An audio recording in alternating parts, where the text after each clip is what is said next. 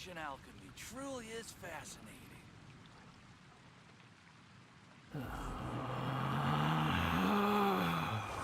Relax. The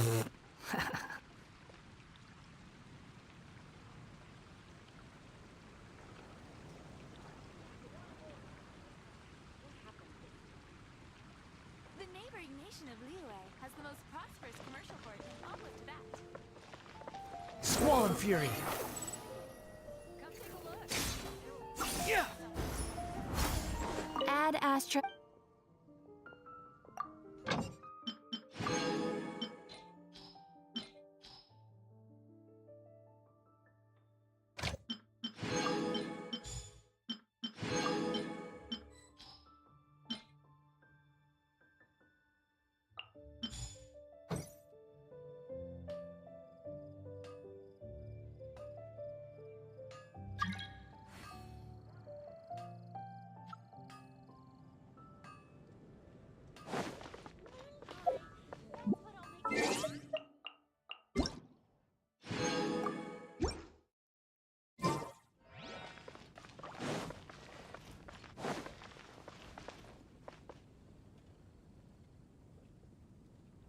Today's recommendation is the steak. Come take a look.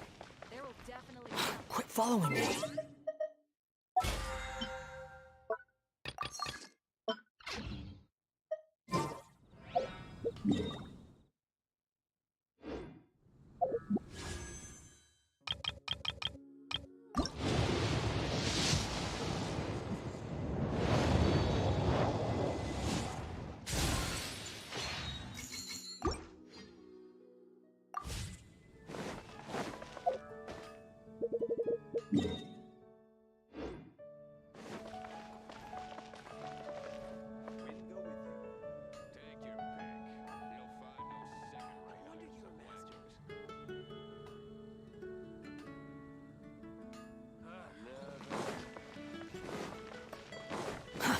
Too slow. Come take a look. The wind rises.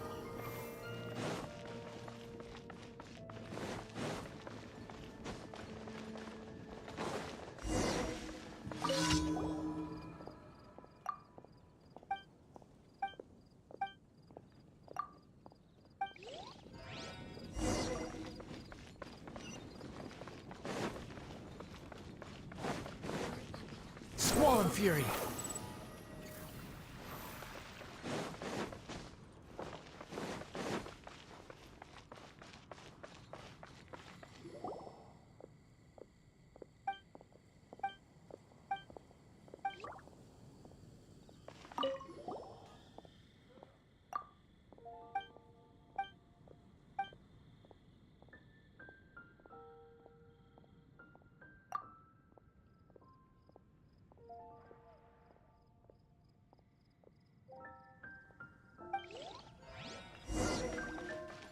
Quit following me.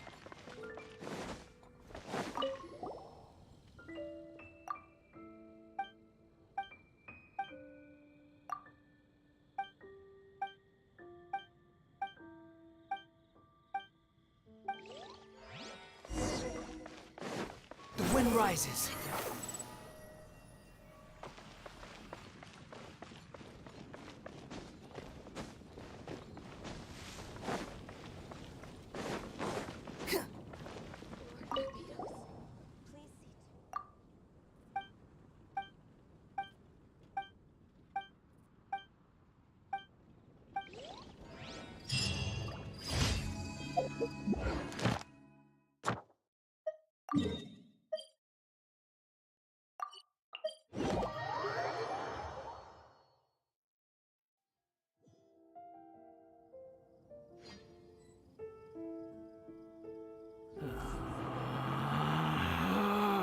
Squall and Fury.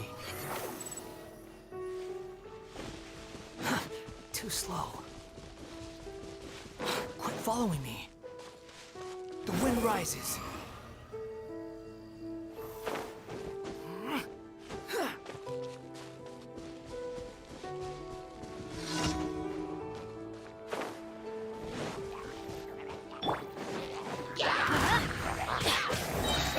Everybody stand back! Squall Fury. Yeah, that's far enough.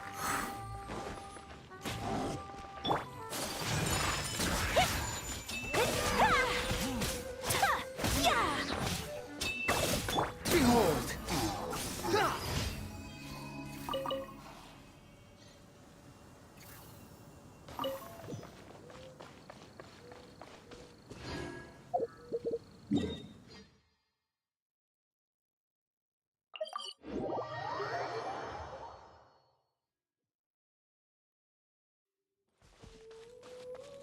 The wind rises.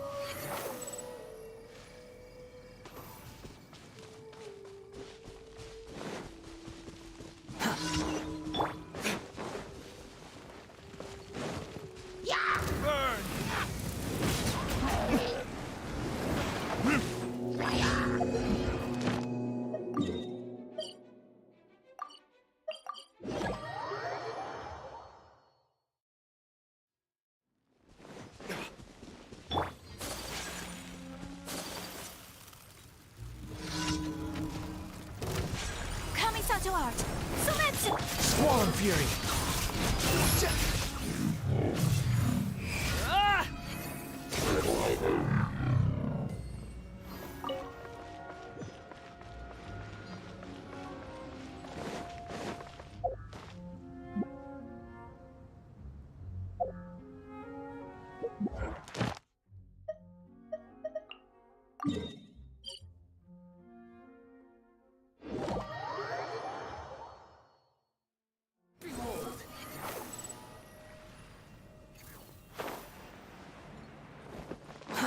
Too slow. Ad Astra Abyssosk.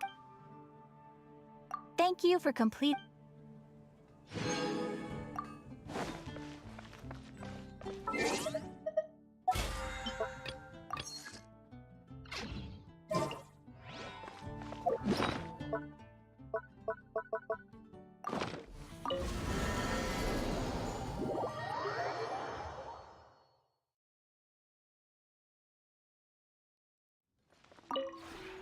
Maybe you're...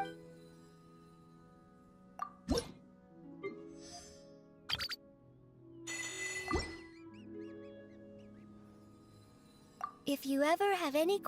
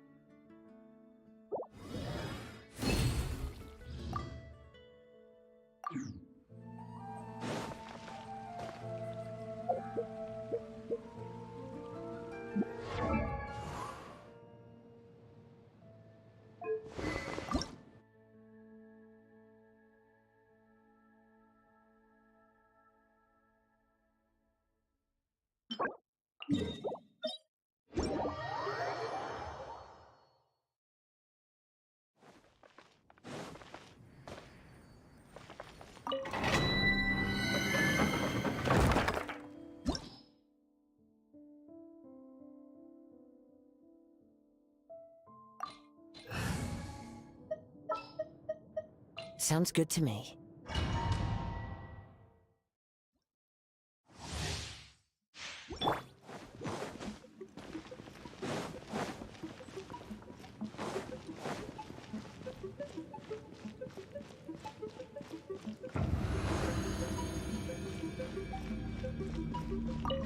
We go! Teamwork is dreamwork! One with nature. Clouds high. The bird. Whirling snow! Ha! Ta! Ha! Ya! Ha! Hip! Ta! Ha! Ha! Ta! Ta! Ta!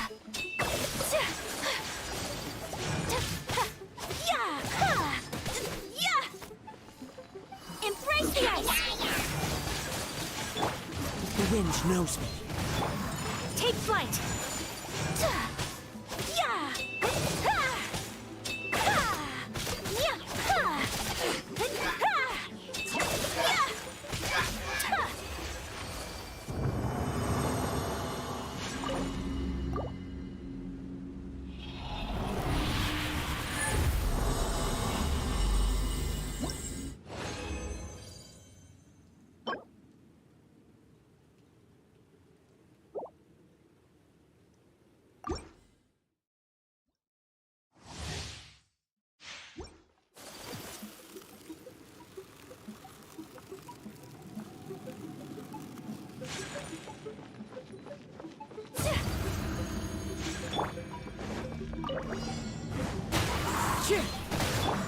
My apologies.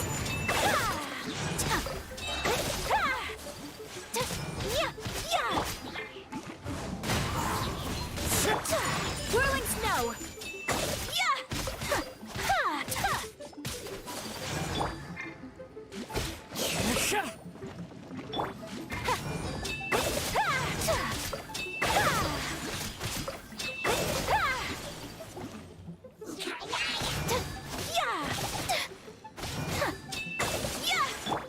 Into the wind.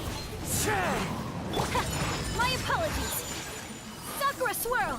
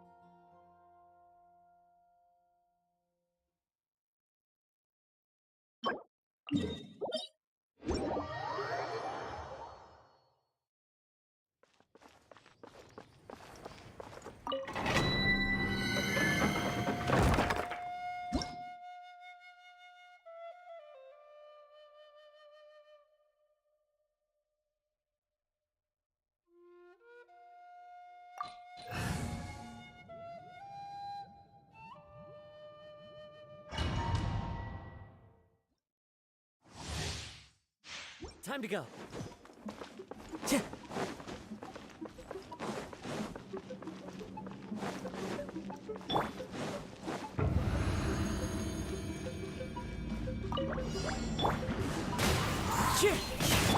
Take flight!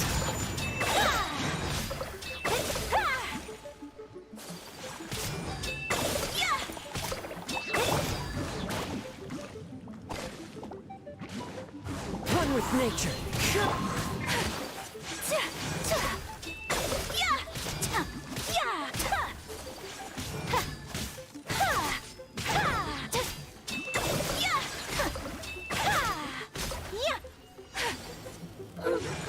Whirling snow!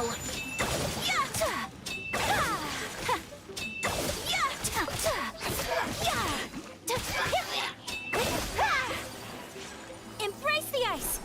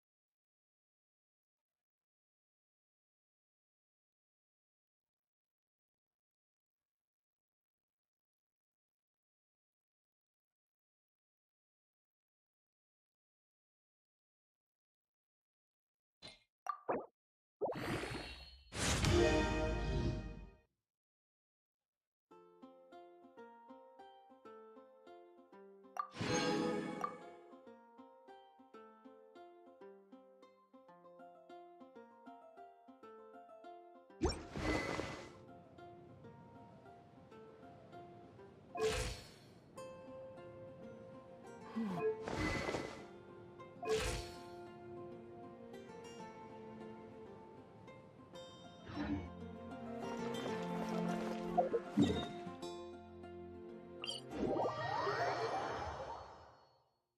to go.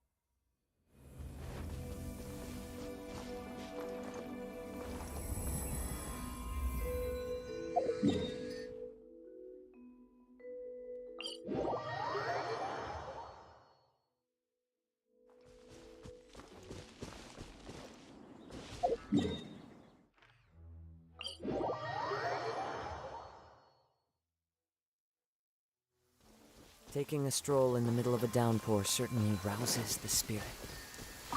But it's best to dry your clothes as soon as possible after the rain stops. Time to go! To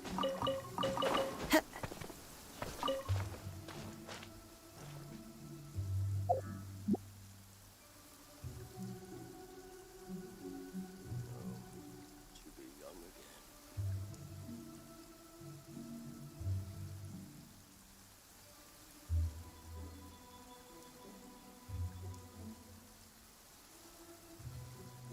This scenery is wonderful. Surely enough to convince anyone to become a wanderer.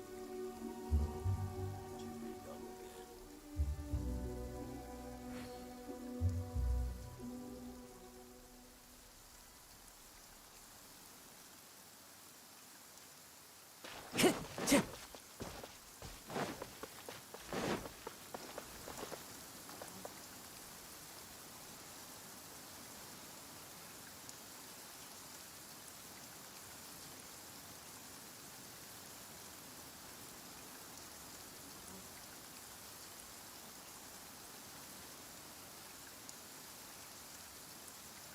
To be young again.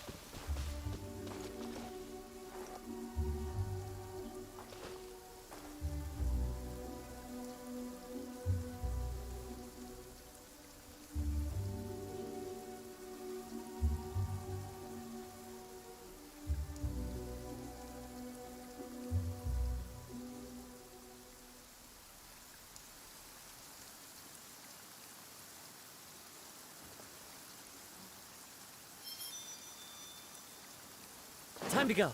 Tch.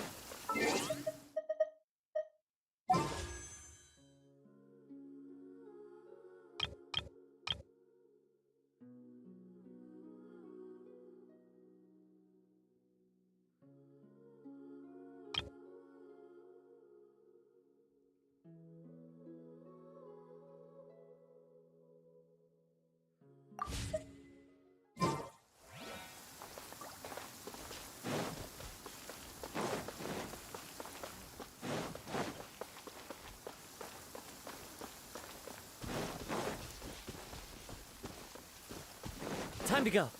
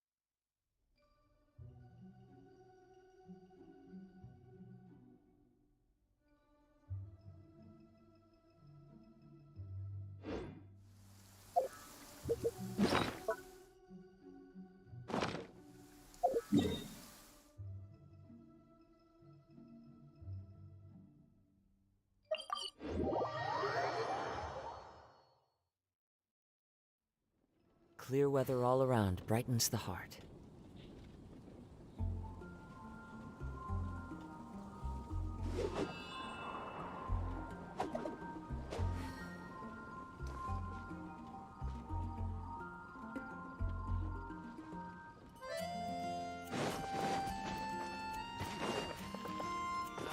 Ancient alchemy.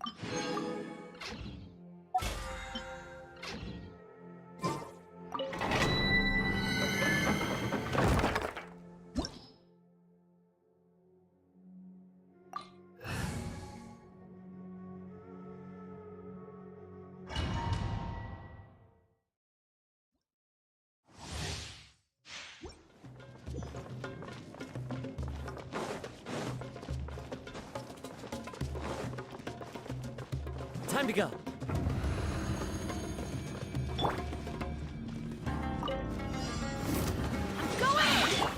The wind knows me. Take flight! As one with wind and cloud.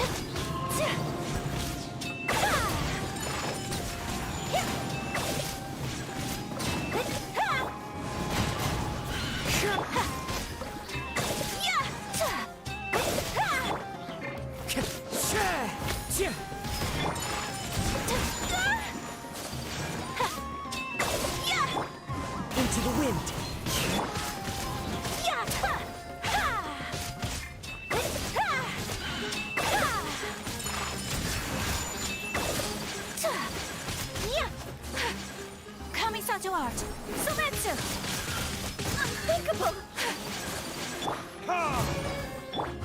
wind knows me. Whirling snow! Ha! Time for retribution! Ha! Ha!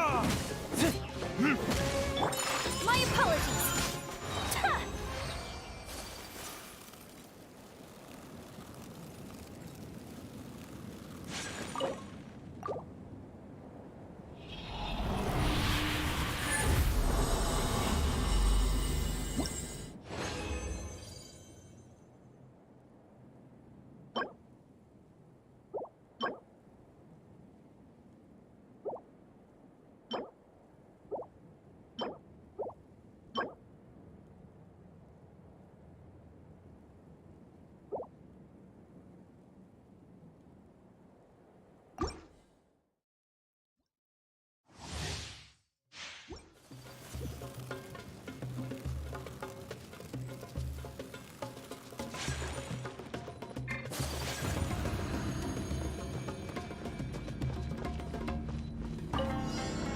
Embrace the ice! Into the wind. Whirling snow!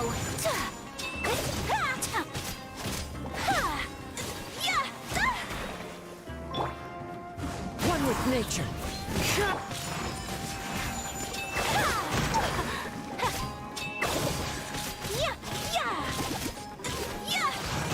So rude! My apologies! The wind knows me.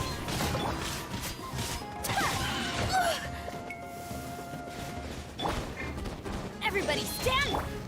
Fallen leaves, adorn my night. Into the wind.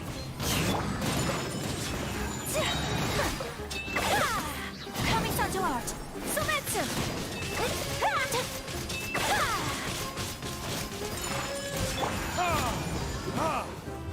Verdict is... Ha!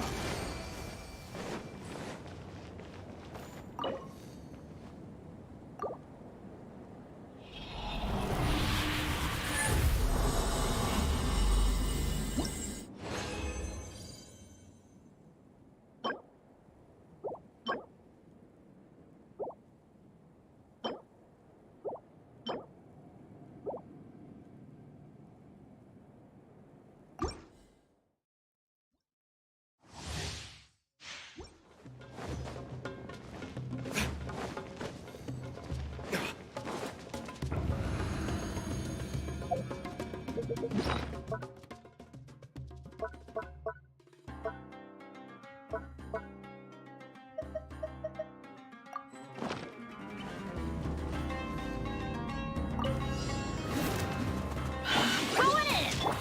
One with nature.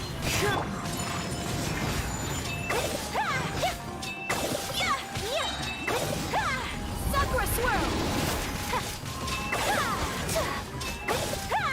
Take flight! The wind knows me.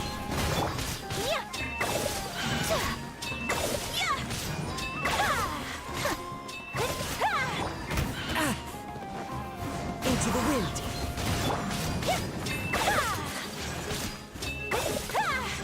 My apologies! Kamisato art! Sometsu! Burn!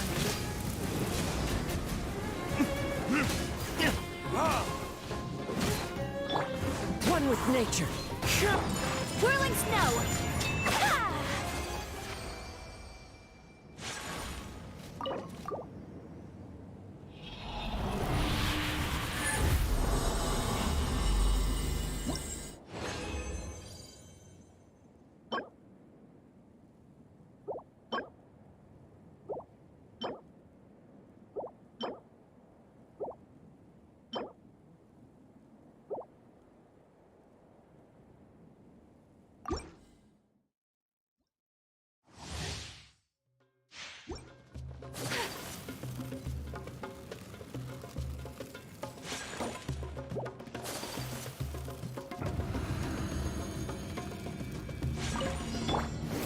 Let's light it up! The wind knows me. Take flight!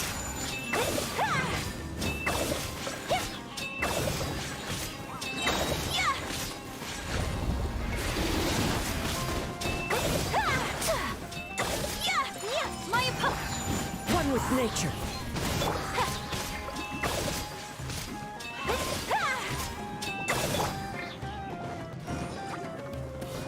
The wind knows me. Take flight!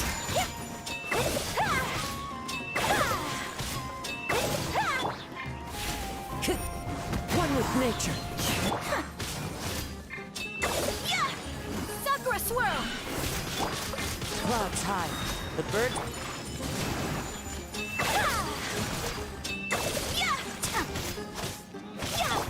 Verdict is... Ha! Ha!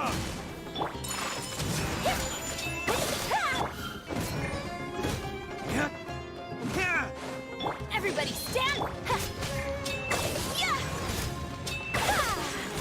Whirling!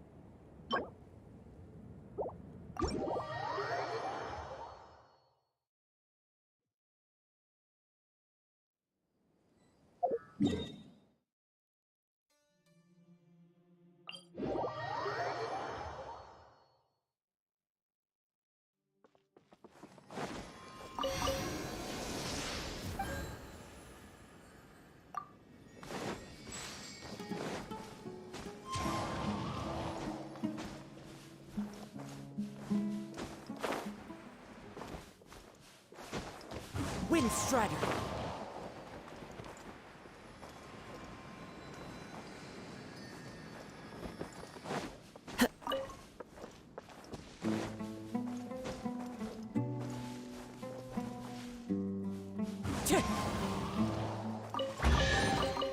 Brings a smile to my face.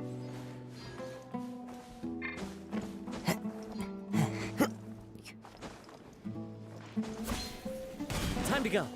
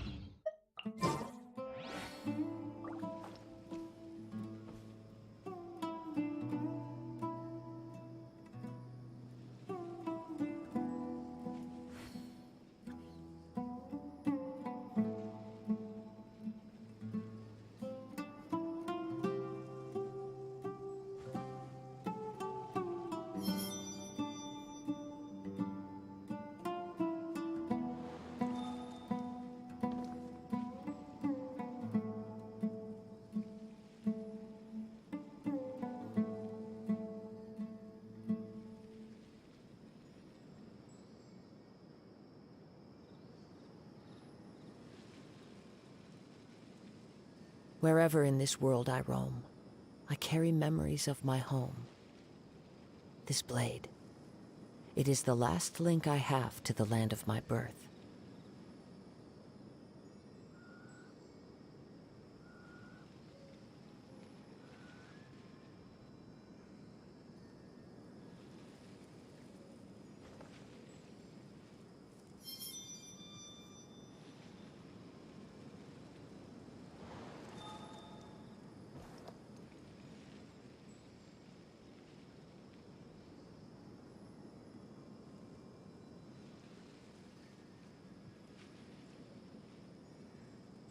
This scenery is wonderful. Surely enough to convince anyone to become a wanderer.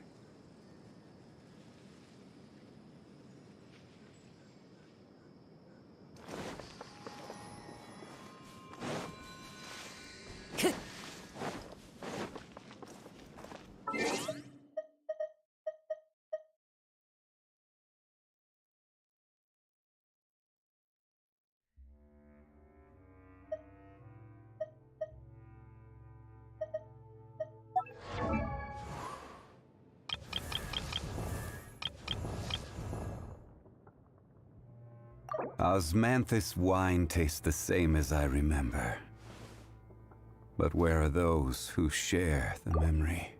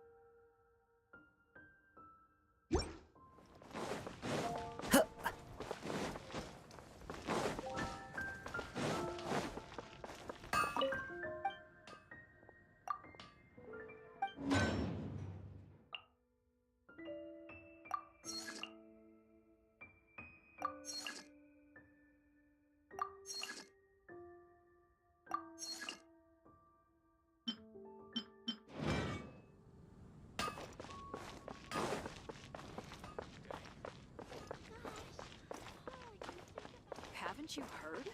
There's a strange wanderer near Wolfendom.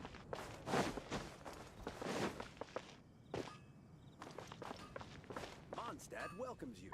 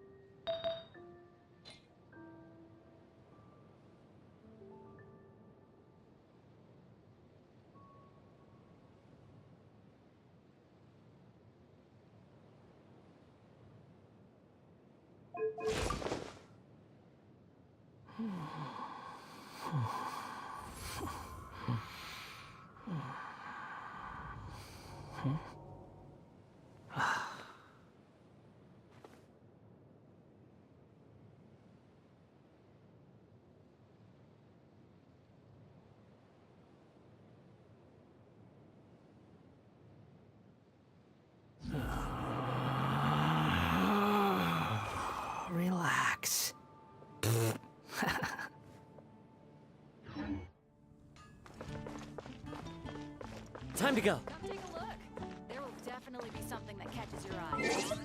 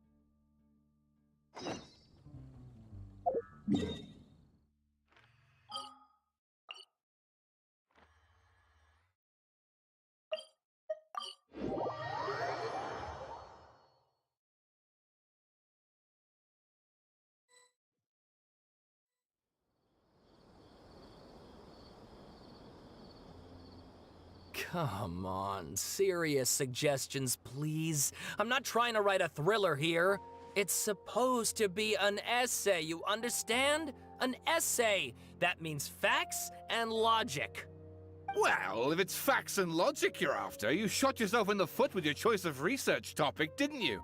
The Tatara Suna mystery. When so much remains unexplained, there's little to be objective about. Unless, of course, you restrict yourself to textual criticism. Yeah, well, this is my teacher's area of research. I can't change that. But it's fascinating enough without having to sensationalize it, don't you think? The strange location, the missing details, a mysterious person. I want to write my essay on something interesting, and I'm interested in getting to the bottom of all this. That's the only reason I came to you. Yes, you came to me, so all the more reason to take my advice. The fact is, it's the dramatization that will make people want to read it. There's no getting around that. Okay, but... Did one of them just mention Tatara Suna? But that's all the way in Inazuma! Is it just Paimon, or is it kinda unusual for someone in Sumeru to want to write a paper about that? Everyone here is just going about their business. Maybe it really is just Paimon. Guess people here are free to research pretty much anything. Great! Let's go find out what this Tatara Suna mystery is all about.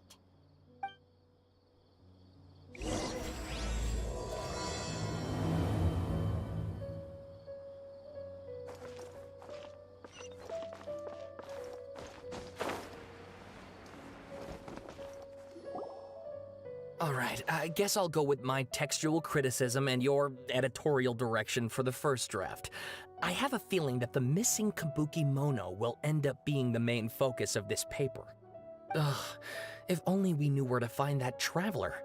From what they say about him, this seems like the kind of thing he'd know about. Oh, you're the traveler, you say? Hey, what's with that face? Don't believe us? No, of course I believe you.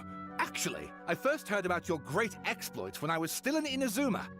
This is my first time coming face to face with you and your mysterious silver-haired companion.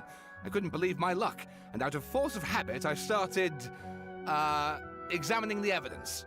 Sorry. Oh, Sawada, for the love of... Sorry, we don't get out much, so our social skills are kinda lacking. Traveler, I hear you've helped many people a great deal and been to many places. Would you be able to tell us about Tatara Suna? Actually, we don't know much about that place either. In fact, we only came over here because we heard you talking about it and wanted to learn more. I see. My teacher chose this area of research as a personal challenge. He said it's difficult to get into because even Inazumans don't know much about Tatara Suna's past. But who'd have thought that... If you don't mind, I'd love to show you all my outline for the book I'm writing about Tatara Suna. Hold on, Sawada. Don't you think that's a bit of a deep dive or a first read? Well, fair point. In that case, please ease yourselves in gently by taking a look at Akaba's latest essay draft. Let me give you some background.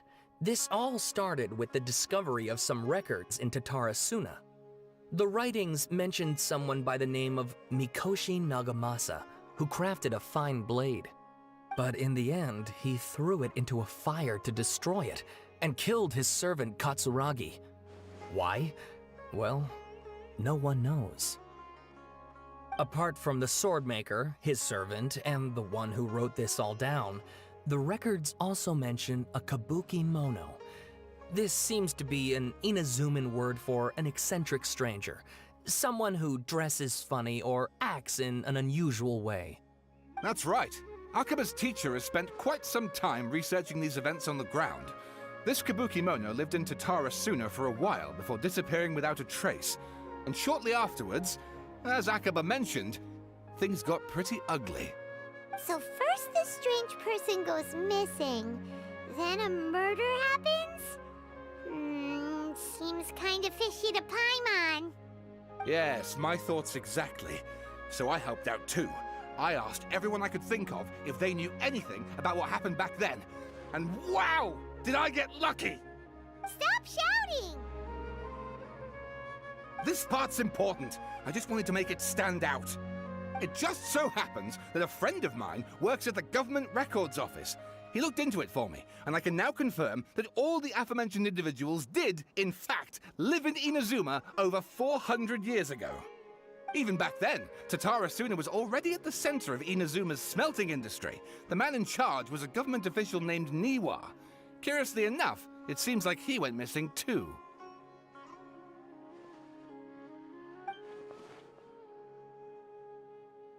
Wait, so there are 2 missing people in this story now? That's right! What's more, Niwa is a name with a lot of history to it. Have you ever heard of the great swordsmith clans of Inazuma? Oh, the swordsmiths? Yeah, like Ishin art and so on? Wow, yes. You really know your stuff. That makes things easier. So basically, this Niwa was a distant relative of the Kaidahara clan, the last practitioners of Ishin art. Something then seems to have happened in the Kaidahara clan, leading to their downfall. I don't know the details, but taken in light of everything else going on around that time, it makes you wonder whether it's all connected somehow. The Kaidahara clan? Sawada, you left out the biggest detail of all.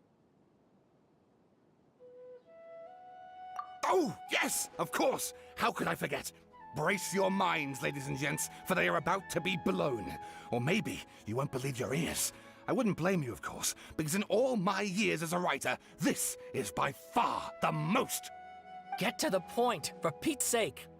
According to information acquired by Akaba's teacher, the kabuki mono was not a human, but a puppet.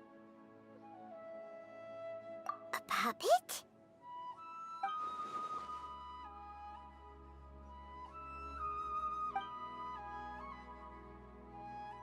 Aha! Judging by the looks on your faces, you do know something after all.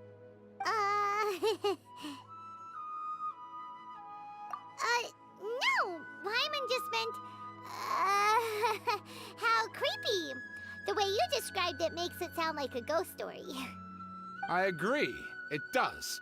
But considering that non-human races in Inazuma are by no means uncommon, spooky events are to be expected. And that's exactly what my book is about. Please, take a look.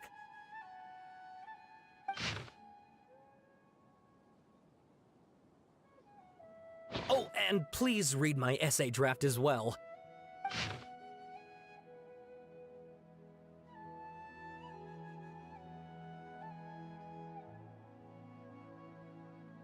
Sawada was encouraging me to follow his more creative approach, but I think essays should be grounded in facts. I don't think explaining everything away with mysterious forces will cut it. Oh, how about if I plug the holes in Sawana's narrative with political intrigue? Like, I could put a turf war between rival factions at the center of the whole series of events. Wait, you're allowed to just make stuff up? Pretty sure you've gone from essay to guessay there. Akaba, look. Your teacher has researched this extensively. I've reached out to everyone I could think of. Whatever information we have now is all that there is to know. This is as much detail as you're ever going to get. Besides, if there really was a political power struggle going on at anything like the level you seem to be suggesting, what hope would we ever have of finding out the truth? Good point. Okay, back to the drawing board, I guess. Give me some time. I need to find a new angle on this. We have some other stuff to do, so we'll have to say goodbye for now. Good luck with your essay! All right, thank you. If you find out any more info about all this, please do let me know. Thanks so much.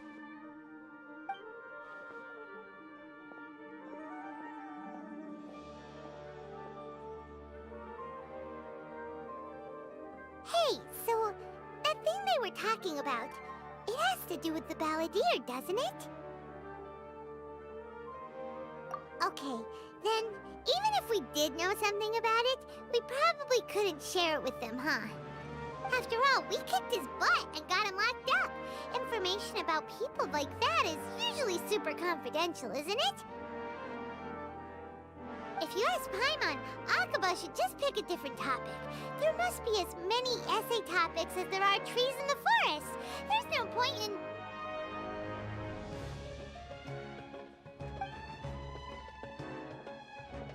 Ah! Hey, did you see that? He literally just went by, over there. It looked like... the balladeer! No, it can't have been. He got locked up. Oh, quick, let's catch up and see.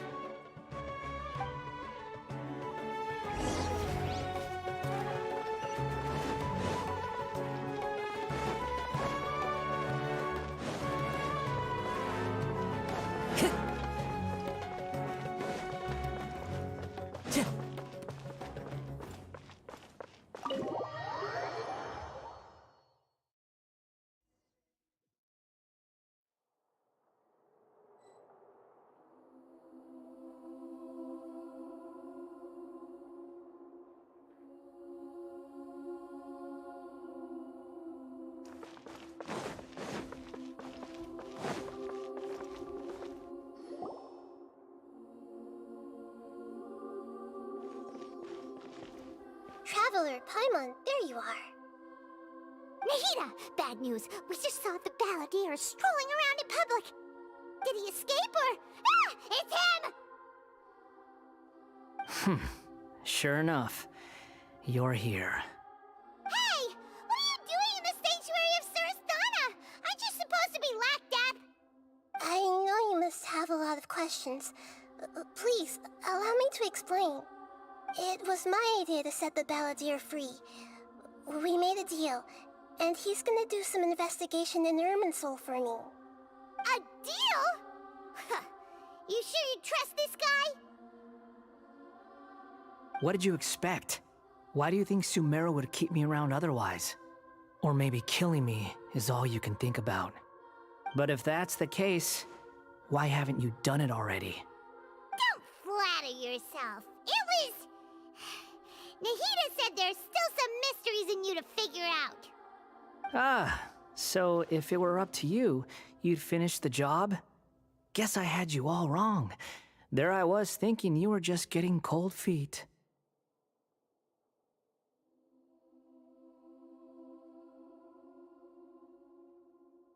Well, that escalated quickly. Not a good start. Could I ask you all to please calm down?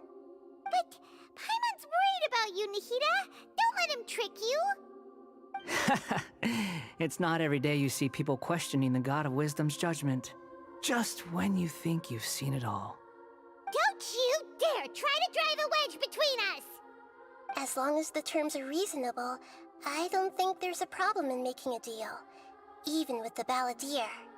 Well, I for one have no reason to doubt you. considering you even struck a deal with the doctor.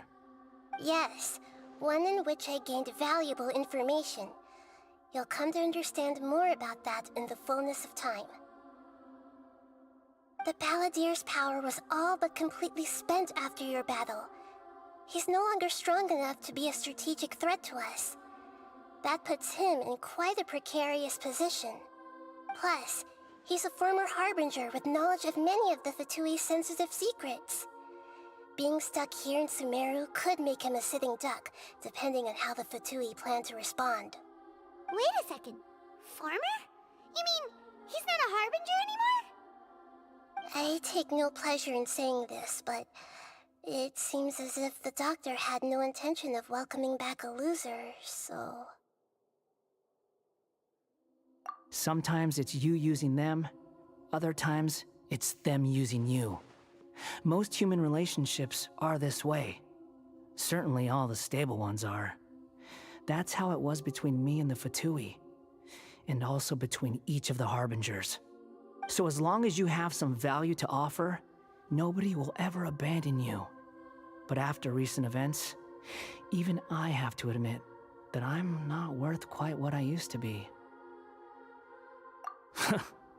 Well, if the Fatui are gonna reevaluate my utility, I need to have a backup plan for myself. As we discussed, I don't like causing harm to living beings, and you said you need protection. So, why not join forces with us? I think these two have made their objection to that idea fairly clear, don't you? And they're your friends, so I guess you'll be siding with them. Yeah, obviously! Nahida, don't listen to him! Then let's put that discussion to the side for now. We still have time. Today can be a trial run. Where we go from here will depend on how well we manage to cooperate today. All right, then I'll do what we agreed. Good. Go now, and keep in touch. Nahida, are you serious about this? Yes. I have my reasons for this decision. In fact, I'm largely doing it for your benefit. Yes. As I told you once before, there's information about your twin in Irminsul. Oh, yeah. Actually, that's the whole reason we came to see you today. So, you have an update on that? Mm-hmm. You may remember me mentioning that the Fatui had not included your twin's details in the Descender category. This is an extremely important point. It's possible that the Fatui have other information that even I don't know about. And since the Balladeer used to be one of them, he'll be better acquainted with this information than I am. He was granted the power to connect with Irminsul when he almost became the god of a new era. Even though he no longer has the Gnosis, some traces of its power remain in him.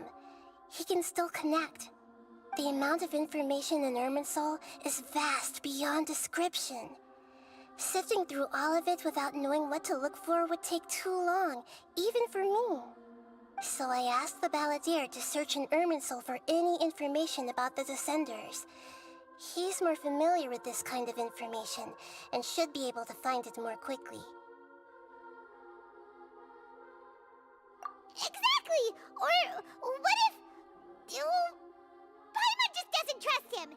He's treated us as enemies every time we've run into him! I understand. But sometimes, everything is dictated by which side you're on.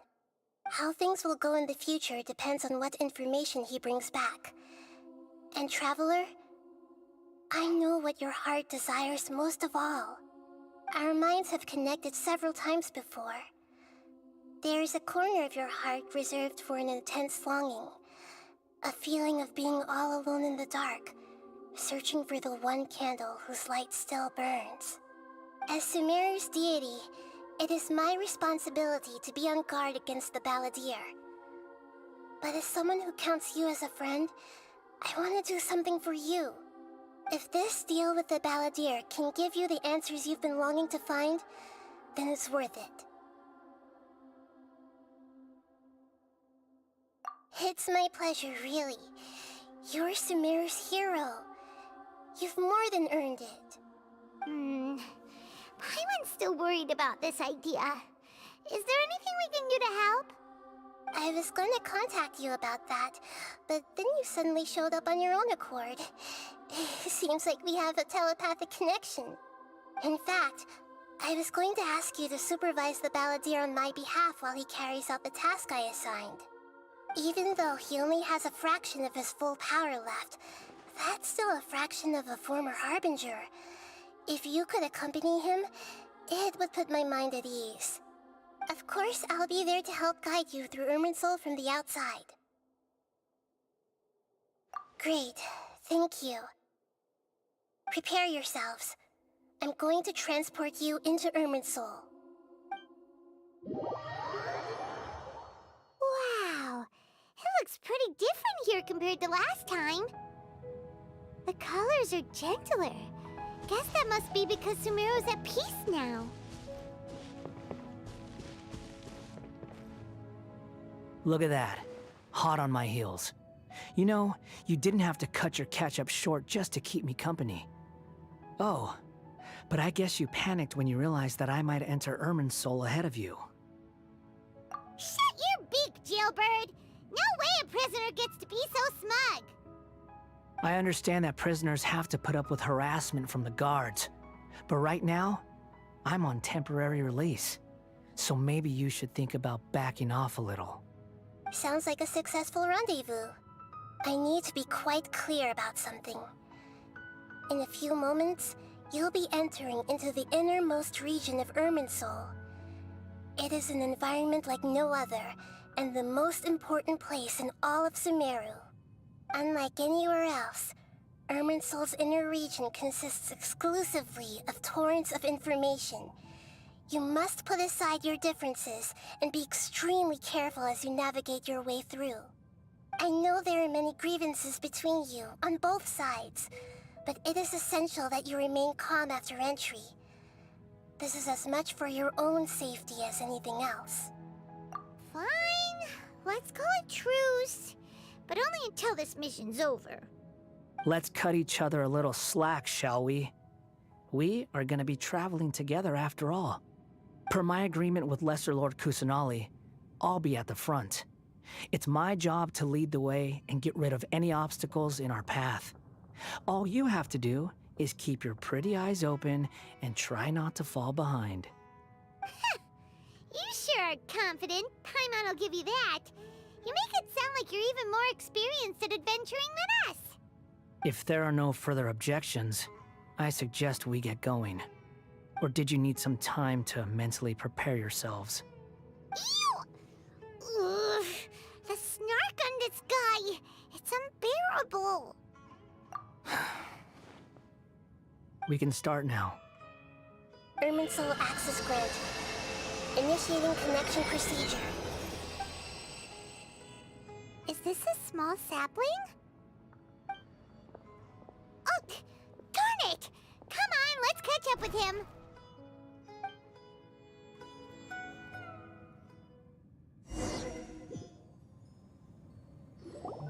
Wow!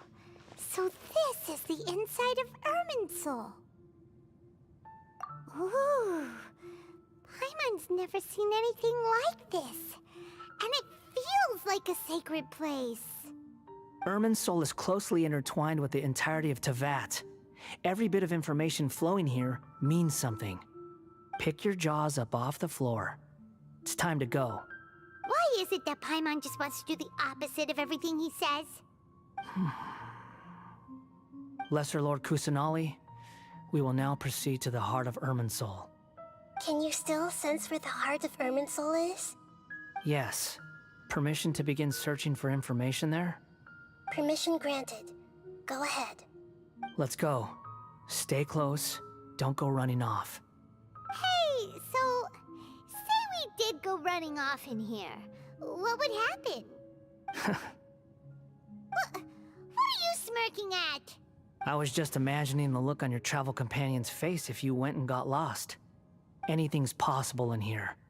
You can't rule anything out. So if you want to stay safe, your best option is to stick close to me.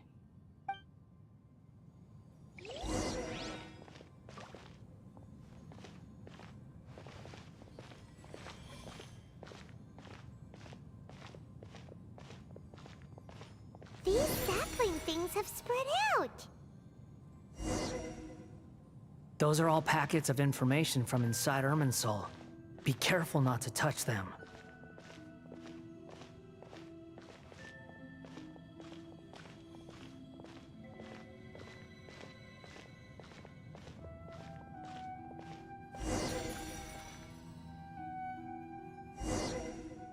It looks the same in every direction.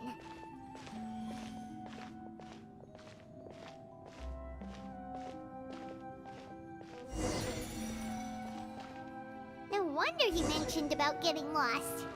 Huh. What do you know? He was actually telling the truth. Is he mocking me again? What is it this time? There's a time and a place to lie, but this definitely isn't it. So why don't you relax your guard a little?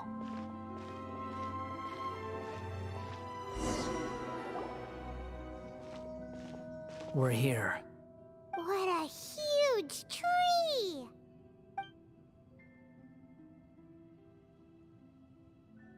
Lesser Lord Kusanali, Good, you made it. Are you ready? ready when you are.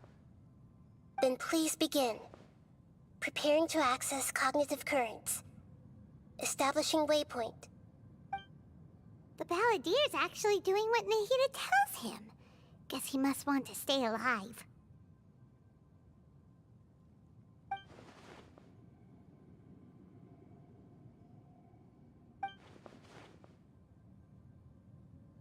The rest is up to you. If you discover anything at all, make sure to share it with us. Will do. Huh. For once, we're the ones with nothing to do. Traveler, Paimon, would you like to talk? Yes, I've also invited Paimon to join. Huh? What the? We can talk to each other inside our heads?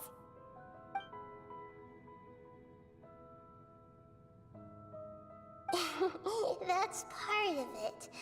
Plus, we're all friends. There's nothing wrong with us talking like this once in a while.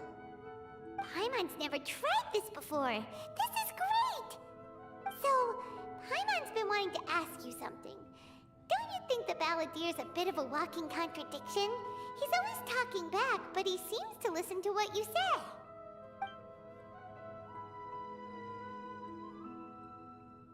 As I've told you before, there are still some mysteries for him to resolve. Things that are clear as day to me, but that he has yet to understand. Perhaps today will be the day that he finds some answers.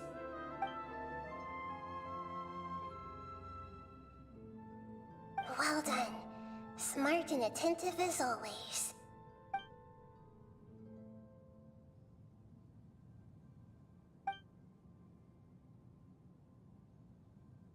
So, you made contact with that part of his mind. Well, it's true. Betrayal turned the Balladeer into the person he is today. Huh. Paimon thought nothing could get under that guy's skin. Turns out, he can get hurt and angry just like anyone else. Everyone has a history, Paimon. Even if you're a puppet created by the Electro Archon. Speaking of puppets, we ran into two people at the Academia today talking about an essay. Turns out their topic was about the Tatarasuna incident. Nahida, do you know anything about that? If you mean the mysterious events, the Kabuki Mono and so on, yes. I know about all of that. Really? Because from what they were saying, it sounded like lots of Tatarasuna's history is still unexplained. And most of the information we have now is just from people filling the gaps with their imagination. At least that's what they thought. Oh? How interesting. Those two managed to deduce quite a lot through guesswork alone. So the Gesse got it right? Well, they guessed right about one thing. Tatarasuna was sabotaged. Must be a riveting conversation you three are having. Funny how all the good ones happen when I'm not involved. What makes you think we're talking to each other? Don't insult me. You're having a private conversation without me. Obviously, I must be the topic of said conversation. Of course you do. You can't have your prisoner knowing too much. So, have you found anything yet? Still looking. Don't get your hopes up, though. You and your twin come from outside this world. It wouldn't surprise me if there was nothing on either of you in Irminsul at all. Wait, how did you know about that? Did Nahida tell you? It's not like we've never met before. And anyway, you're world famous. It'd be more surprising if I didn't know a few things about you. Right now, we have to keep the peace. I'm not interested in creating more misery for myself. And making cordial conversation is something I can manage. Huh? Wait. This light. It looks similar to those saplings. What could it be? Anonymous data. Hey, don't you forget the agreement! You have to share it with us!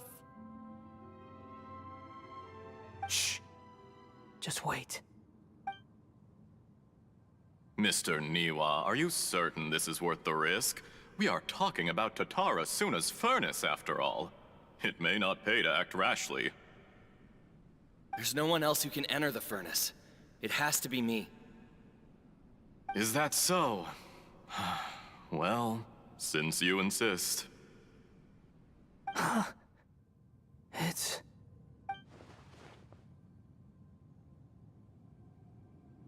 Whoa!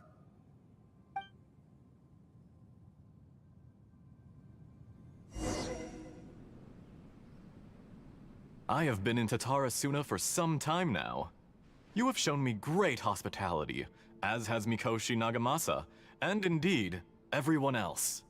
Under your leadership, Tatara Suna is a warm, welcoming place, like a giant village. People are gainfully employed, their lives have purpose. They are motivated. As I understand, the Raiden Shogun has, in recent years, eliminated much of the evil that plagued Inazuma. As for Tatara Suna, it was originally established as a means of safely disposing crystal marrow. The forging industry with crystal marrow as a raw material has since flourished, giving rise to generations of swordsmiths. Some world-renowned, others unknown, all passing on their legacy. Skills, blood, dreams. Every smith brought into this trade looks to find their purpose between steel and blade.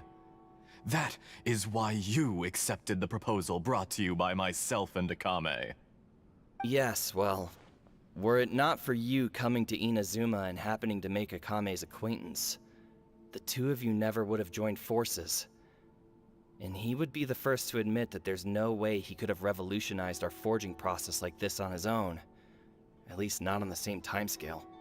You allowed Akame to take all the credit for a method that you jointly developed. He sold it to me, and now every piece of ore here is smelted using the new technique. Even now, you remain one of Tatara Suna's key consultants, working right here alongside us. I believe it is you, sir, who are truly responsible for the changes in our manufacturing and forging methods. You flatter me. From the outset, I saw much that was commendable in the forging industry of Inazuma, and it has been my great honor to befriend you all. So you say, Escher. But is this really the truth? My good sir, what do you mean? I tried to resist thinking it was all connected. Because I didn't want to speculate. And I didn't want to believe that things could turn out this way. What have we gained from adopting your new technology? Ominous black smoke? Mounting production problems? Worker fatigue and casualties are up and continuing to rise at an alarming rate. And recently, as you well know, someone died because of that strange filth inside the furnace. We've kept the truth from spreading outside, but still, I suspect you understand it better than I do. None of the people who went out to get help have come back. Now, our mutual friend, the Kabuki Mono, is taking the Golden Feather to Narukami Island to seek an audience with Shogun. This is our last hope. But that doesn't faze you, does it, Escher? Nothing does. Otherwise, why would you still be standing there with that smile on your face? I'm just surprised that you finally chose to be so sincere. I'm sure you've been harboring these suspicions for quite some time. Mikoshi Nagamasa may have noticed that there was one common denominator among all these events. Namely you, Escher. But Mr. Mikoshi is more cautious than I. He does things by the book. After all, Nagamasa is the adopted son of Mikoshi Torichio, the yokai struck down by the Shogun's own hand. If he truly seeks to redeem his family's honor, an abundance of caution is well advised. You're well informed on the subtleties of his situation for a mechanic all the way from Fontaine. Are you sure you're not a little overqualified? Why, Mr. Niwa, are you suggesting I find a job as a diplomat? Sadly, I am so very attached to my craft. Enough, Escher. I'm here because an evil force is raging inside the furnace. And someone needs to take your new device inside the high-risk zone so we can absorb it and put an end to the problem. I'm in charge here. And I'm about to take some responsibility and head inside. Probably to my death. But what about you? What are you still doing here? Judging from the look in your eyes, you don't seem to trust me. Drop the act! We're past that now. Whoever you are, it looks like your plan to destroy Tatara Suna has worked. I just want to know what you're still doing here. What's left? Don't you have all your answers by now? Honestly, I'm just waiting for the right moment. A moment like this, where you finish talking and I stop you from entering the furnace. You...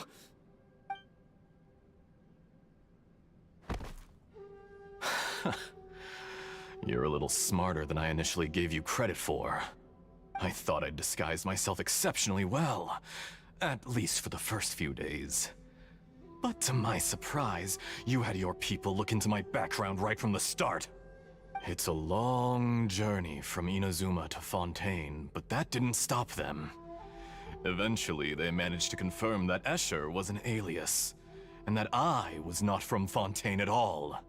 And yet, despite all of that, you still fail to realize my true identity, and what I seek in Tatara Suna. Did you really think you would be able to see through my plan? If you kill me, there's no one who can get inside the furnace. So you're really going to destroy this place? Is that it? Oh, but you're quite wrong. There is one other person. Some may not see him as a person, but you told him yourself. You're not a puppet. You're a human. You're just missing a heart. Whoever you're working for won't get away with this. They'll be found out. But this makes no sense. What are you really trying to accomplish by all this? Why go to all this trouble? It's no trouble at all. Patience is a virtue which I have in abundance. This is all part of a carefully controlled experiment. If you must know, I'm happy to divulge my true identity. I'm a Fatui Harbinger. Call me the Doctor. The Fatui? Who? What do you want? Just to create a minor inconvenience for your nation. That's it? That's why you gave us your cursed technology? Just to let loose the evil energy from the crystal marrow? Look how even the righteous soul is filled with venom when faced with its demise. My device functions precisely as you say. It is the only chance you have of preventing a catastrophe and keeping the truth from the outside world. However, I did not make it with you in mind. It is easier for a person to be possessed by evil spirits when they are filled with hate. So give in to your fury. I want to see what happens when a malevolent heart is placed into an unsuspecting puppet. Make no mistake, even without you, that pure, innocent puppet would only end up being used by someone else instead. What other reason would a human have for befriending one who is not of our kind?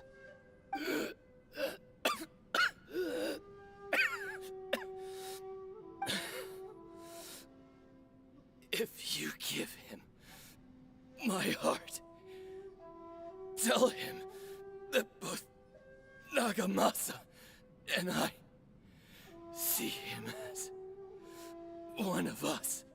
He has nothing to prove to anyone. Because not everyone just wants to use other people. The only ones who think like that are people like you. What a beautiful way to see the world. It almost makes me feel a little guilty. Then out of respect for you, I shall redefine myself. Think of me as a monster or a demon, if you wish. At least this way your death is not a consequence of your own folly turning you into an easy target. You simply lost to something more powerful than you could ever hope to defeat. I say, Mr. Niwa, let's see what happens. Will your puppet friend become a human? No, that will prove quite impossible. Mr. Niwa? Already dead. What a pity. Jester, I have completed the task you gave me. Creating a gap and infiltrating Inazuma's inner workings. What fun it was. I'd like to introduce a puppet to you. If he proves useful, let's make him our newest comrade. And if not, let's turn him to dust.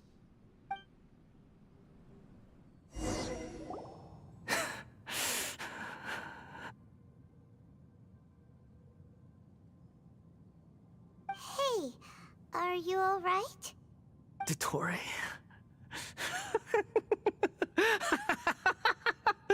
Dottore!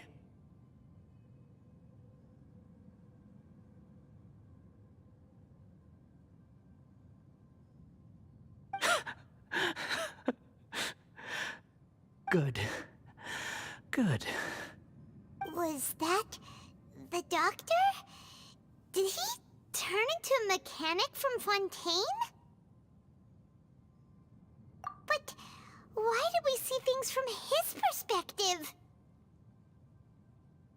When I touched the doctor to confirm whether he'd eliminated all his segments, I read this memory in his mind. You have to admit, it must be the truth. Maybe so, but it means nothing. Does it? But this memory shows that Niwa didn't betray you. He never meant for you to be the one to take the device into the furnace. You know very well what that means. Even more so than I.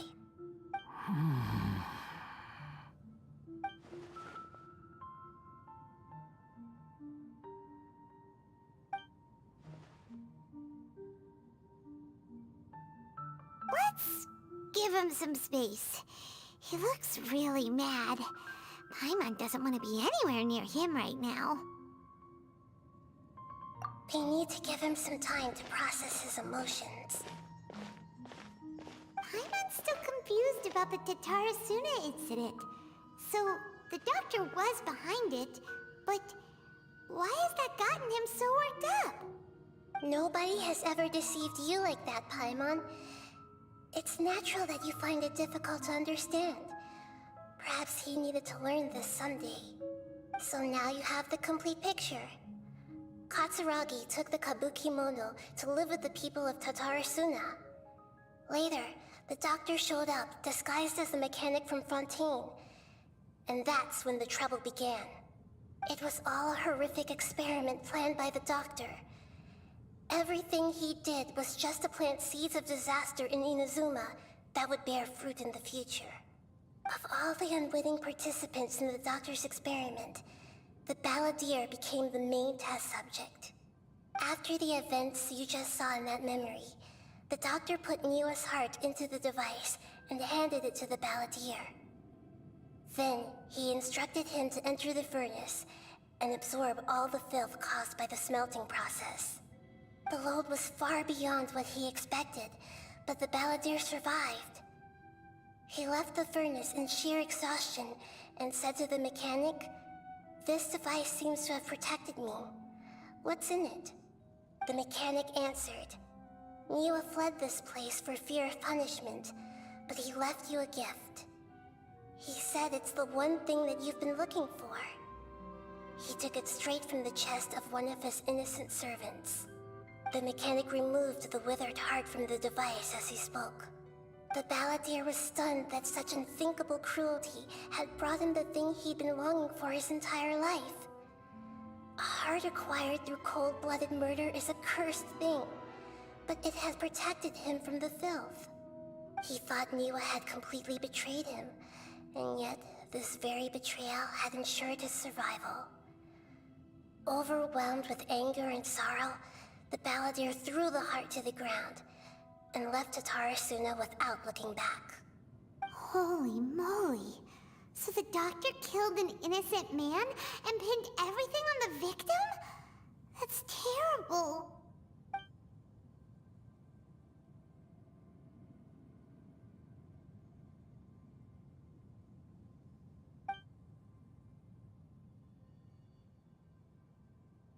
Yes. Only if he understands this can he choose a new path forward.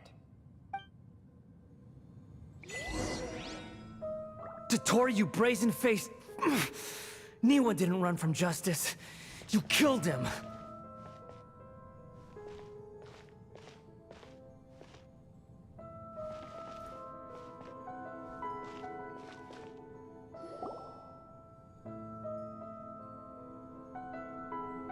Shall we see how he's doing?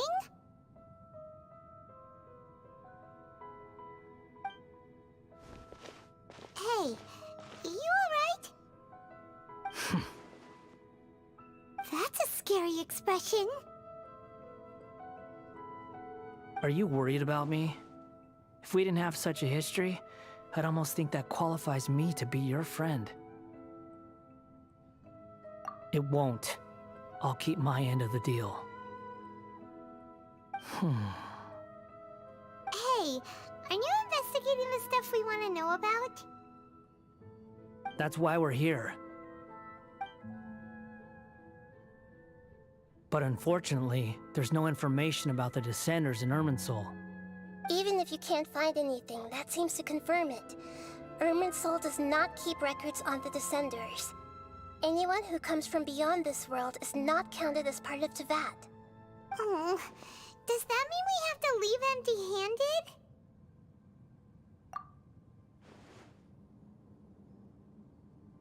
Don't thank me just yet. You look really upset.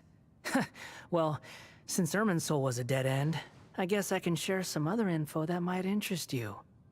Huh? About what? The reason why there are records about your sister in Irminsul. It might have something to do with Conria. Apparently, Conria was her first destination when she arrived in this world. Plus, she only came to this world because the heavens responded to the summoning. The heavens responded? The Jester told me this himself. You can take his word on this. He was a royal mage in Conria, and lived with your sister for a time.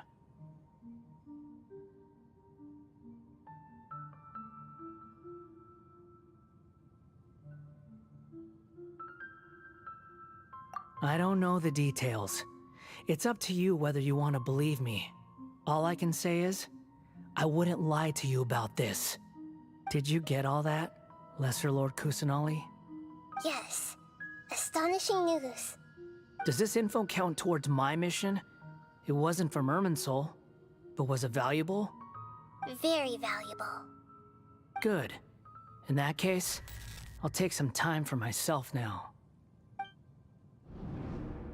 Huh? What have you done? Lesser Lord Kusanali was right. My power's all but completely spent. Even if I use all of the divine power left in me, I can't sustain this shield for very long. I shared a secret with you, and now you owe me. So in return, I'd like you to answer a question for me. Give me your hand.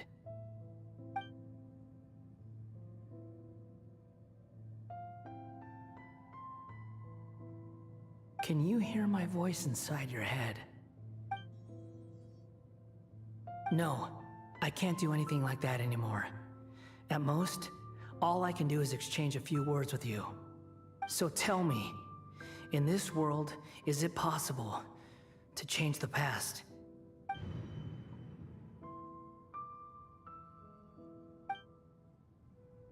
Done.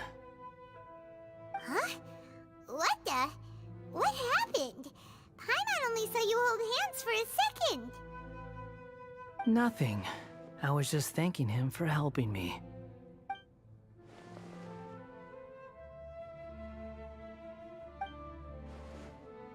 So long.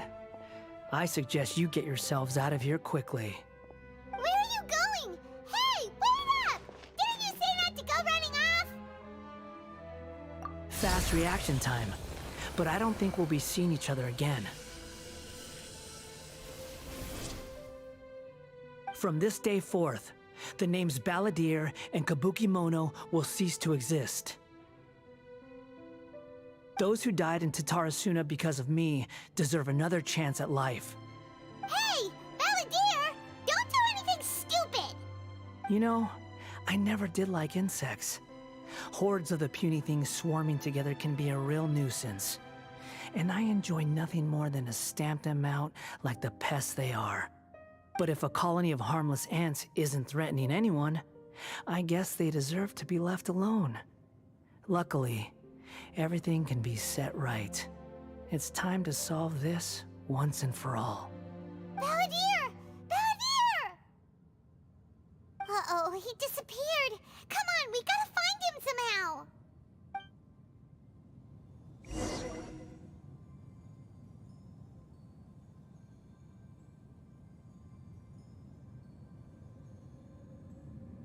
Oh no, he's really gone!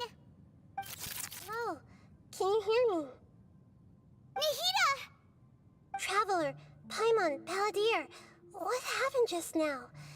I was suddenly cut off by some kind of power. It was the Balladeer's fault. He shut you out!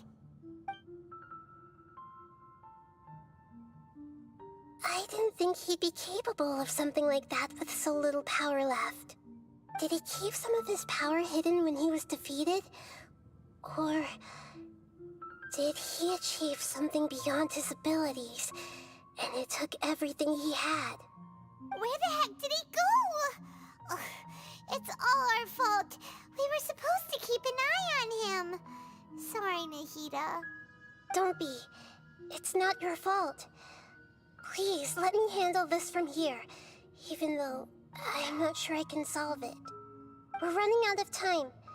Follow my lead and get out of Irminsul as soon as possible.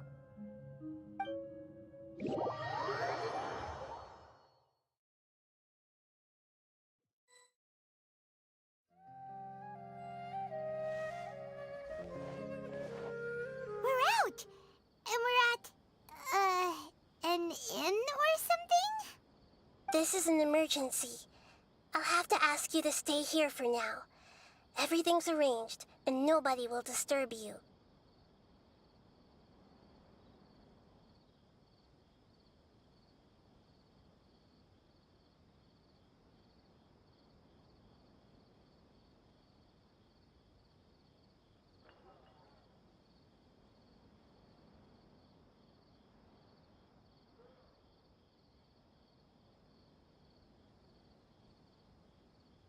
I'm sorry, but this isn't something I need your help with. Leave this one to me. An emergency? How bad is it? Nahida, will you be okay? Don't worry. If my assessment is correct, though there may be some minor disturbances, it won't lead to a disaster. Please rest and recover your strength here until I say it's safe. Her voice has gone. Paimon can't shake the feeling that something really big has happened. What do you think the Balladeer meant? And why did he suddenly grab onto you before?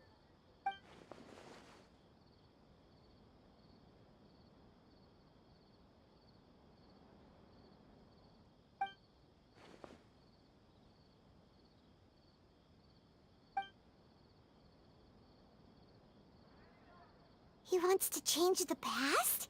But surely that's impossible! Right! You can't just rewrite history! All that stuff happened already in real life! It's like, imagine Paimon drank all the water in this inn. Even if no one was there to see it, Paimon would sure as heck remember drinking it!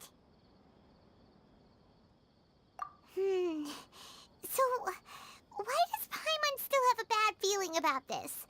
Paimon can't help but feel scared about what he might do. Oh, Paimon's so confused. Huh? Ah! Sorry, Paimon accidentally...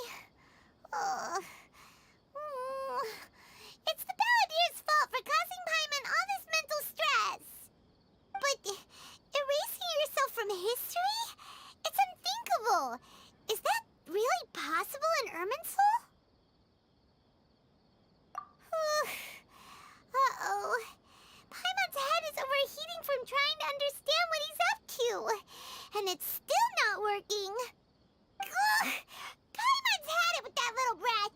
He's been nothing but trouble ever since we met him.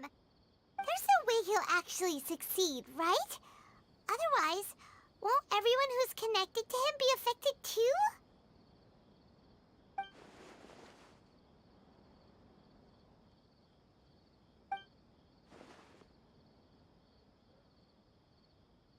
There's nothing we can do about it at this point. Hey, have you got any ideas on what we should do next? Seems like now there's nothing left for us to do but to go to sleep. But Paimon's still so worried. Paimon won't be able to sleep a wink tonight. So, how about,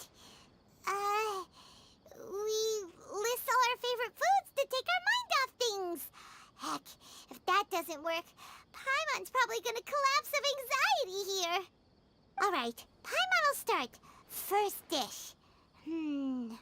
Munstack grilled fish. Oh, and chicken mushroom skewers.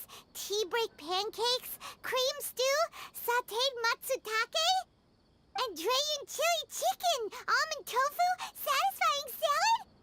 Oh, also Adeptus Temptation, golden shrimp balls, triple layered consomme, lotus seed and bird egg soup, and...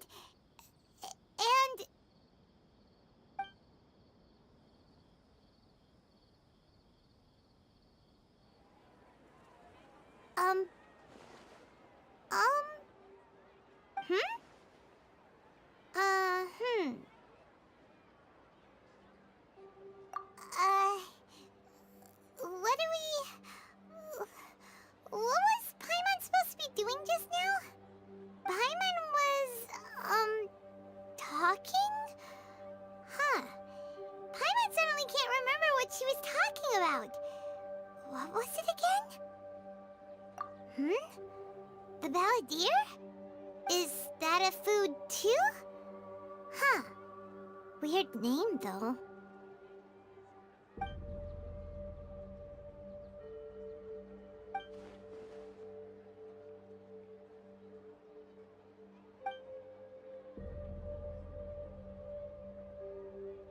What's wrong?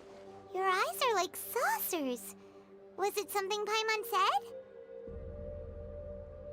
So, Balladeer. Is that someone's name? 'Cause it sounds like a nickname or something.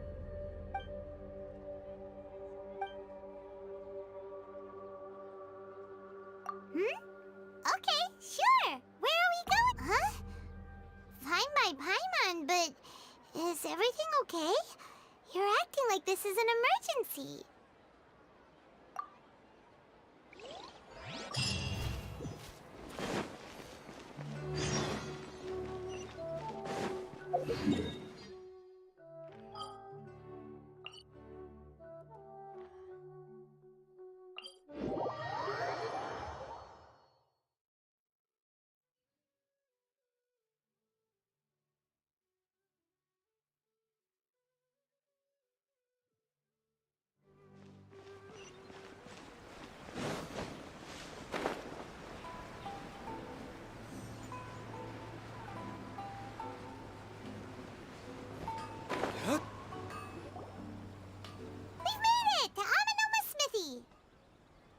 Ah, it's been a while.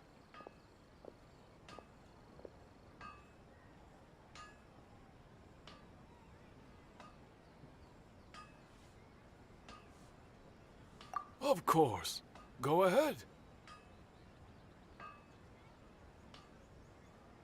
No. Now there's a question I wasn't expecting. Very well. I'll tell you what I know once more.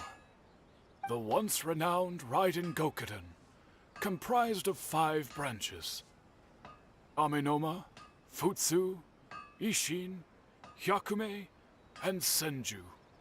The art of forging practiced by these 5 clans was first taught to them personally by the almighty Shogun.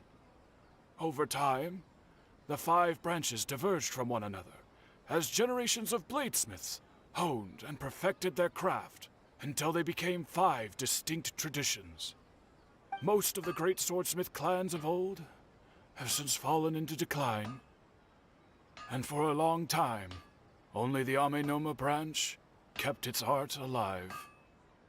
But fortunately, Kaedehara Kazuha recently returned to Inazuma and took up the mantle of the Ishin art. Now, 2 clans remain of the original Gokuden 5.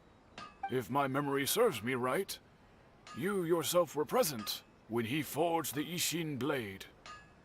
Oh yeah, we were! Paimon remembers that now. We learned a bit about the decline of the Ryzen Gokuden then too. It seems like such a shame.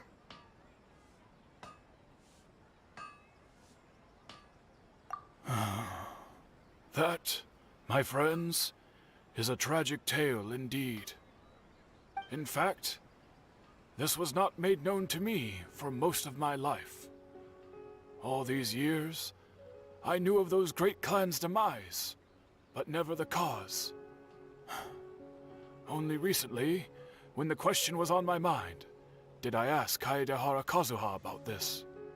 He told me that, as we are both heirs to a branch of the Ryzen Gokuden, it was right that I should know the truth. There is no harm in telling you, but I must warn you. It is a dark and sorrowful tale.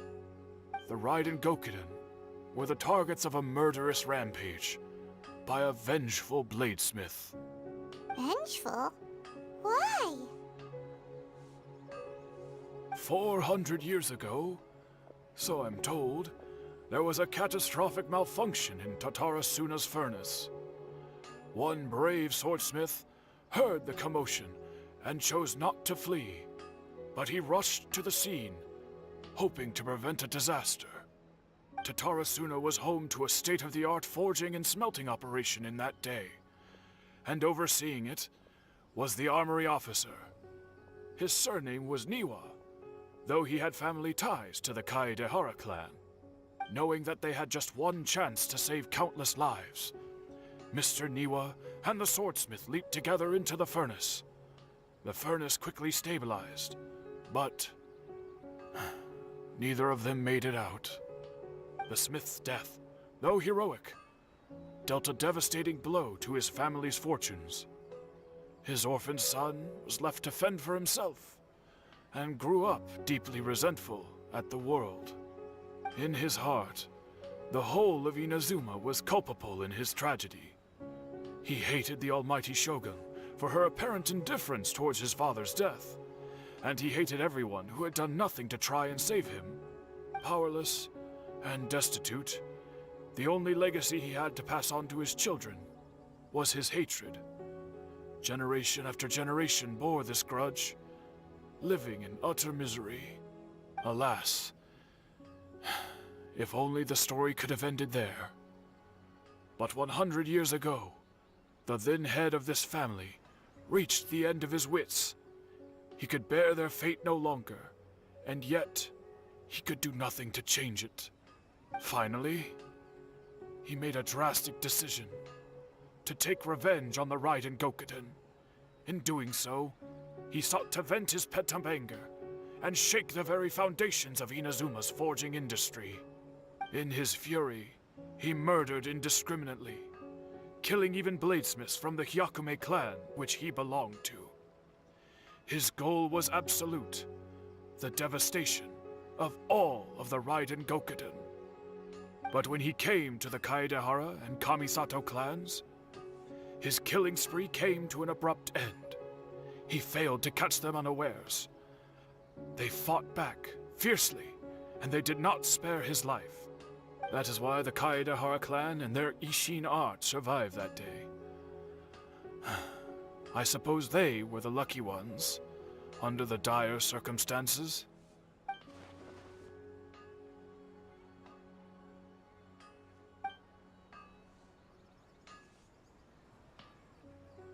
Was there anything else you wanted to ask?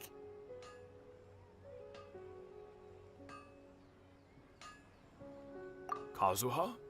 Why, yes. Just yesterday, in fact. We spoke for a while over some tea. He seemed well.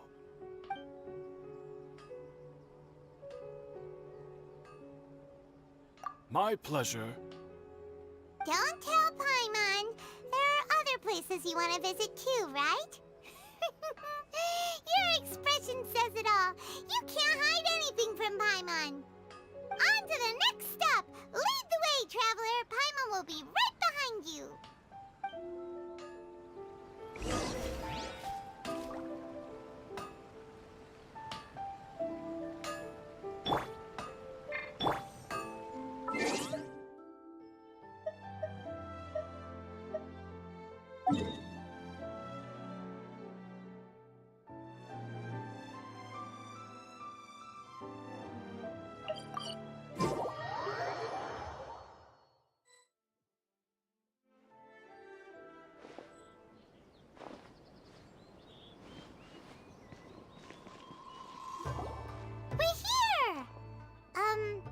This is the Yashiro Commission's headquarters, so... Traveler, it's been a while. If you're looking for the Commissioner and Miss Kamisato, I'm afraid your timing is unfortunate. They're not here right now. Are they out on business? The Commissioner is out on business, and Miss Kamisato is standing in for some meetings in the Commissioner's place. If it's urgent, you're welcome to wait inside until they get back. What do you think? Shall we go in?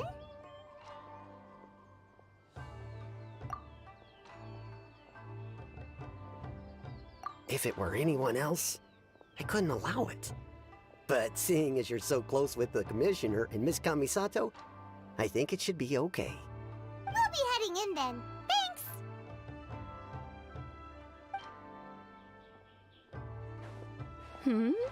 Hello, dears. Is there something you want to say? Of course, traveler. Yes, I know who you are.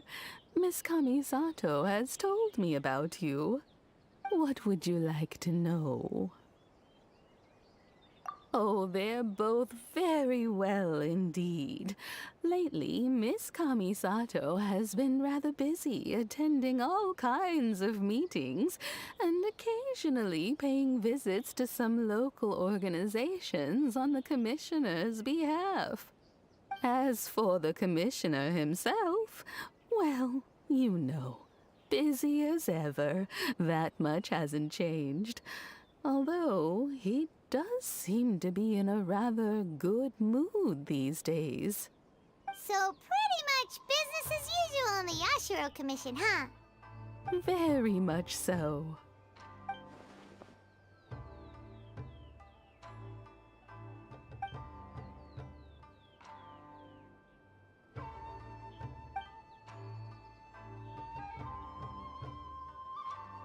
Well, got any more questions? You're very welcome. In fact, I would love nothing more than for you to come and visit more often.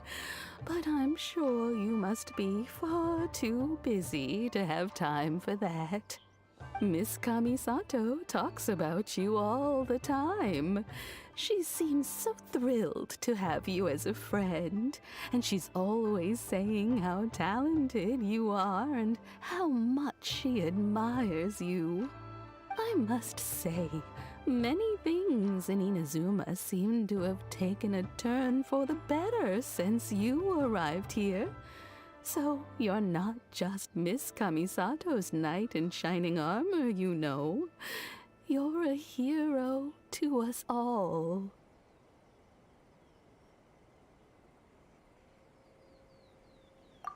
I mean it. Whenever the commissioner dines at home, Toma always joins him. I always find myself at my most relaxed when I'm serving the two of them and listening to them chat away. The commissioner has such a busy schedule that he doesn't always have the chance to take his meals at home. But given the opportunity, he always prefers to dine here. They say it's because Toma's a much better chef than most. Oh, the commissioner is so fond of home comforts. They get to talking about you sometimes too, you know. Always with a very fond tone. The way one would talk about dear old friends around whom one can truly be themselves. Miss Kamisato occasionally joins them as well. Whenever the whole family gets together and they start talking about people they've met and experiences they've had, you always get a mention. It's been many years now since the late Mr. and Mrs. Kamisato passed away. Much has happened in the Kamisato clan in that time. As someone who is old and gray enough to have watched their son and daughter grow up, it makes me so happy to see them meet a dependable friend whose company they enjoy so much. So, in the future, if you ever do have the time, please know you are always very welcome at the Yashiro Commission headquarters. There will always be at least one old lady who would be delighted to have the pleasure of your company. Wonderful. Thank you. Paimon likes it here too. Also, you were saying something about the food here being really great. Paimon's itching to try it. We may just have to invite ourselves around for dinner sometime. Paimon meant we should come pay a visit again real soon. Ideally around dinner time. Of course. You're always welcome. Alright, goodbye for now. Where are we going next? Great! Goodbye, ma'am! Don't worry, we'll see ourselves out. All right, then. Take care now. Hope to see you soon. Oh, are you two leaving already? Yep, everything's taken care of now. Don't worry. Very well. Safe travels. Goodbye.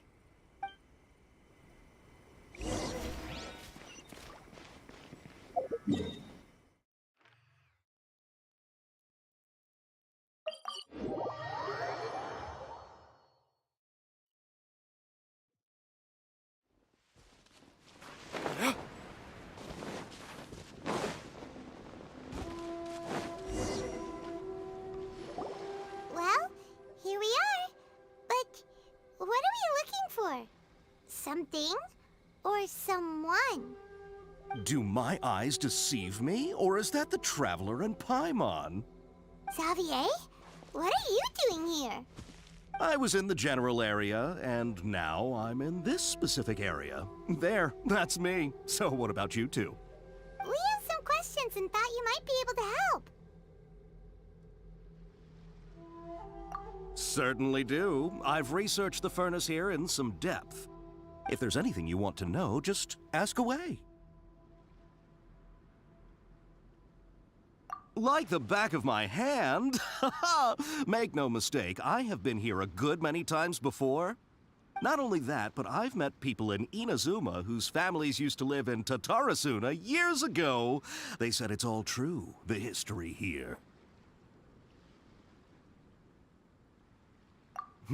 Oh, well, it's a long story, don't you know? The tale of Tatarasuna starts a long time ago. I'm told that its history is one of the most foremost forging and smelting operations in the nation, goes back around 1,000 years. Still, the furnace has had a couple of serious maintenance issues along the way. A couple? When exactly? One was just in the last few years, the other was several hundred years ago. A fun fact, I'm not the first Fontaine tech guy to come and work on it either. There was a guy back then too. They say he was a mechanic who consulted on a technology upgrade. It seems like the technological collaboration between our two nations goes back a long way. How about that?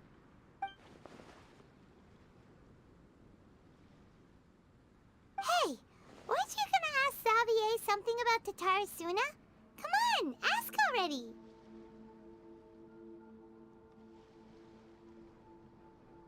Oh, I didn't realize you two were here for a history lesson. Me neither.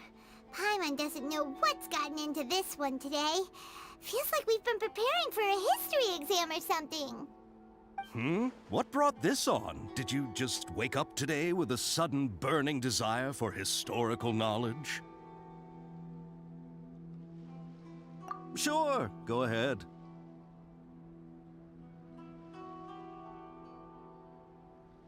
A kabuki mono? No, I can't say that I have. I do know the word, Inazuman for those eccentric types who always go around dressed to the nines. Just the sort of person that I'd like to meet, actually. But sadly, I've never had the pleasure, nor have I come across anything to do with a kabuki mono where Tatarasuna is concerned.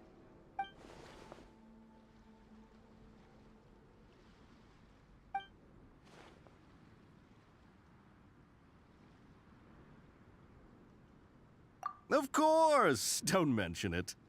Oh, we're leaving? Okay, bye, Xavier! Oh, you're most welcome. More than happy to help. Farewell. Looks like you got all the information you're looking for. Sure, but what's up with you today? Whatever it is, it seems like it's really troubling you. Keep your smile, Spinal Crocodile. No matter what happens, Paimon will always be there for you. Come on, you gotta keep it together. Why don't you grab something to eat? You can't go facing life's challenges on an empty stomach. All right, let's head off and go meet Nahida.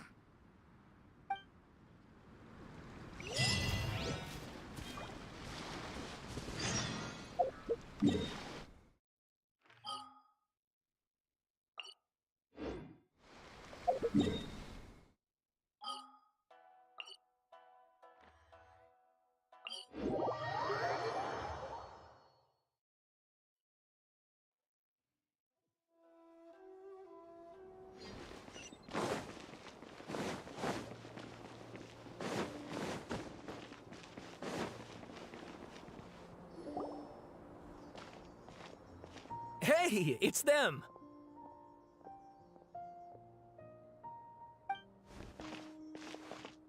Akaba, Sawada, you're still here? Indeed we are. If you have a moment, we'd love for you to join us once more. We have time. What do you want to talk to us about? It's the same topic we discussed last time. Obviously. Still looking for more info about Tatara Suna, huh? Should we join them? Unfortunately, we haven't made any real progress. Huh? Oh, of course.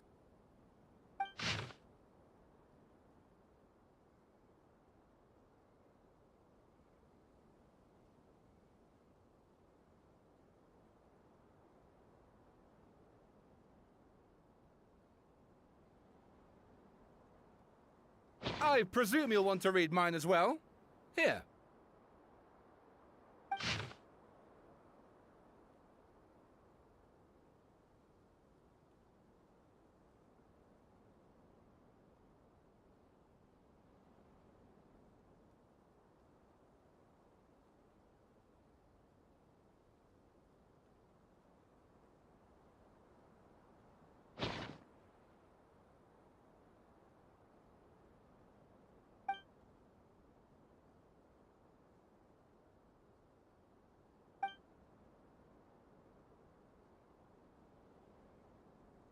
Well, what do you think? Hey, Traveler. Remember how last time Akaba was saying how he wished he could gather more information about all this?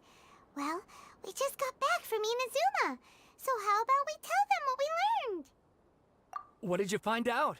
Something big? It's a long story. Basically, we have some friends in Inazuma, and...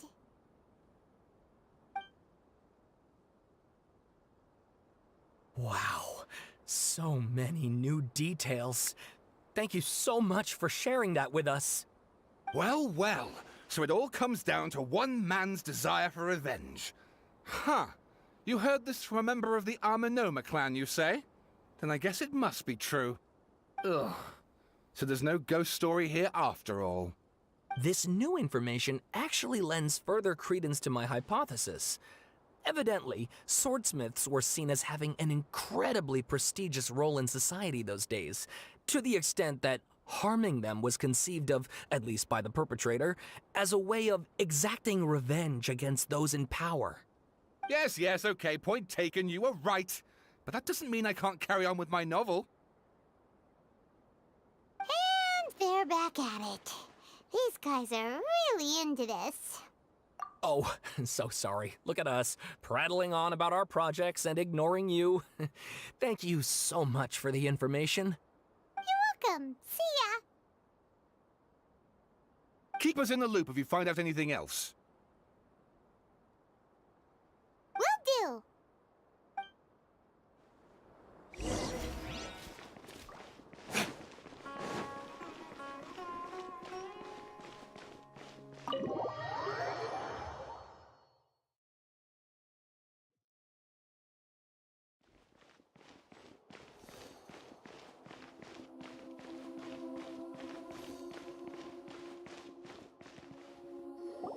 Nahida, we're here! Traveler, Paimon, how have you been? Ugh, where to start? Paimon hasn't had a moment's rest this whole time. That night, we ended up chatting and chatting until suddenly the sun was up. And then he decided he wanted to go to Inazuma. The Balladeer? It sounds like some kind of code name. You look troubled. Is there something you need to tell me?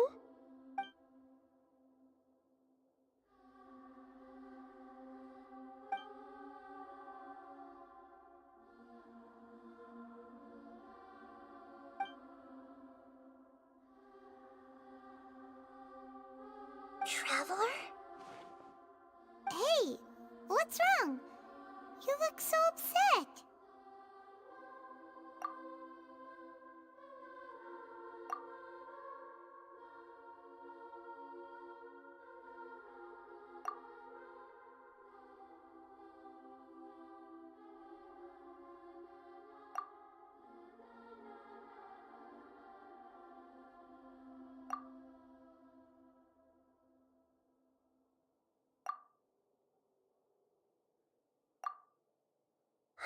That's quite a story. So, this puppet known as the Balladeer erased himself from Irminsul, hoping that he could change the past. But how was he even able to do that? As the Traveler said, he very nearly became Sumeru's deity. Admittedly, I remember it a little differently. I don't recall finding anyone inside the machine after we defeated it. Nevertheless, it does make sense. If someone were to successfully erase themselves from Irminsul, the world would change to reflect the new reality. So, you believe this person really existed, and we just don't remember him because... well, because he literally changed the world? Yes. Theoretically speaking, it is possible to do this. But I'm struggling to imagine the kind of person who would dare go through with it. The Traveler comes from a world beyond Tevat. That's why there's no information about him in Irminsul, and it also explains why any changes to Irminsul wouldn't affect him. So if there's anyone in the world capable of retaining memories from a past that has been rewritten, it's you. It's quite incredible when you think about it. Paimon's having a hard time understanding this Balladeer guy's motivations. Why did he do it? I can only make inferences based on the information we've been given. As for what kind of person he was, only you remember that.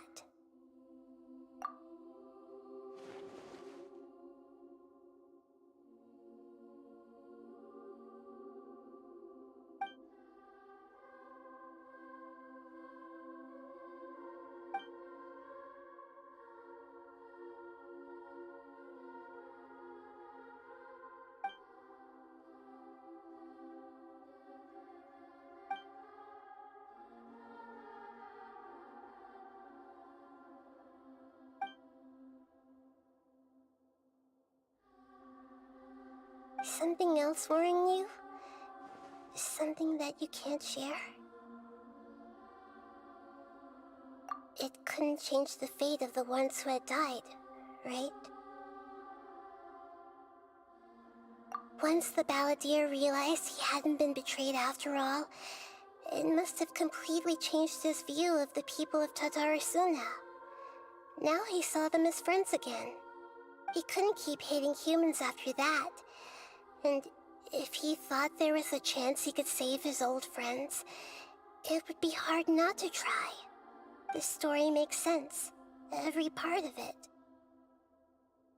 The Balladeer tried to achieve godhood with the Doctor's help. He was unsuccessful, but retained the power to connect with Irminsul. That power then enabled him to change what was recorded in Irminsul and erase himself, even though he didn't have much strength left. Yeah, it does make sense, but it still ended in tragedy for his friends. It just feels so hopeless. He gave everything to do this, but it seems like he got nothing in return.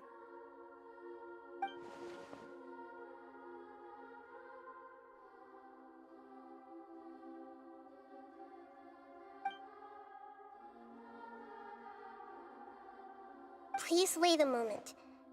I want to check something. Found it. This should be the one. It turns out that I have a strange way of confirming everything he has told us. What is it? A record from a personal collection. It was tucked away in a corner. You should take a look.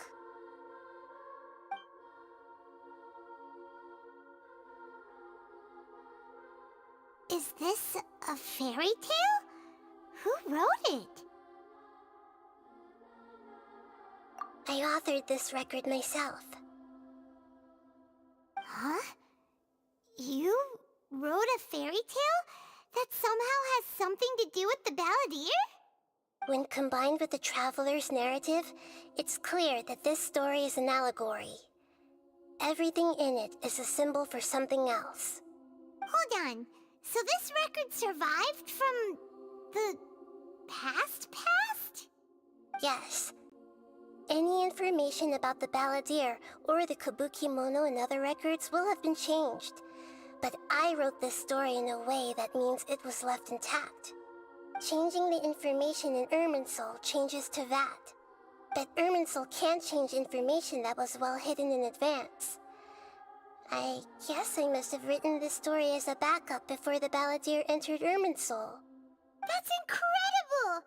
What a great idea! And sending the Traveler into Irminsul with the Balladeer must have been a further precaution. I knew he'd remember everything. This story is abstract enough that it still resonates with the present information recorded in Irminsul. But if we connect all the different pieces together, the true story that emerges is the one he told us, the now erased life of the Balladeer.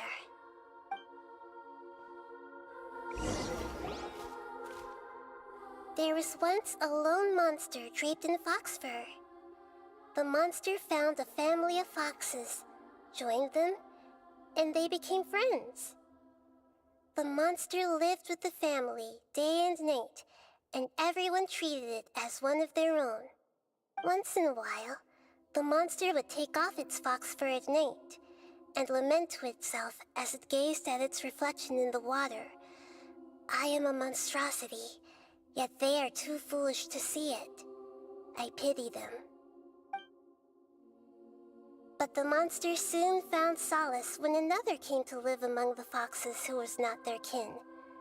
A kitten, carved from the wood of a white tree who had been abandoned by the humans. The kitten too wished to become a fox, but its tail was too slender and it could not grow a coat of richly colored fur. Yet when the other foxes saw this, they spoke words of comfort to the kitten. Even without a tail and fur like ours, you are still one of us. Furious at this happy resolution, the monster lit a fire on the mountain. The terrified animals panicked as the fire spread. The only way to extinguish the flames was to make a sacrifice. A gray fox stood up and addressed the monster. It said, "You are the cleverest among us. Surely you can help us find a way to solve this." The monster smiled, led the fox toward the fire, and murdered it. The gray fox's heart was turned into a beautiful drop of water, clear, spotless, and pure. The monster gave the heart of water to the kitten, telling him, "The foxes have decided. You are the one who must be sacrificed. Take this, quench the flames, and die for your fox kin." The fire was extinguished, but the kitten lived. It left that side of the mountain and found a little bird who had a broken wing. The two promised they would spend their whole lives together, but the little bird did not have long left to live. It passed away soon after. After burying the bird, the kitten left the mountain for good. Never again would it cherish a single creature, nor a single blade of grass that stood on that mountain. The kitten spent the nights wandering aimlessly, gnashing its teeth at the moon. How it wished to swallow the moon and devour the moonlight. If the world could only return to darkness, then it would finally be peaceful and content. I will become the new moon, the answer to everything. Then, no one will know that there were once birds, foxes, and cats in this world. And no one can know that they were different.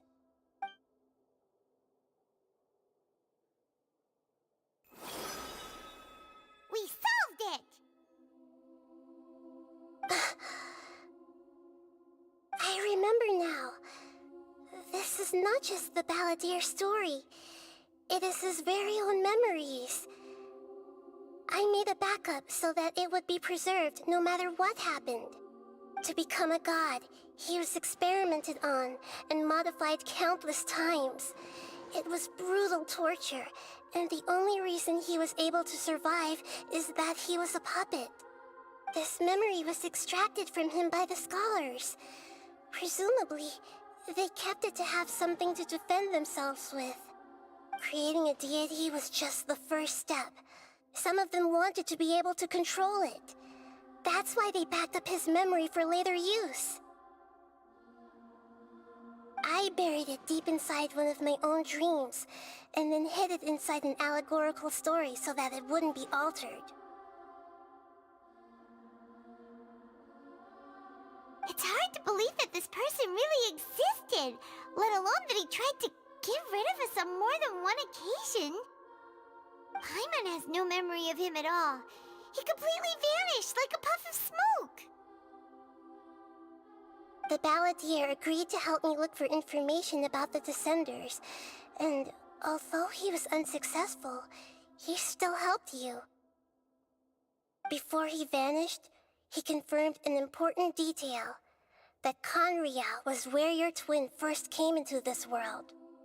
We still don't know how the change to Irminsul will affect the senior ranks of the Fatui, but in all likelihood, they won't even remember their own Harbinger.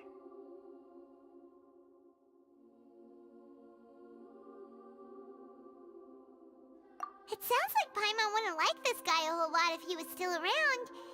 But still, Paimon doesn't like the way it all ended that much better. This is why wisdom alone cannot answer all our questions. We look, we see, and we comprehend, but the question still troubles us. So the answer is not everything. People yearn to find the truth, and then conquer the troubles they face. When you give someone the truth, you give them a chance to choose their own destiny. To others looking on, this may seem like a pointless endeavor, but for him, the chance to act on his desire to disappear must have meant a lot. Never forget that even when we walk beneath dark clouds along a road filled with suffering, the light of wisdom is always there, guiding us toward a better destination. And that is what you have been doing all along. Yeah, Nahita's right. Cheer up! How about we go get something to eat?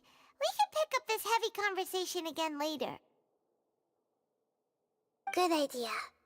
Paimon, why don't you take him out for a walk to clear his head? You got it! Come on, Traveler! You need to get out of your head for a while. You'll feel much better after taking a walk. Let's go get a snack from one of the stalls in the Grand Bazaar! That'll be sure to lift our spirits. It must be really tough being the only one who remembers all that. But Paimon's always here to help cheer you up.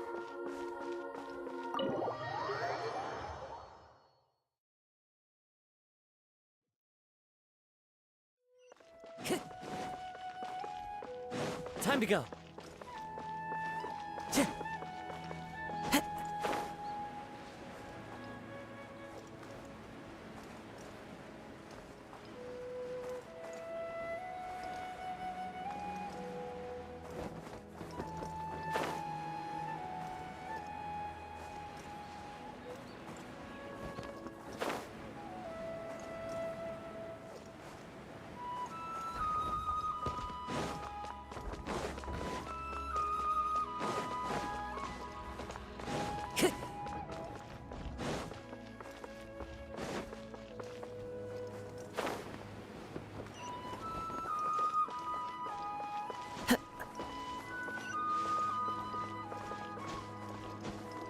Follow the wind.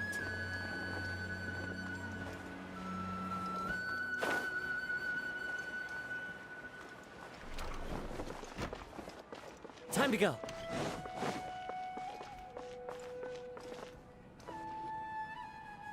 Hello and welcome, everyone. I am Safwan, a scholar from the Academia, and I will serve as this debate's adjudicator. I swear to judge both parties with the utmost wisdom and impartiality. I will neither interfere with the proceedings nor demonstrate bias. I ask for both parties to stand. May the Dendro Archon also serve as a witness to this duel of wits. Since you so desperately demand an explanation, I will expound on the Academia's stance. You may have misunderstood us from the outset and believe that the Academia is prejudiced against you. However, the truth is that the Academia wishes for every resident of Sumeru to be afforded opportunities to grow and cultivate their wisdom. Therefore, the works they consume should also possess enlightening qualities and intellectual value. We have failed to identify these qualities in the shows performed at Zubair Theater. In other words, instead of struggling against the Academia in pointless confrontations, if you had spent your time reflecting on improving the quality of your shows and enlightening your audience, Zubair Theater would not be today facing such a tragic fate. Aggressive from the get-go. He's really putting on the pressure. Can Nilu stand her ground?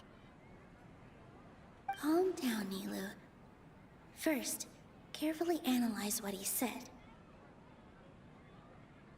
He said that we were shut down not because the Academia looks down on the arts, but rather because our shows aren't up to their standards. However,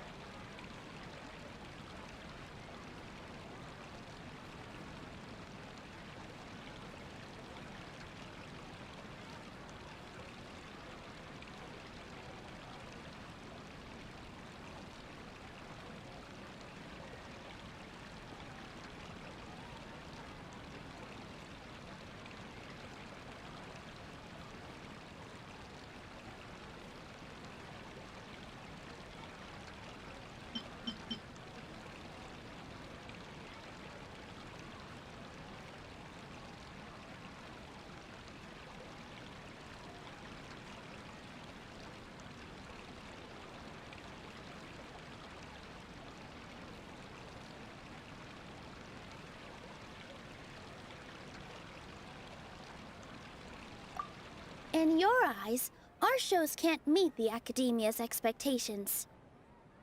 Shouldn't it be the audience who decides if a show is intellectual or enlightening? Why is someone from the Academia judging that? Also, I believe that there is no such thing as a wiser or more enlightening performance. Art doesn't discriminate, and it appeals to all. Everyone has the right to appreciate art. Appreciation is but a primitive form of satisfaction. Guidance and enlightenment are necessary if we are to induce growth in the performers as well as the audience. This stance holds performers to a higher standard and encourages the development of the arts. If all performances are simple-minded, require little effort to comprehend, and lack any impetus for the betterment of society, then the people will not be able to develop a greater level of artistic understanding. Nurturing the populace's understanding requires a long and arduous process, and guiding this process is the Academia's true goal. he changed the topic without batting an eye. Good thing I'm prepared. If I remember correctly, what I should say here is...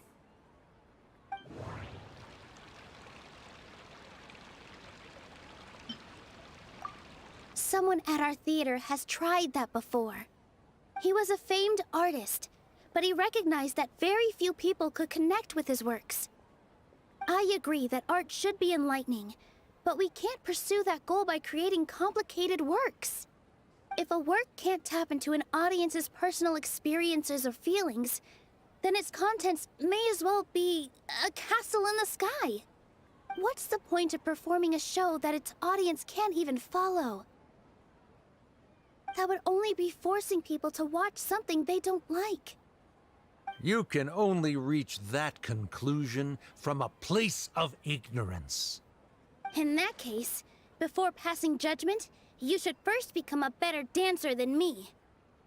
You tell them, Nilu. Looks like he's backed himself into a corner. As the party holding the burden of proof, Sharif has failed to provide sufficient support for his judgment of the quality of Zubair Theater's programs. Likewise, the definition that Nilu put forth is but her personal opinion. Neither party is the victor for this particular point of contention. Additionally, I must request that both parties exercise greater control on their emotions. Keep it up, Nilu! You're doing great! In that case, I shall speak of more concrete matters. The essence of this issue is that you have violated the law, so you must now pay the price for your transgression. This course of action is also completely procedurally sound. We have already contacted Zubair Theater multiple times regarding the theater's repertoire. However, you have consciously ignored our warnings, or perhaps your compliance was purely superficial. Regardless, that failure has indirectly led to the present day's proceedings. That is indeed so, according to the laws decreed by the Academia.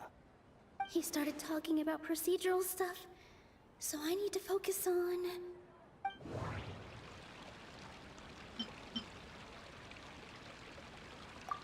Mr. Zubair has already provided signed copies of all documentation related to our operations.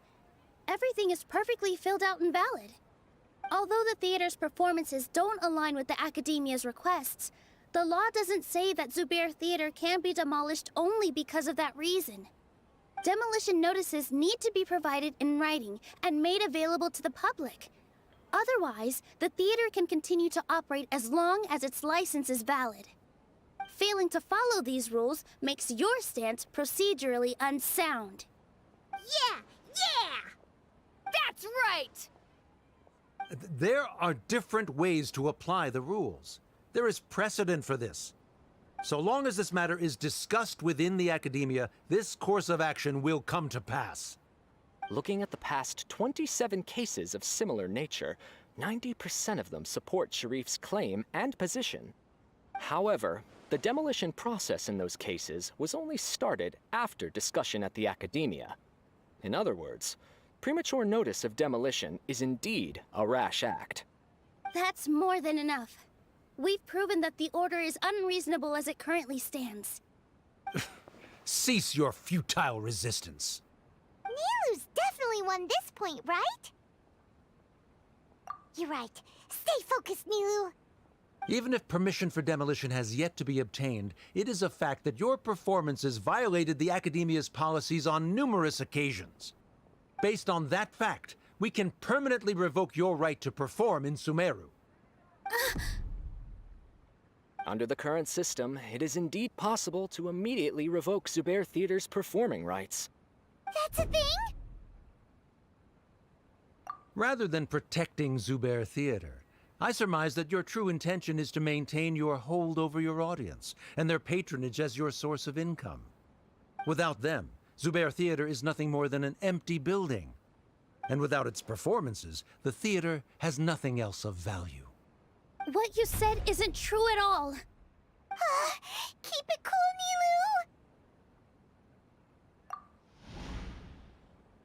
Nilu! Right. I need to keep calm, but he... Just a little more. Zubair Theater isn't just a performance venue to us.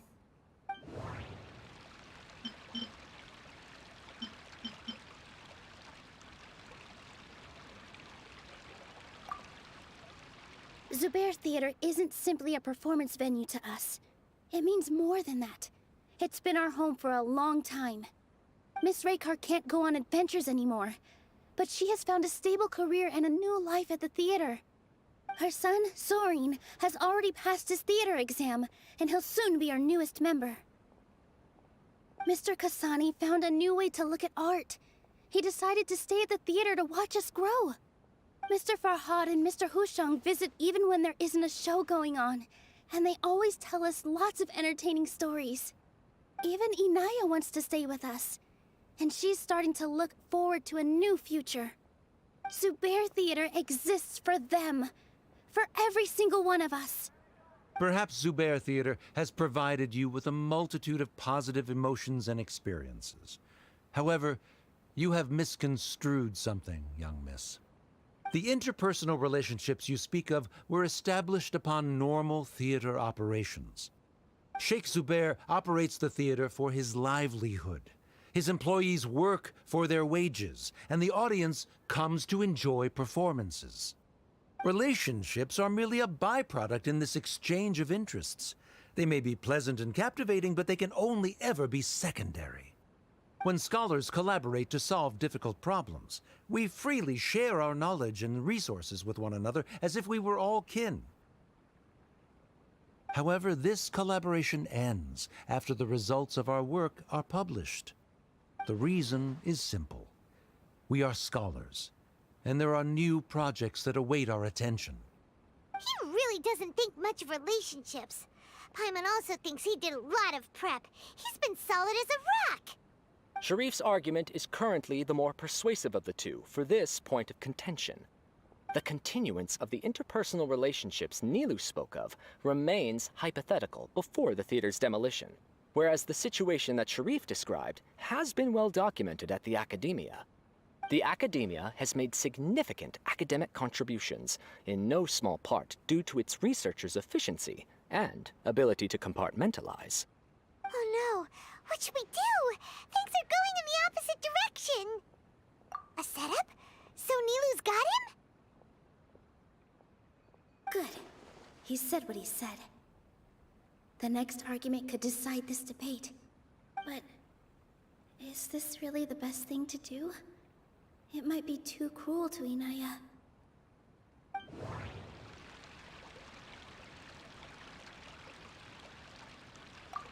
She already agreed to this.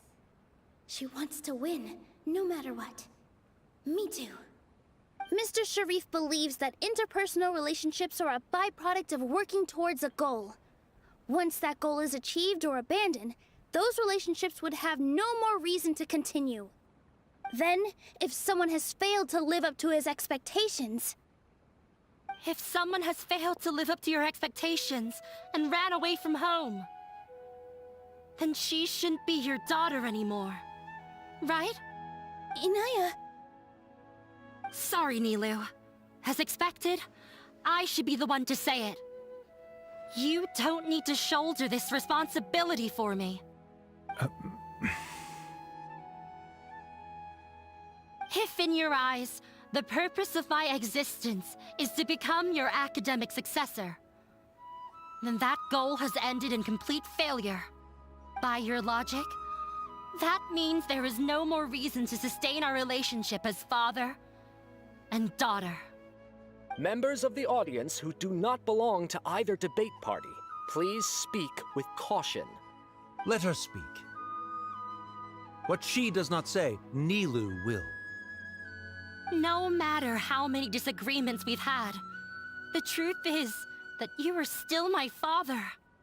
You're so immersed in your own world, you can't understand why we come together for the sake of relationships. Yeah, don't look down on us. You can watch a dance anywhere, but there's only one Zubair Theater. I'm almost starting to feel sorry for this guy, what with the idiotic things he said. Order! Order! Members of the audience, do not interrupt debate proceedings. I confess that this is the final argument we had prepared. Disown me, and you will win the debate.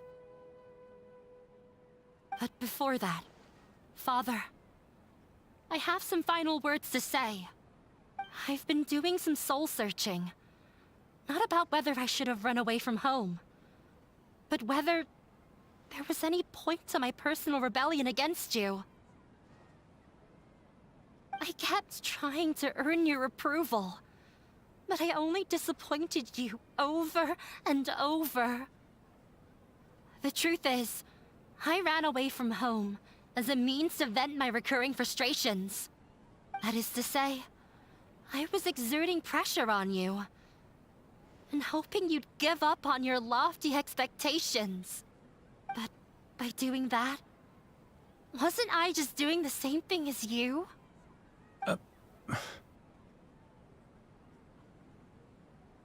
I won't force my expectations upon you anymore. At Zubair Theater, I have found the life I've always wanted. I will move on from my family troubles and strive towards my new goal. But if you dare to harm this place, then I will stand with my friends here and fight against you. This is not the time to space out, Sharif. The debate is still underway. You already consider them to be your friends. You should be asking us that question. Of course we are! Miss Inaya is a really good friend. It was a bit of a process, but we won her over. Make no mistake. All those who come to Zubair Theater become one of us. We will always be with her. Such puerile simplicity. However,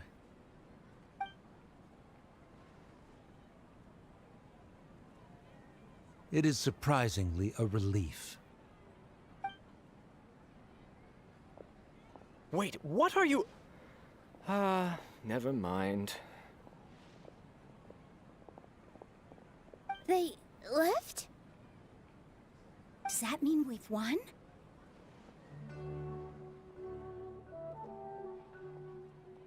We won? Nilu, you're amazing!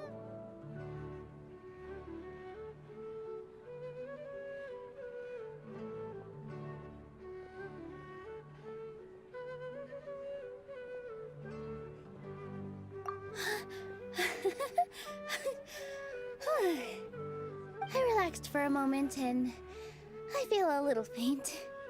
It looks like he still has a place for her in his heart. Terrific work, Nilu and Anaya. They likely won't cause any more trouble for us. Didn't know you could get so fierce. I have a lot of newfound respect for you two. This really took a lot out of me, though. I don't ever want to do this again. Both Miss Nilu and Miss Inaya were so cool! Should we throw a second round of celebrations?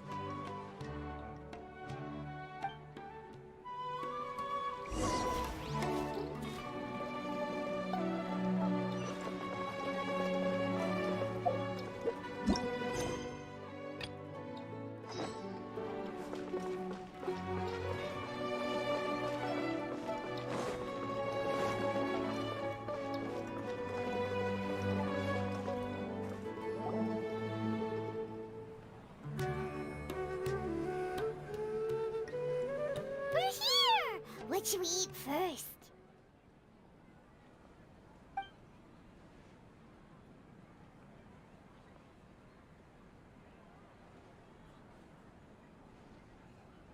Hey, are you gonna answer or what?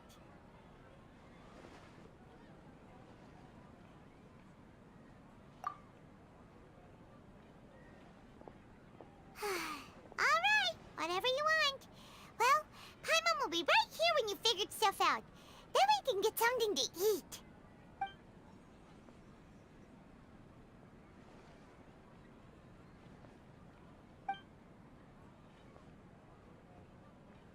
What is it? Have you figured it all out?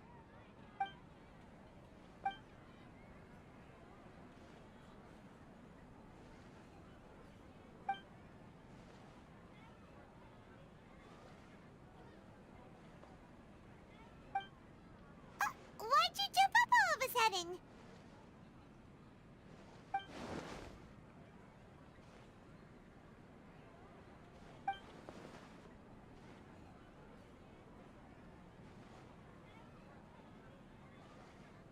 Excuse me, boss. There seems to be a small problem with the last bill. Look, here.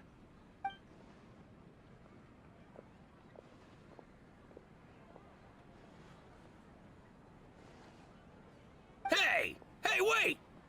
Hmm? You mean me? No, not you.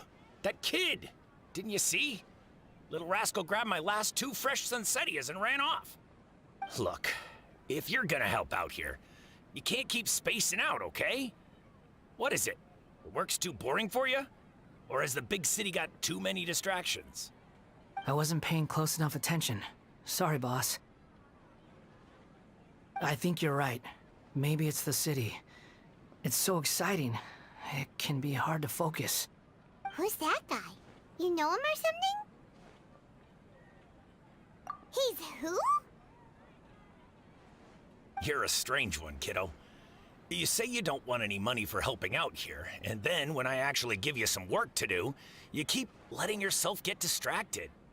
I don't want to take advantage, so I'm happy to pay you what I'd pay anyone else. But if you keep acting like this, pretty soon I won't be able to afford to. No, please. I mean it. You don't need to pay me anything. I'm just so thankful you agreed to take on an outsider like me. You're welcome, I guess. But I got bigger things to worry about. Look, we're all out of Sunsettias, and I promised the lady down the street I'd deliver a fruit bowl this evening. Leave it to me. I'll find some more.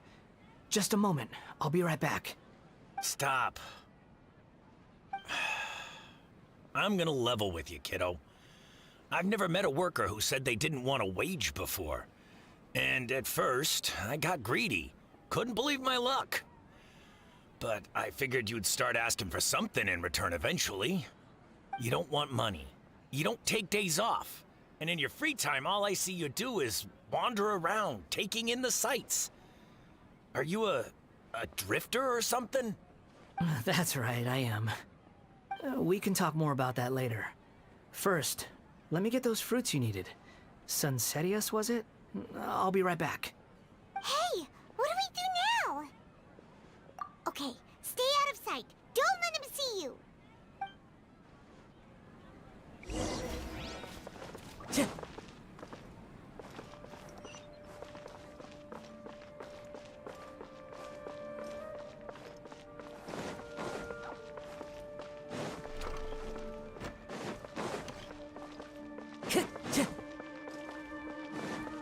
Time to go.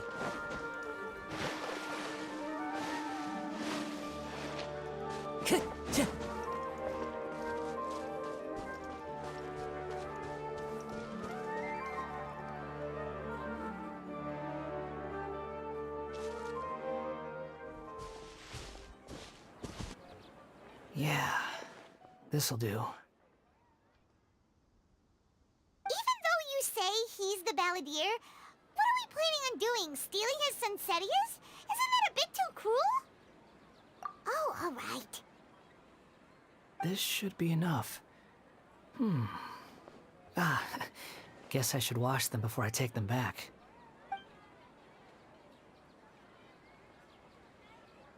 Huh?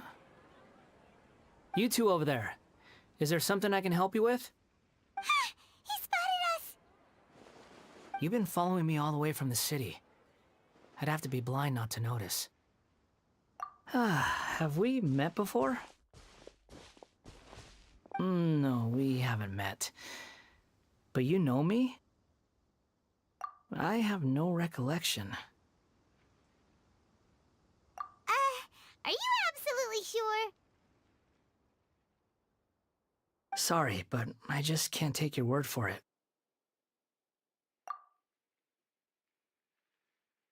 A puppet? What makes you think that? Huh? You were right! The look on his face! I guess you do know me after all. That is not something I share with a lot of people. Look, I'm just a wanderer. But seeing as you've gone through all this trouble to track me down, I'm sure whatever it is must be important. Okay, but please let me deliver these goods to my boss first. Are you really working for that guy? He said you don't want any more for it. Is that true? Yes, I ran into him out in the wilderness during a storm, and he let me take shelter in his cart. In return, I said I'd be his helper for a while. That's oddly nice of you. Let me take these back. Then I'll come with you, okay? Then let's return to the city.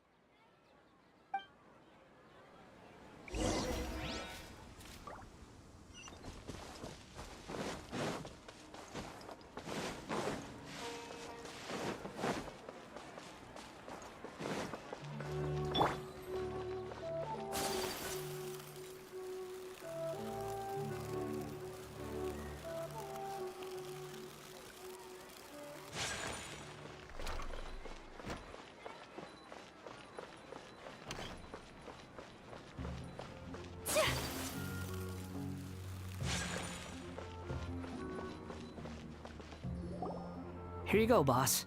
I'll leave them right here. Oh, you really went and picked some more. Who are these two? Something's come up, and they need to borrow me. Sorry, boss. I'm afraid I'll be away from the stall for a while. I was just about to pay you anyway. Go wherever you want, kid. Don't waste your time here. What? I get it, okay? You just wanted to help me out, to thank me for giving you shelter from the rain that day. Even then, I don't understand why you're so adamant that you don't want any pay for it.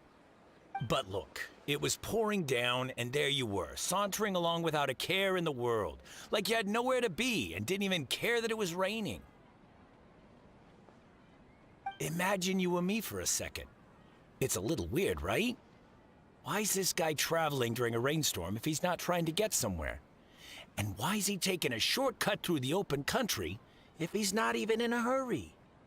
But anyway, taking you in didn't put me out even slightly. You don't owe me a thing for it. Certainly not all this. Your time is valuable. You know, you should go live your life. But I don't...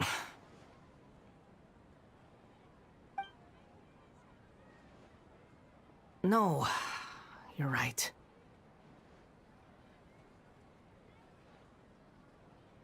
Then I suppose this is where we say goodbye. Thank you again for taking me into the city. Don't mention it, kiddo. I've run into all kinds of characters over the years. I just hope you find your path. Thank you.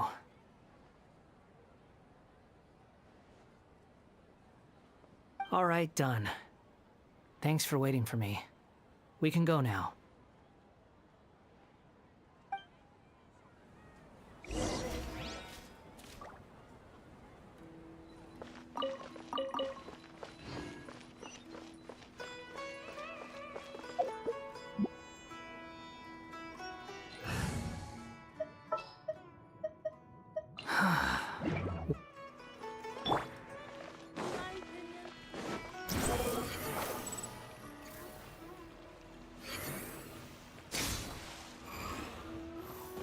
Quit following me.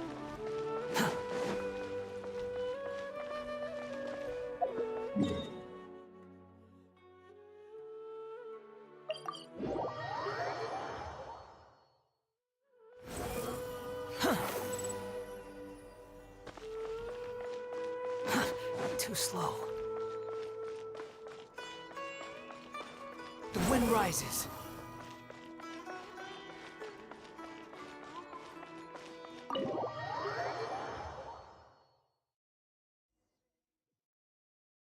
Behold.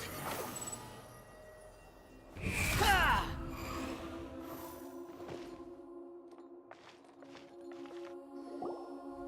Nahida! Nahida! What's wrong? Huh? Are you? Hello. I do apologize for the sudden intrusion. We found this guy in the street, but he doesn't seem to remember anything. So, yeah, quite an eventful walk.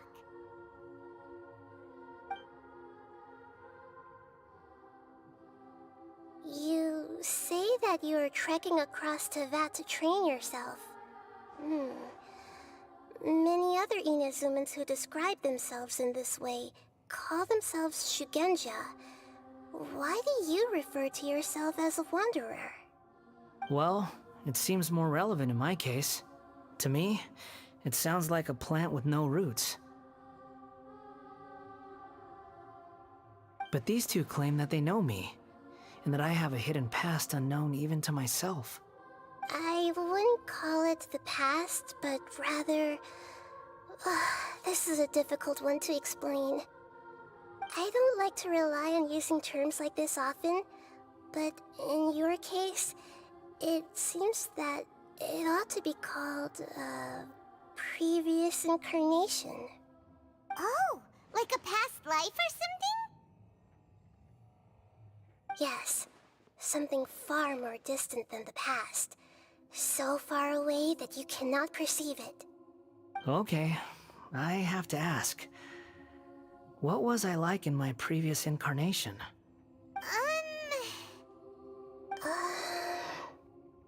Oh, okay. I see. You want to tell me, but you can't bring yourselves to say it. Looks like I didn't have the most wonderful existence in my previous incarnation. If it's that difficult to talk about, I have no doubt it will be just as difficult to hear, but I'll be able to handle it. Please, tell me the truth. Is truth something you care a lot about? Yes. Then I'll be straight with you. In your previous incarnation, you did many things that would be considered evil. You nearly died because of what other people did, and many died because of you. As a non-human being, you hated gods and humans alike. You drifted from place to place, never able to settle, even where you found status and identity. You adamantly believed that you were missing a heart. Actions rooted in persistence sometimes bear bitter fruit. Sometimes, you have to let parts of yourself go, or you'll never be happy.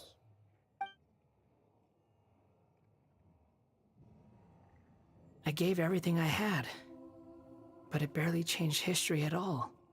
In terms of the outcome alone, that's true. I don't think I can judge everything I've heard purely in terms of right and wrong. Each choice a person makes belongs to a specific place and time, a chain of cause and effect, a cycle of karma and consequence. That is the nature of truth. If one thing is right, its opposite must be wrong. And yet, dichotomies like this are not enough to explain the world in all of its complexity. It seems like my previous incarnation wasn't the most likable individual. We're not trying to hurt your feelings or anything, but yeah, we weren't your biggest fans.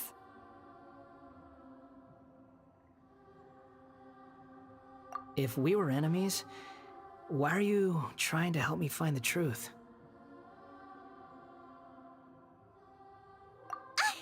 This is so frustrating! This guy's supposed to be our arch-enemy, but now he's just some random stranger we met on the street! He's got so much to answer for, but we can't make him talk because he doesn't remember anything. What a weird situation. Lesser Lord Kusanali, as the God of Wisdom, I trust that everything you told me must be true. Yes, it's all true. I can even show you the memories themselves, if you're willing.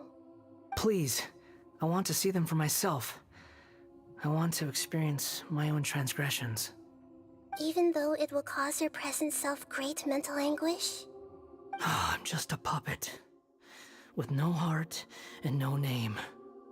There is nothing in this world for me to cling to fill the void within me. Except maybe these sins that can never be undone. Very well. As you wish. Wait, shouldn't we go with him? This one's kind of on us for bringing him here. Don't worry. Whatever danger I might face, it's my burden to bear.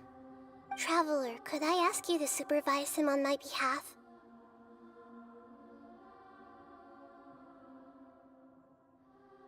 Oh, good point. Given your, unique situation, we'd better keep an eye on you. Understood. Thank you. Now, prepare yourselves, everyone.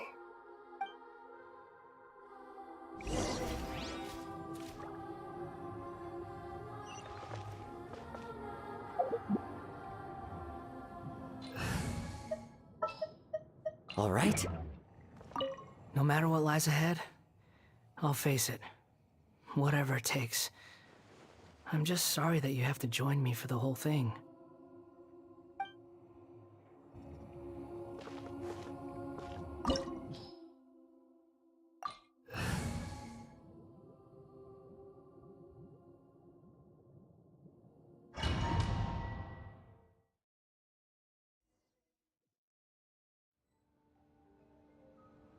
This looks like Inazuma.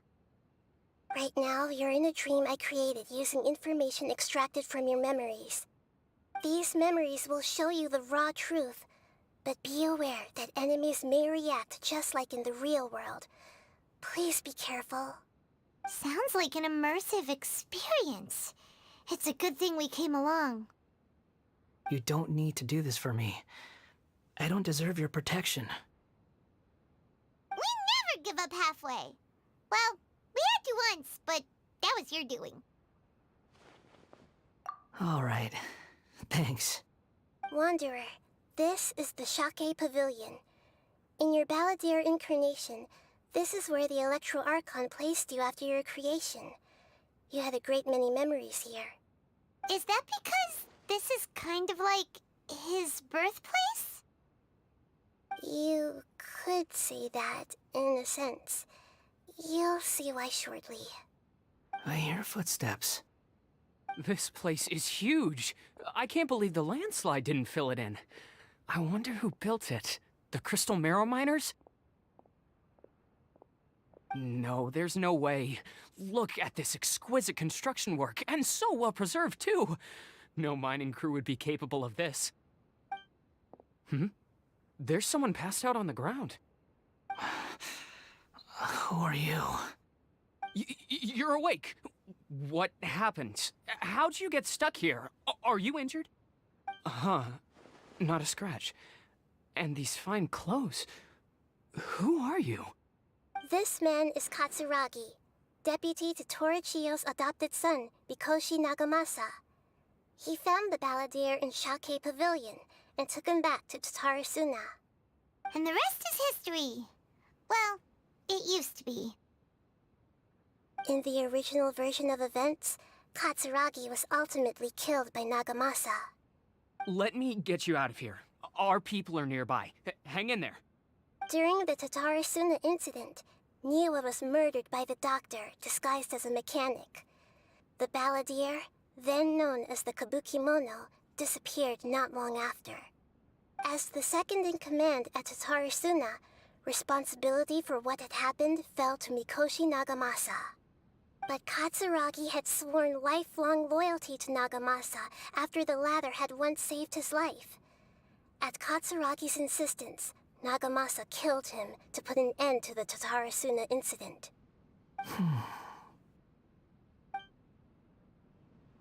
Katsuragi seems like he was a good guy. He looks like a warrior, but he has a kind face. Why couldn't he live a long and happy life?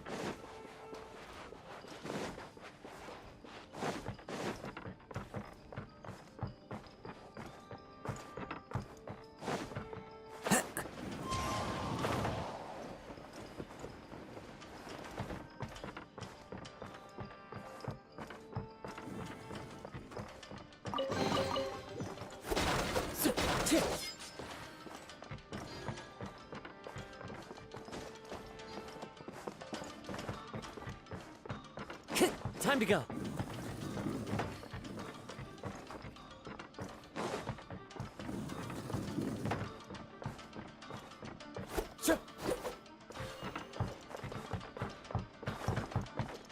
The wind knows me.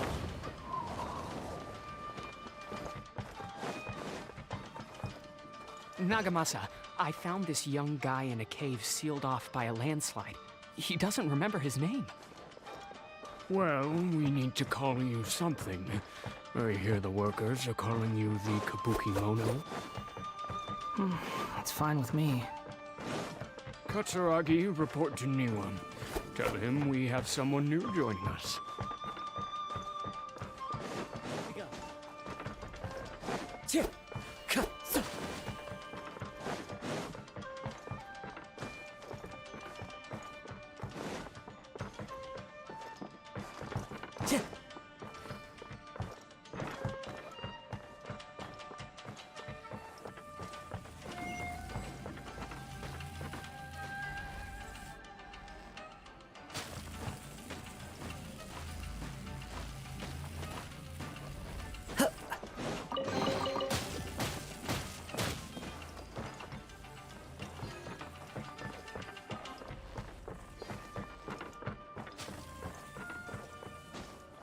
Huh?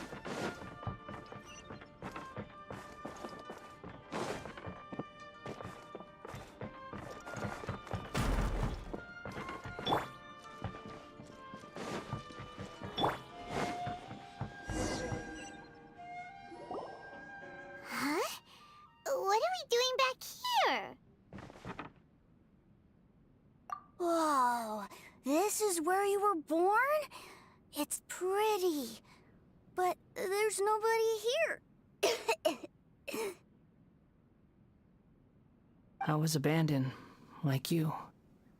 I lived here for a while at first, but there's nothing for us here. We can't stay. Okay. I heard my mom and dad used to make swords, but the factory manager died, and then my dad got sick.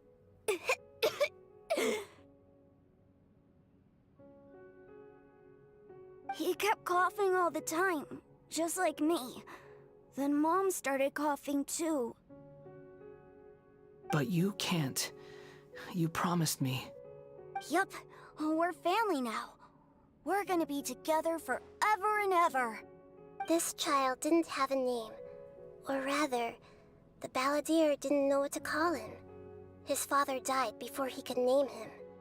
After his mother died, the child stayed in their straw hut alone. Some of the neighbors helped to raise him. After leaving Tatarasuna, the balladeer ran into this child who didn't have a name, just like him. They made a promise to live together. What happened to the child then? He died from his illness while he was still very young. The balladeer came home one day and found that he had stopped breathing. Hey! What's wrong? Say something!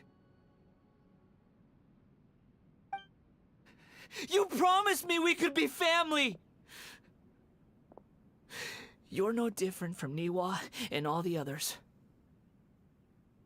You betrayed me too.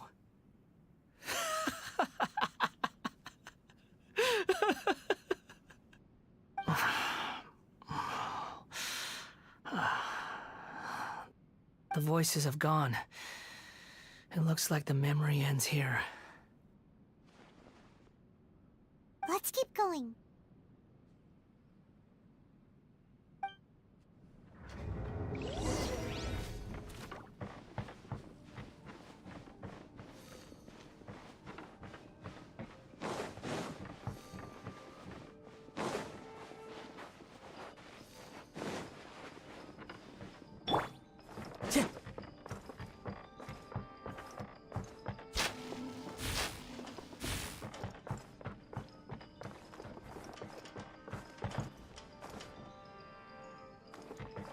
Time to go.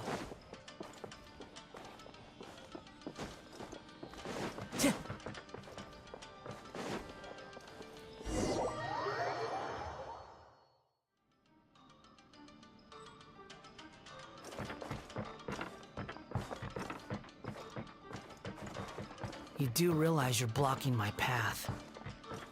I come not to obstruct you. I've been waiting. What you are truly is a weapon, one that could be wielded with an iron will. Or you could continue to drift aimlessly. Are you trying to win me over? The long-fated rebellion has begun. Why not take your place at the banquet and join those who shall feast? Time to fulfill my duty. Burn! My duty at an end.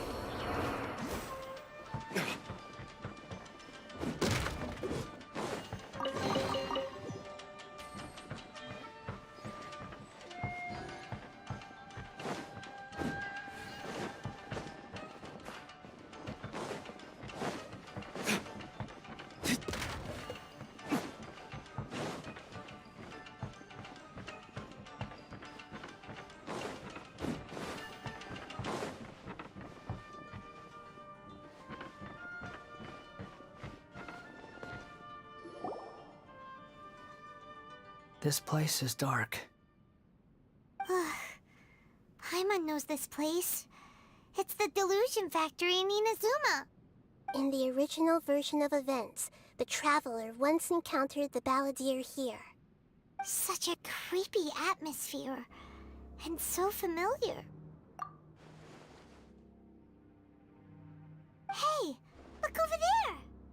Well, well, my fair lady. Is this rundown factory and these incompetent fools all for me? Wow. You shouldn't have. Huh. What do you have to gain from belittling your subordinates? You might not want to admit it, but you are a part of this plan. Perhaps you find fighting in the Abyss to be a more meaningful use of your time? Oh, but of course, even this pales in comparison to being experimented on by the Doctor. What a sharp tongue you have. Funny how negotiating never seems to be your strong suit. For the task ahead, I suggest you keep your true feelings to yourself. Save your breath. I know what I have to do. I'm sure you think so, but I still think you need to hear it. Don't start thinking you're invincible, and don't let your emotions get in the way. Surely you're not worried about me. I just can't have you getting in my way. You and Child never fail to find ways to complicate things. I'm merely lighting a little fire in this chaotic nation. But you, being tossed out like trash, must make you want to destroy it completely. Do you remember the last time you were here? That was a lot of swordsmiths you killed. I'm sure the descendants of the Ryzen Gokaden are still suffering the consequences now. Look at you. Oh, don't get so sentimental. Now, give that poor little tongue of yours a rest and stop pretending like you're above everyone else. Bye then. See you at the victory feast. Poor little tongue? She's playing with fire talking to me like that. Who does she think she is? Forget it. Someone might find me here any minute now. I should prepare to give them a warm welcome.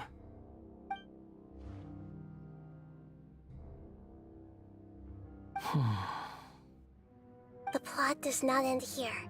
There is more of this story to come. Wanderer, are you able to continue? Yes. Please don't worry about me. Why are you staring at me in silence? Can't you think of a nicer way to express yourself? I'm under no obligation to be nice to you. Besides, I thought nothing mattered to you except results and your own interests. Isn't that right? Witch? Muddle-headed puppet. You're only number 6 because you can take more abuse than other humans. Do you really count that as an asset? You're about as much fun to be around as a raging inferno. But before we murder each other, it'd be best if we finish our duties.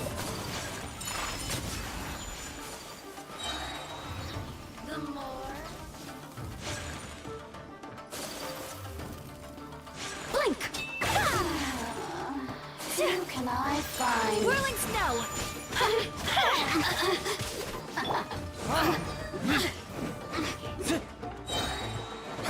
You really know.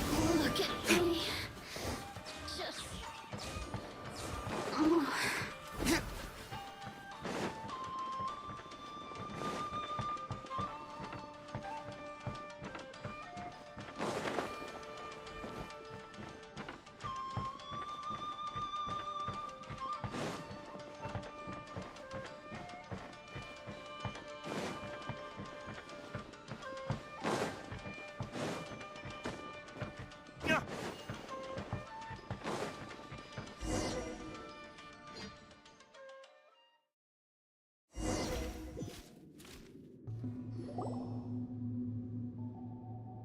Looks like we've arrived in Sumeru.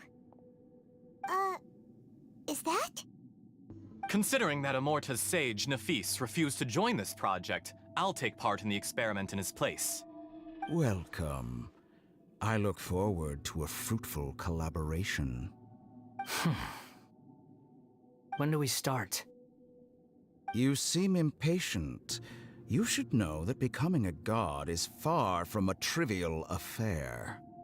The biological transformation is a lengthy process. As such, I too would recommend that we commence as soon as possible. In the event that a successful connection is established, his body will become permanently bound to the machine, and he will be unable to move independently of it. Nothing worse than what I've been through before then, Doctor. You were the most resilient test subject I ever came across.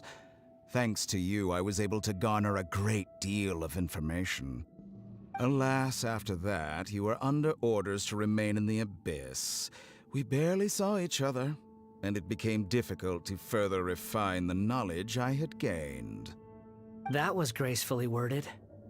Ever wonder what they think if they knew that nothing matters to you, apart from your crazy experiments? I suggest you speak to me in a more respectful tone, Scaramouche. The mere fact of your utility does not make you indestructible. The doctor again? That was uncomfortable to watch. That person gives off a very sinister energy. It's normal for him to give you the creeps. He scares the bejeebers out of Paimon. Let's move on.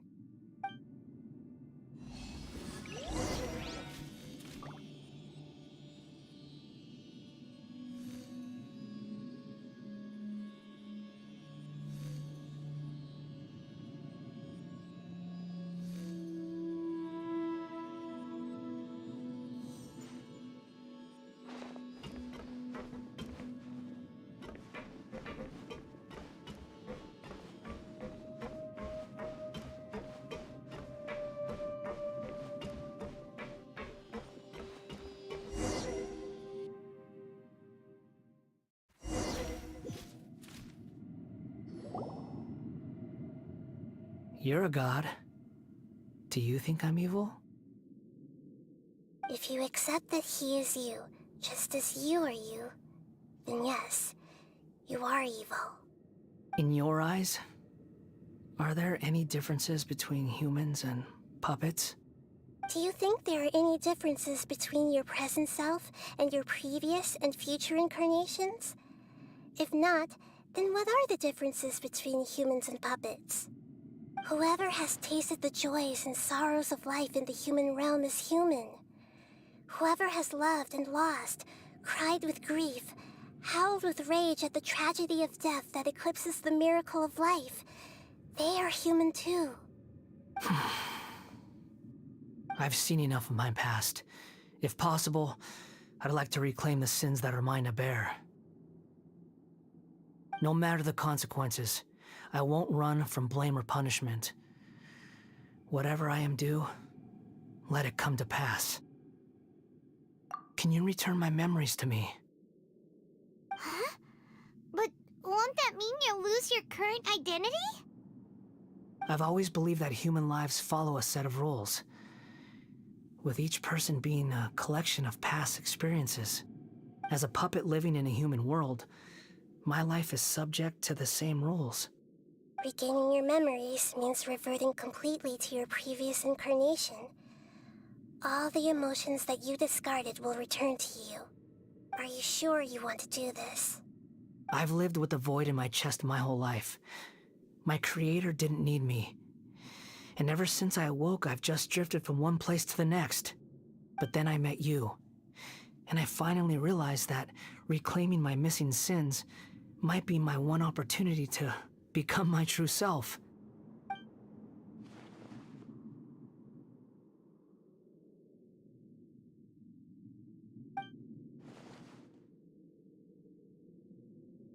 I've always felt I have an innate tendency to yearn for something more, in a way that goes deeper than for most people. But for all my soul-searching as a Shugenja, I've never fully understood it. Looking at it now, it seems that I brought this curse upon myself. So I beg you, grant me this opportunity to gain a purpose, to change my destiny and end my wandering. Very well. Since your mind is made up, I will return to you that which is yours.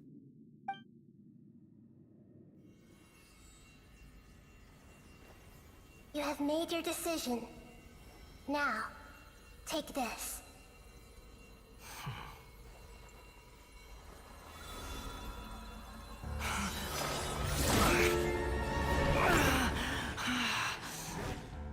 Set him free? A puppet? What's he doing here? You're a human as far as I'm concerned.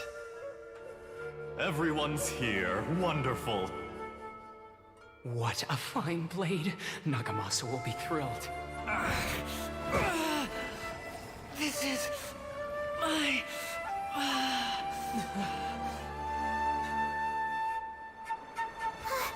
Is he alright?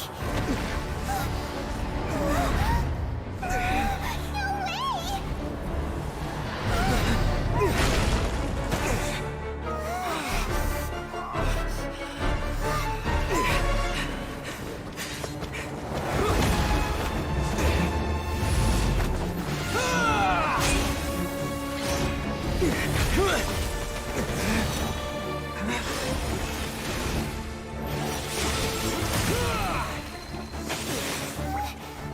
Hey! Are you done yet?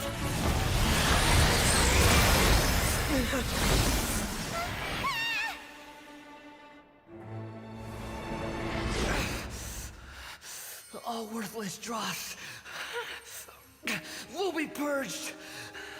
That's why this won't be the end.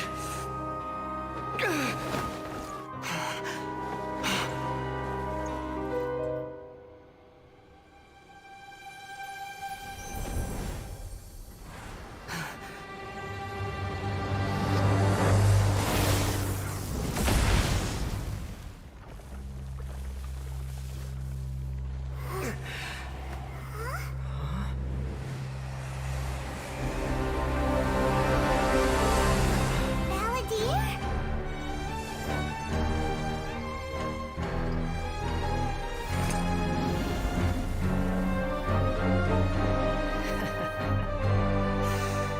Die.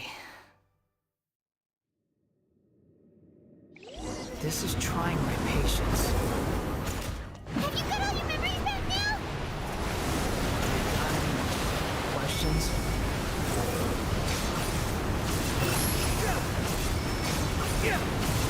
Be more human!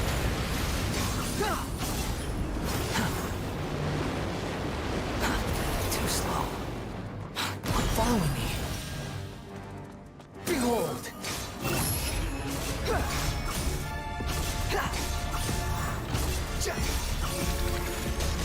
At my command, you shall fall! The wind rises.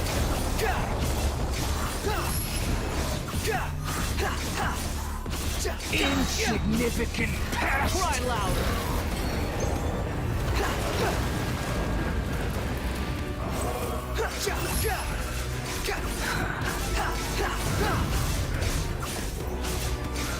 My endless cycle begins!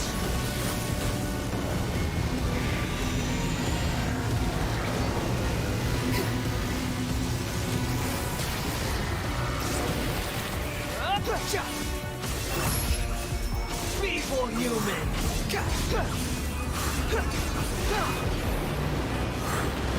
I'm used to this. You're dead!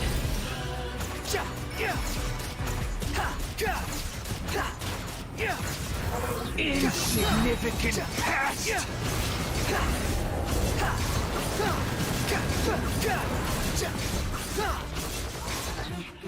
Wretched vermin!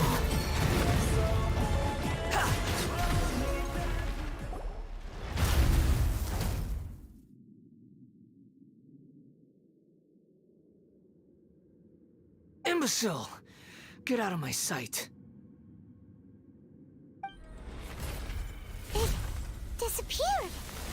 Did we win? What did you expect? I'd never lose to that. There's the tone of voice again. You're definitely back to your old self. Wait, but it was you inside that thing too! What have you got to be smug about? Sorry. I'm harsh on myself and everyone else. Just the way I am. You sound like you're concerned about me. But don't worry. Thanks to you, even if I didn't change a thing, at least I now know the truth. The memory recovery seems to have been a success. This dream has served its purpose. Come on. Let's continue this outside.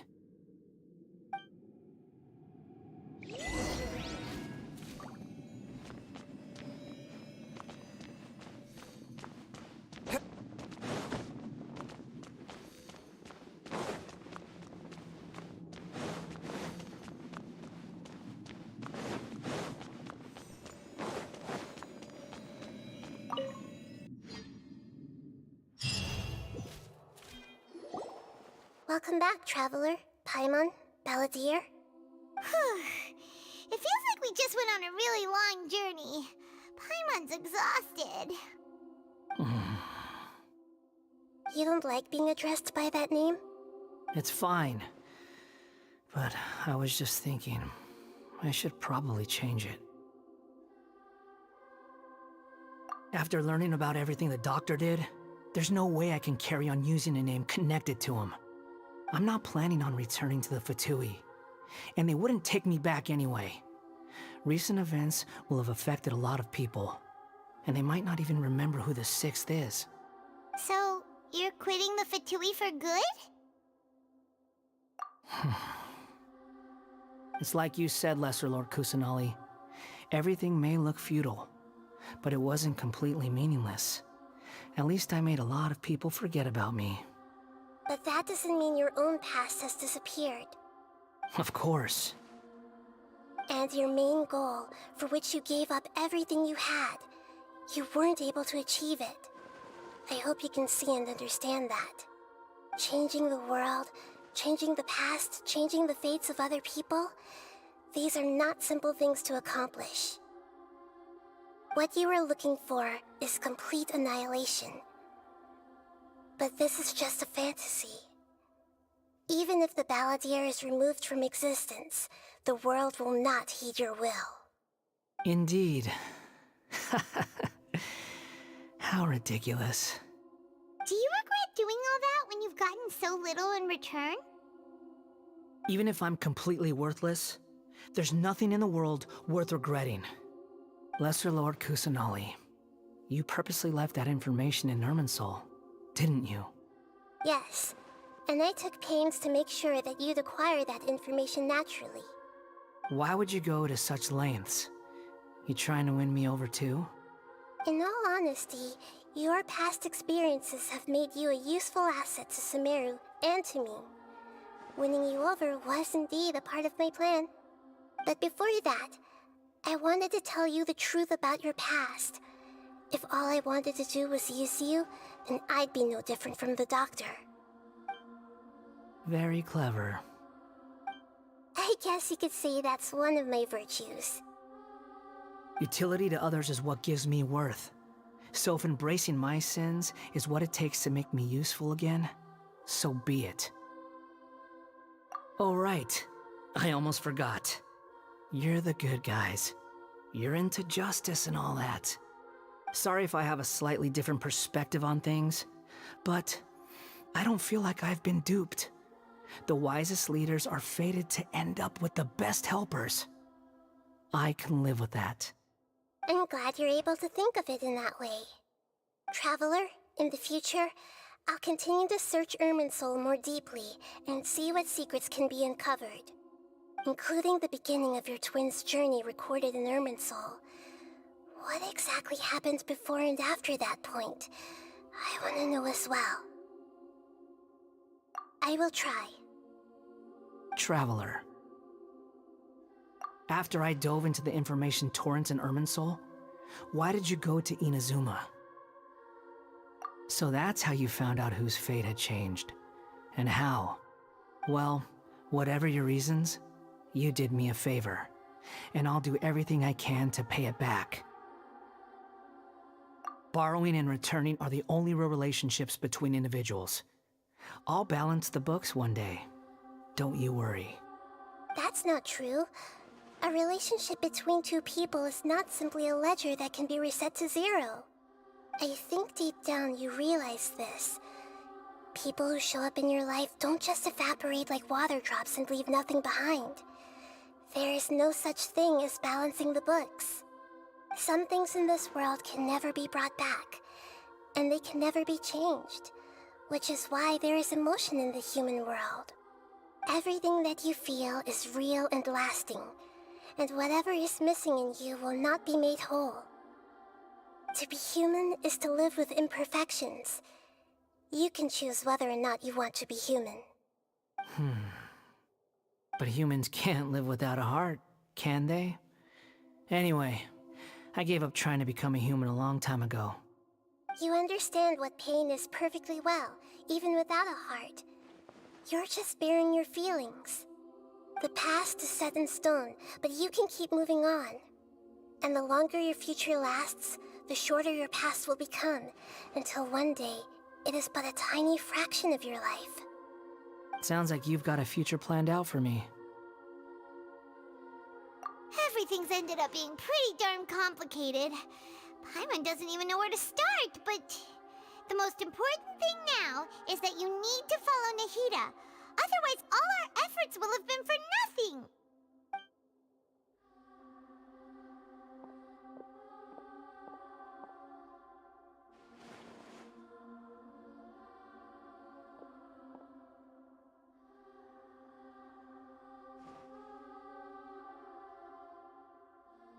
Then I guess I'll be helping you from behind the scenes from now on. I'm glad that you've accepted our proposal. Why don't you choose a new name to celebrate? Ooh, ooh, ooh! Paimon wants to pick an ugly nickname for you, too! Why? Because Paimon still doesn't like you that much. Then I hope we don't see much of each other in the future. A name is life's first gift. You didn't say it out loud, but I know that's what you're thinking. The Traveler and Paimon have helped you a lot. If you can't decide on a new name, maybe you can ask them for ideas. No! Paimon only does nicknames! If it's a serious name you're after, it's all yours.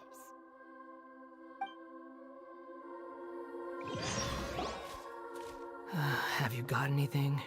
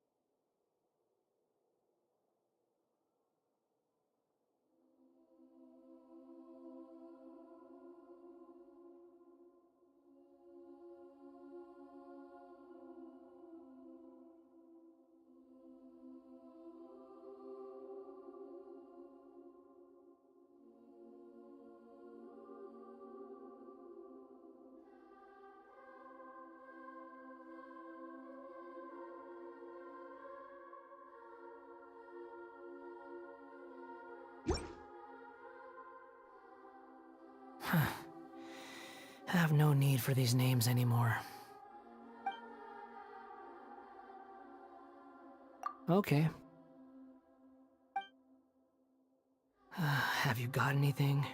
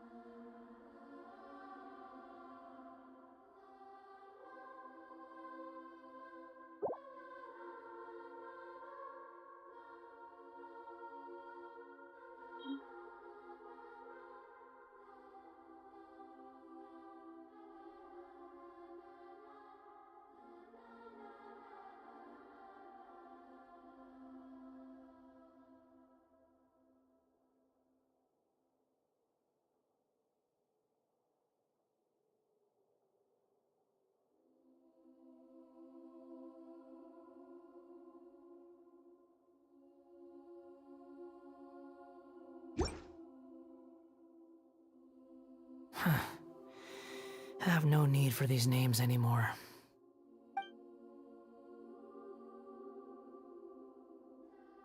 Okay. Have you got anything?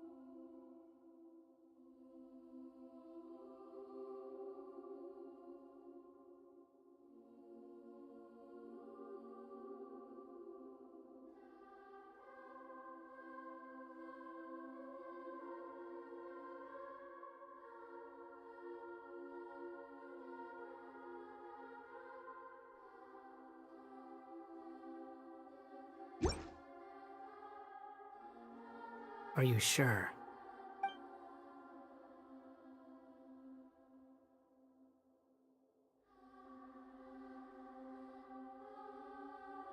Oh, all right.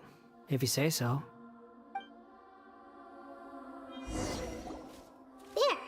Now you have a name of your own. What about a nickname? Are you done yet? Still thinking. Stop rushing me! Take your time. I don't need to see you again until you've thought of one. Everyone who manipulated me and made me suffer will have to pay the price. You mean the Fatui? The doctor, at least. Now that your stance has changed, I believe your future path will change accordingly. But it won't be immediate. You still need some time to compose yourself. One more thing. There are still some descendants of the Ryzen Gokuden living in Inazuma. Some of them know. Well, they ought to know about the connection between Ryzen Gokuden and myself. I don't plan to leave Sumeru for the time being. If you see them in Inazuma, please tell them that I was the one responsible for the Ryzen Gokuden's downfall.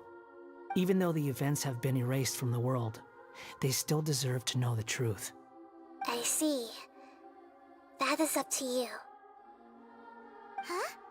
But if we do that, then... It's fine. Let them stab their blades into my chest if they so desire. Maybe that's how it always should have been.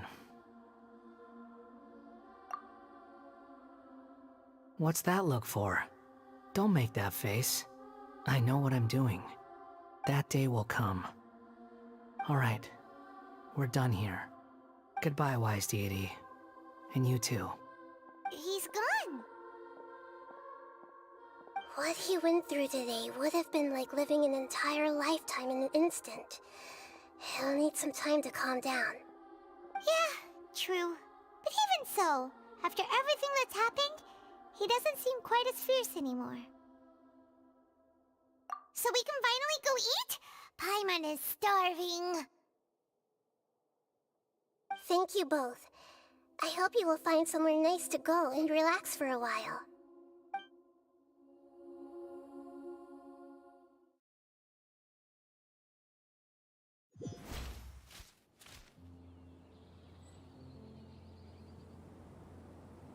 I've got it! I can end my novel with some words from Mikoshi Nagamasa. You mean because everyone else in the story is dead? Yeah, I heard that Mikoshi Nagamasa died at a ripe old age. He's the perfect fit to be the narrator of the epilogue. The dark clouds had dissipated, but they continued to cast their shadow in Mikoshi Nagamasa's mind for decades to come. Then, one night, as an old man, he had a dream. On the night when that prized blade, the Daitatara Nagamasa, was forged, the people rejoiced, and there was painting, dancing, and drinking. All these expressions of joy melted down in the furnace fire and turned into red clouds that rallied around the final sunrise that Mikoshi Nagamasa saw in his lifetime. Life is a story too long to be told, a journey that you must walk to behold.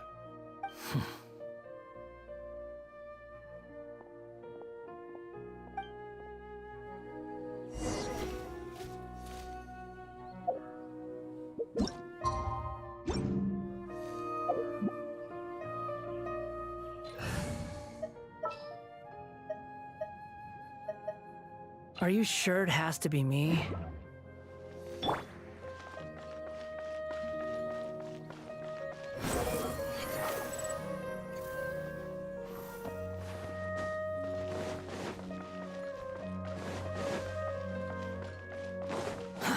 Too slow.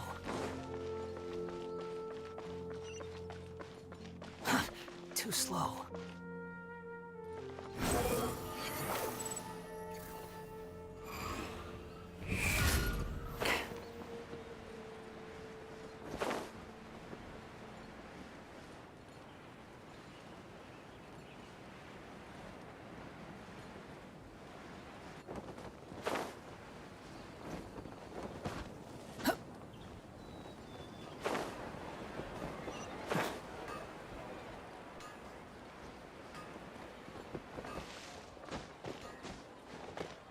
Squall and Fury.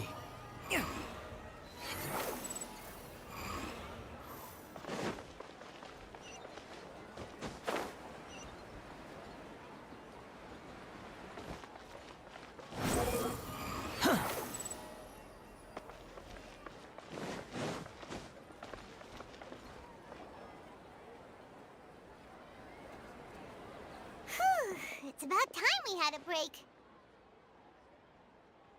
As soon as you stop, all the tiredness and hunger comes rushing back. Wow, great! Huh? Look at the vase.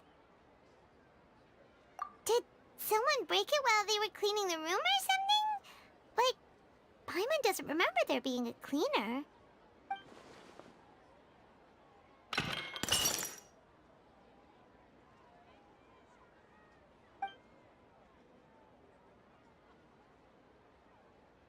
You sound lost and confused. I know why you are troubled. Any who knew of this would find their mind overwhelmed. Huh? Is there someone here talking to us? Unfortunately, the fate of Tevat cannot easily be changed. Perhaps a god may have a slim chance, but for anyone else, who can say? When a small animal runs into a tree trunk, though the tree may sway, it is not displaced. The same is true of fate, like a vase that falls to the ground. Whether it is broken by a cat or by a bird, the result is still a broken vase, is it not? Who are you? How do you know about all this? History does not change easily, but human hearts can. Believe your own eyes. Only that which you see is true. What is unseen is but an illusion.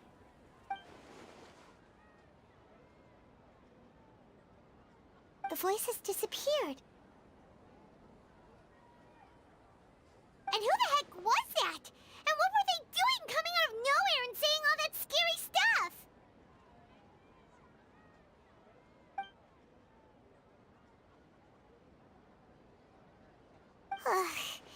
Anyway, that vase is still lying there broken on the ground. Should Paimon go get someone to clean it up? It feels wrong just leaving it there. Just a moment. Paimon will be right back.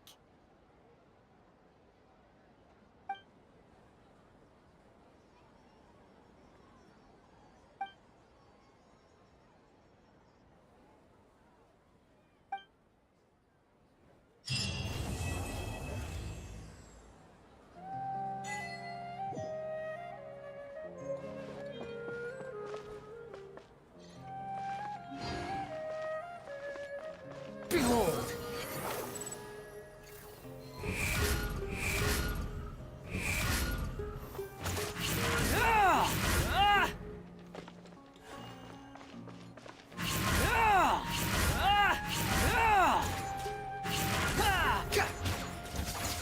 Quit following me.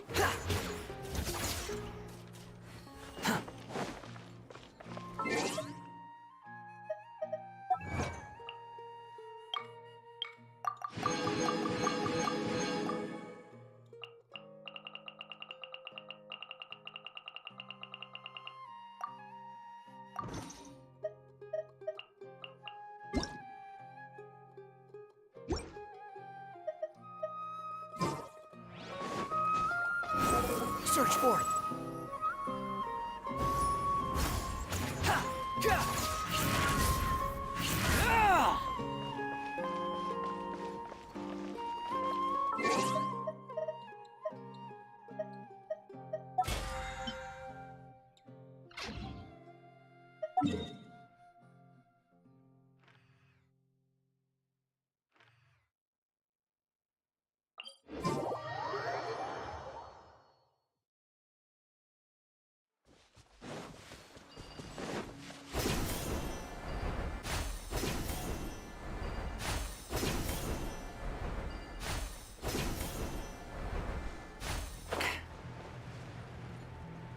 Squall Fury!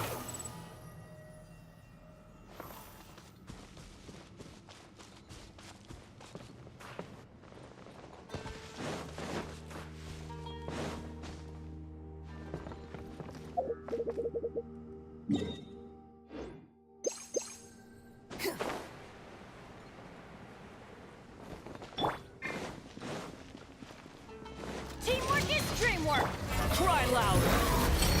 The wind rises. Ja!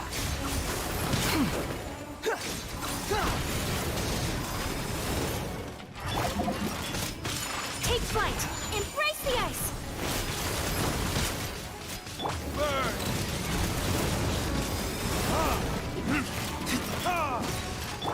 My apologies! Unthinkable! Squall and Fury! Ja!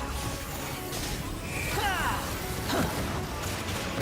Falling into the abyss.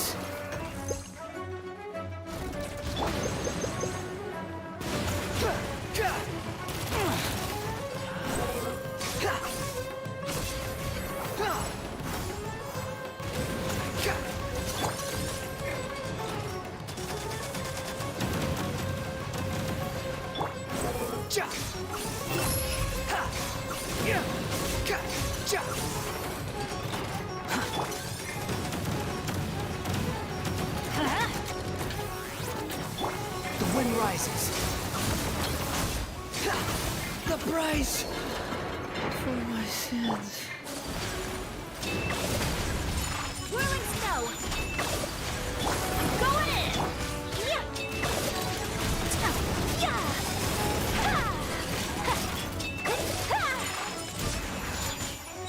Kamisato out!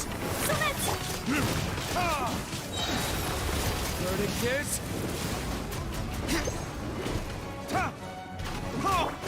Take flight! Yeah!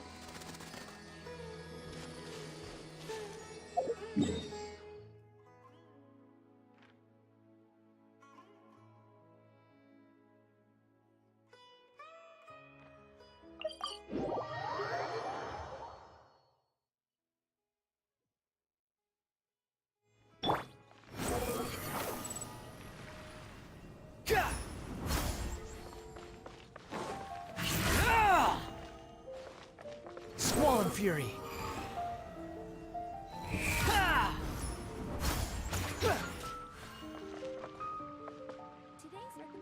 Behold! Yeah!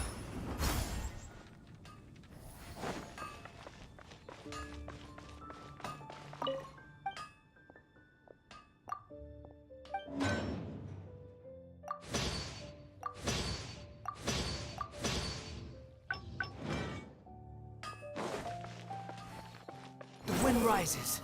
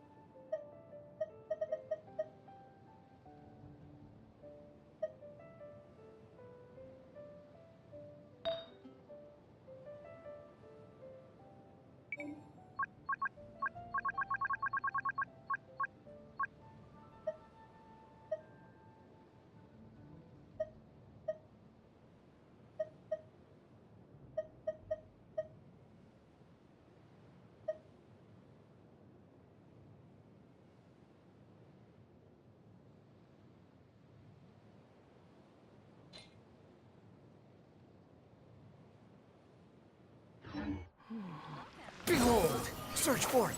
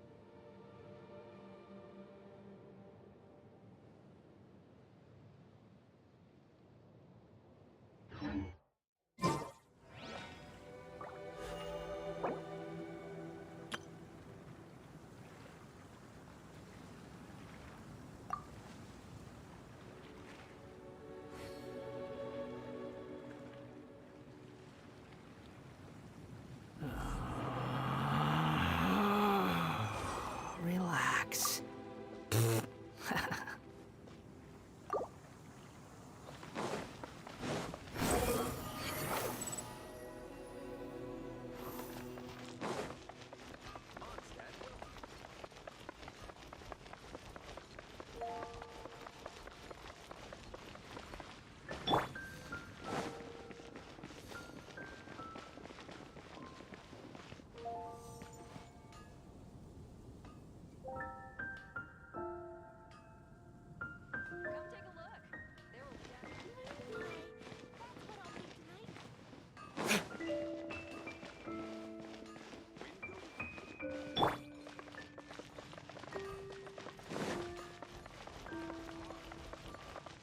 The wind rises. Ha!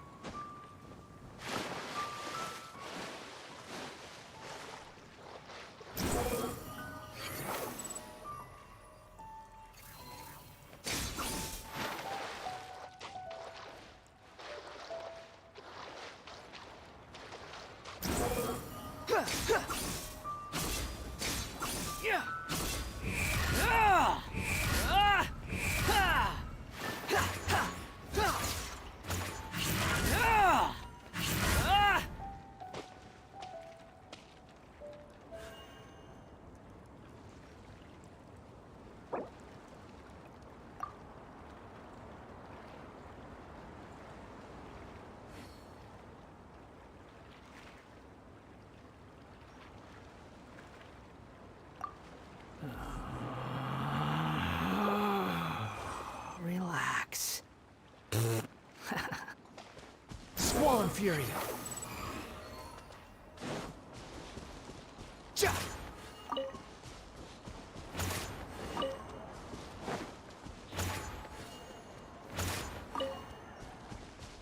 Quit following me. Behold!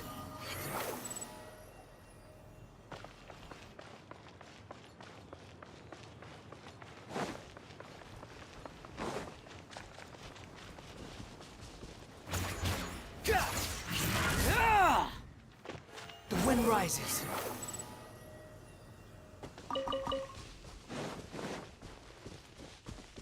Huh. Behold!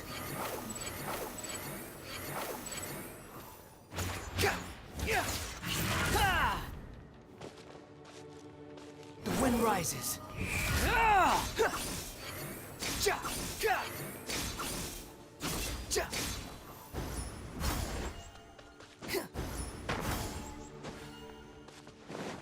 Behold!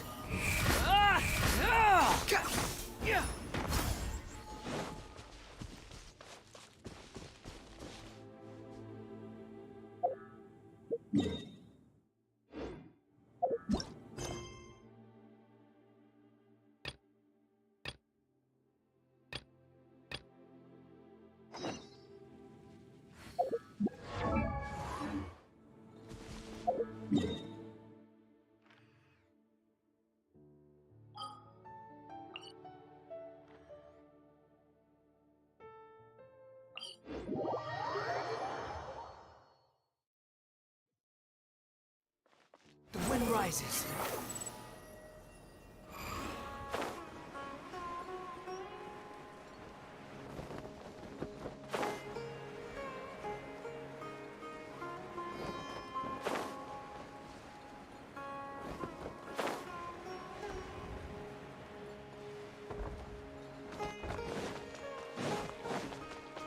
Squall Fury.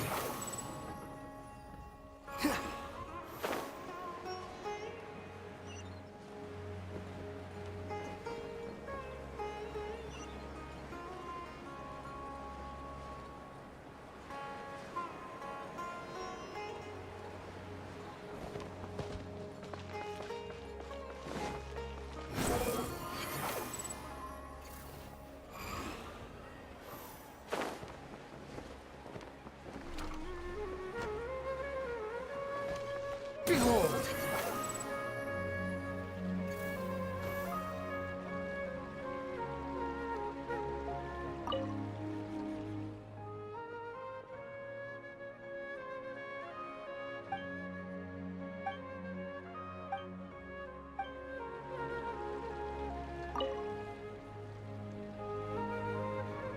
Oh, it's you. Yes, I feel a lot better. The more I think back on everything, the more surreal it all feels. I don't think I could repeat what I did a second time. Yes, and it's all thanks to you. I see. You mean how fate brought me to the theater, right? Then I'll have to tell you about my teacher who Mr. Zubair had mentioned. Mr. Zubair opened his theater when I was still a child. There was a beautiful dancer, and from the moment I saw her, I couldn't look away. I thought to myself, the gods must have blessed her with such talent. But later on, she would actually smile down at me and say, just the opposite, in fact. Yeah. She said, dance is an art born from toil. It isn't a gift from the gods, but a creation by our own hands. It is a beautiful thing born from our life experiences. Whenever there is joy or something to be celebrated, people will dance. In other words, any place where people can effortlessly begin a dance will for sure be filled with the blessings of everyone's happiness. She wasn't looking for flowers and applause. All she wanted was to see her audience smile. Right. The same as what Mr. Kasani believes. I was completely moved by what she had said, so I started taking dance lessons from her. And later on, I began to dance here in her stead. Before she retired, she told me, for as long as you live, never forget what dance means to others. This is why Mr. Zubair and I never intended to listen to the academia. Even though it ended up causing everyone a whole lot of trouble, thankfully, everything worked out in the end. Although, I do have a small regret. Yeah, even though she has already decided to stop fighting with her father, they never managed to have a real conversation with each other. Before he left, Mr. Sharif looked like he had a lot on his mind. He probably has a lot of things he wants to say, but will now perhaps never get a chance to. Yeah, but I still hope that things can change. It never hurts to have hope. You and Paimon are more than welcome to keep attending our shows. Who knows? Next time, you might see Inaya on the stage. Are you still worried about Inaya? Let's be sure to come back often. Who knows? Maybe things will have worked out for her.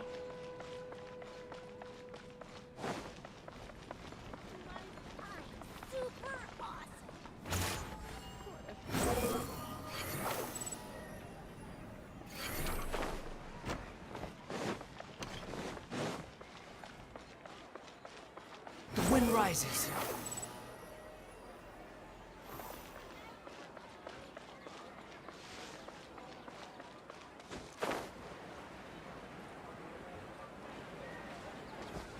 Fury!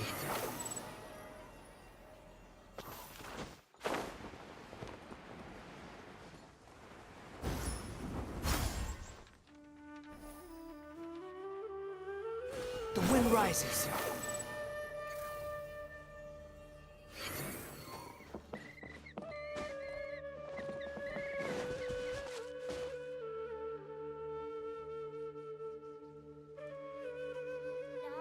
Behold!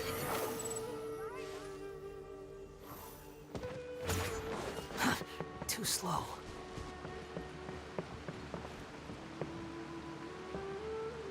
The wind rises.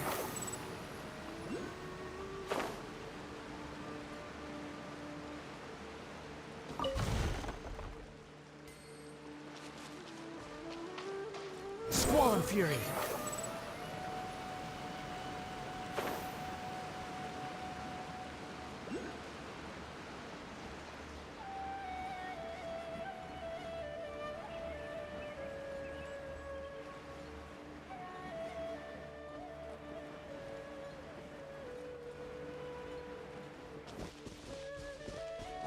Behold!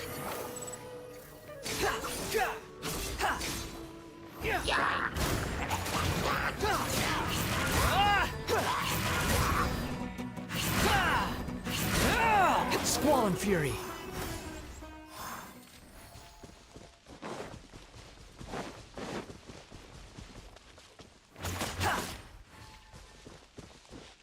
Behold!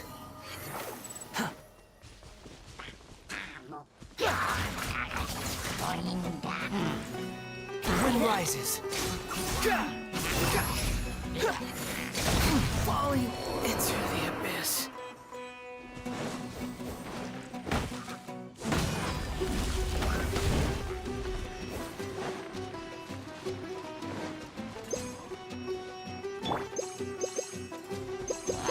Squall and Fury.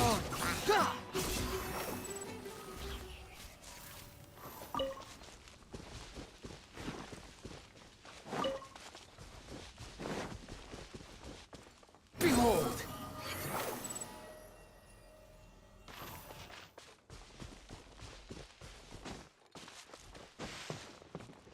Quit following me.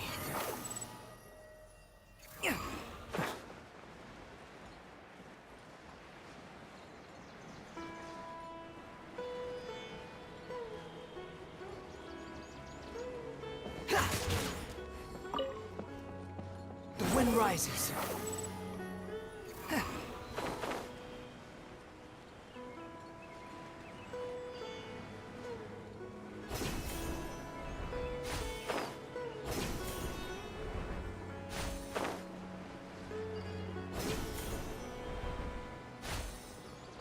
Squall and Fury.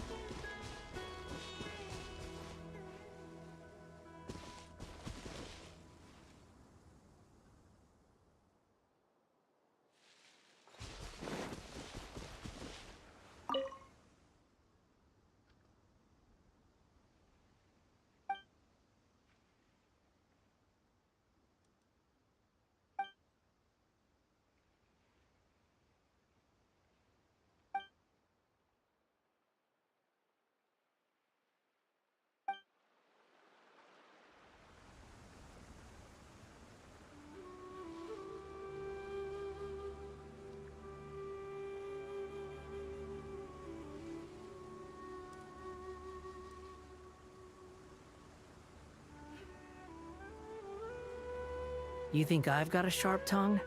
I just tell it like it is. If someone can't handle it, maybe that's their problem. The wind rises. Too slow.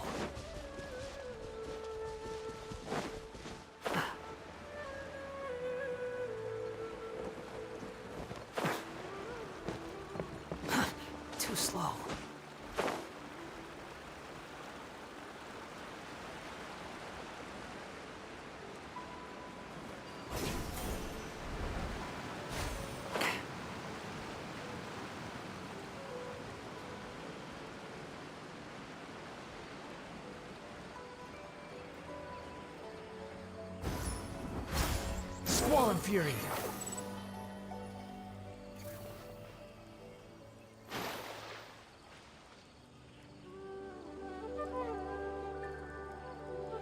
The wind rises.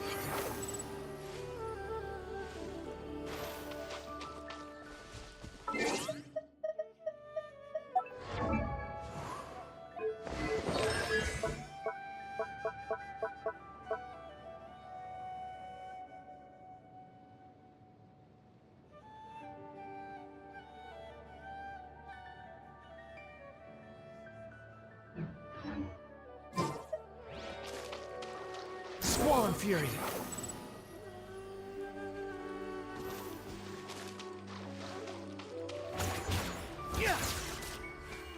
The wind rises.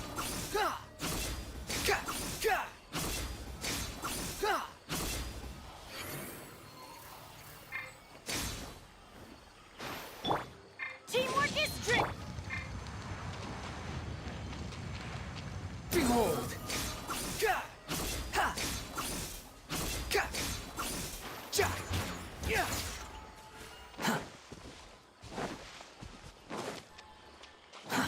Too slow. Squall and Fury!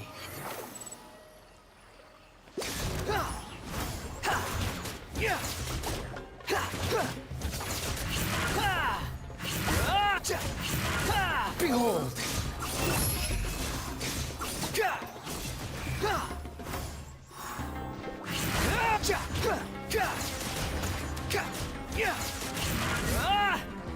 The wind rises.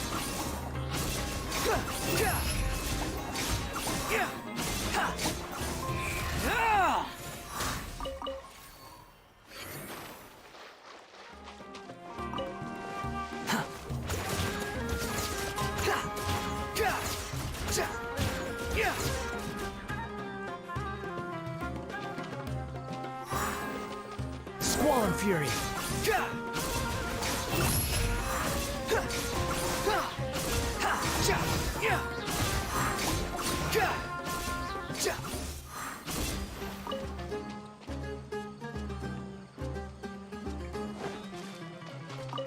The wind rises.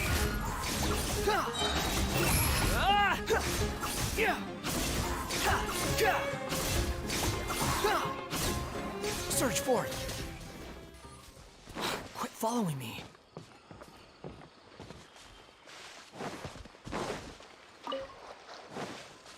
Behold!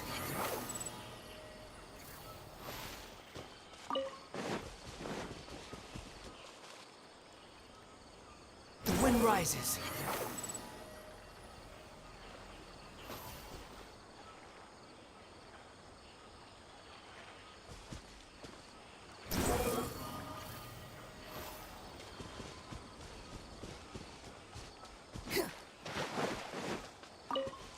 Squall and Fury!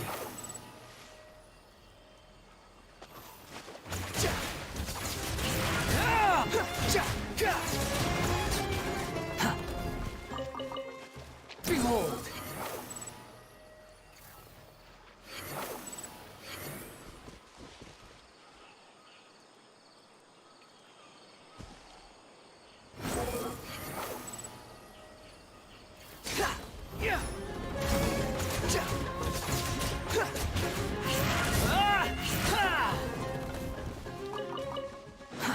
Too slow. Squall and Fury!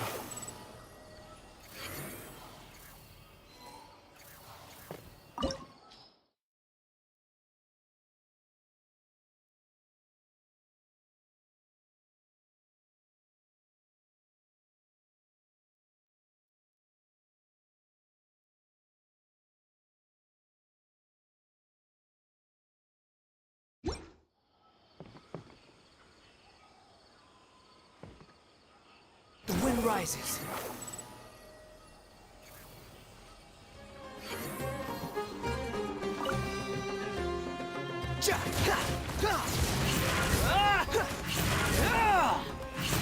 Behold!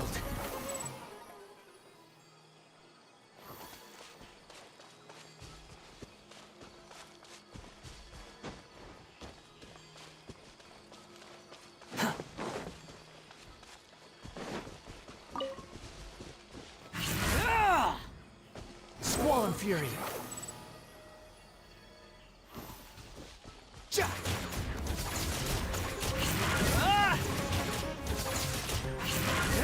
The wind rises. Too slow.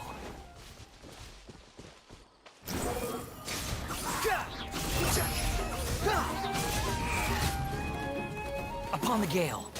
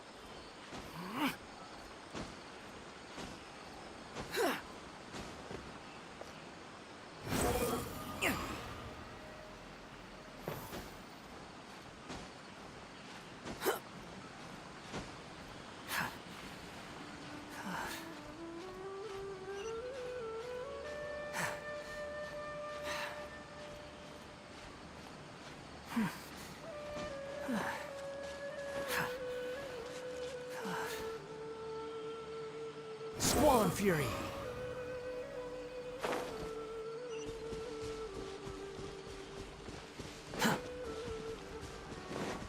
The wind rises.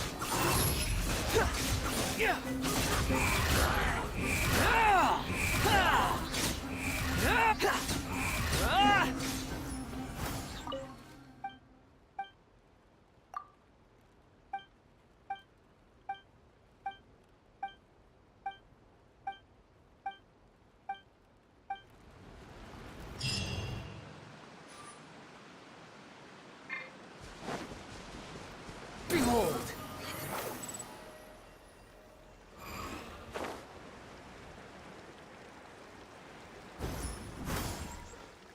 Squall and Fury.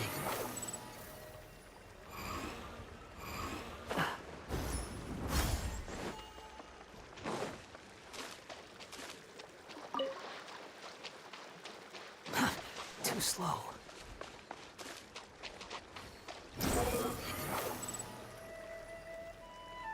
Like a lamb to the looking slaughter. The wind rises.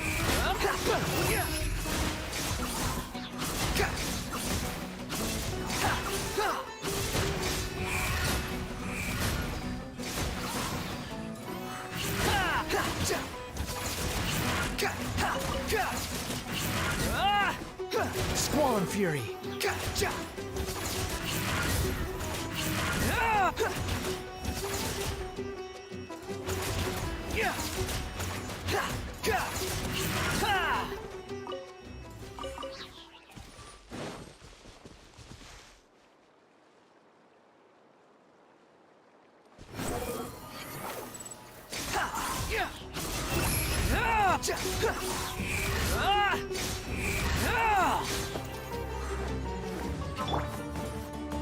Everybody stand back!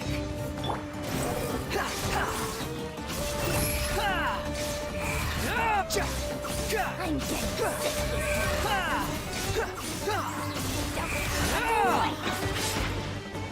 Unsightly insects. You're dead. Why do they never miss?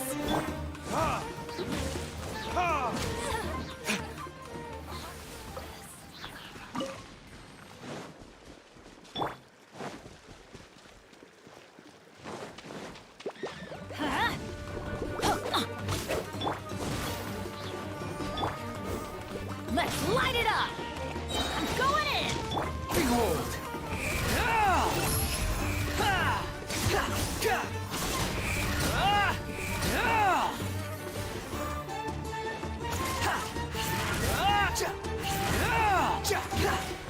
The wind rises.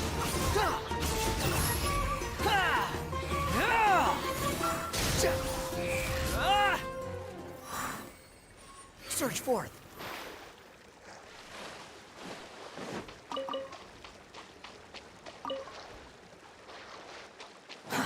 Too slow.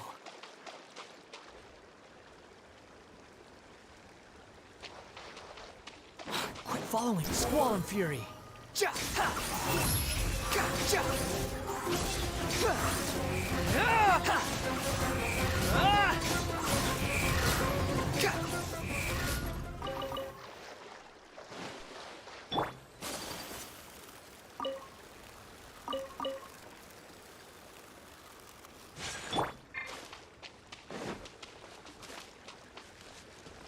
The wind rises.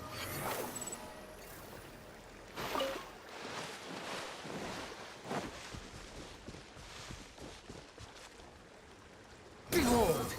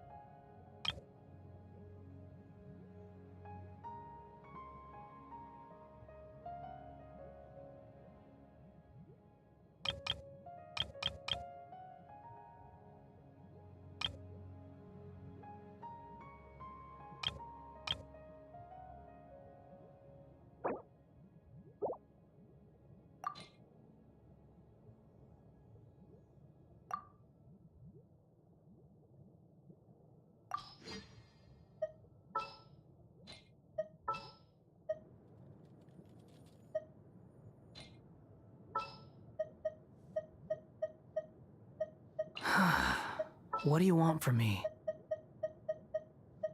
A walk would be nice.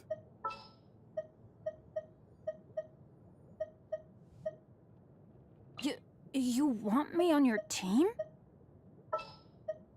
May knowledge guide you.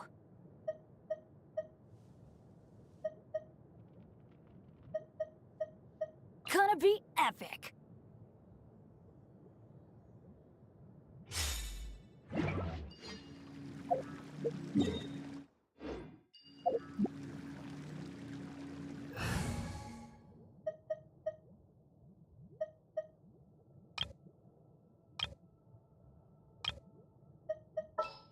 All right.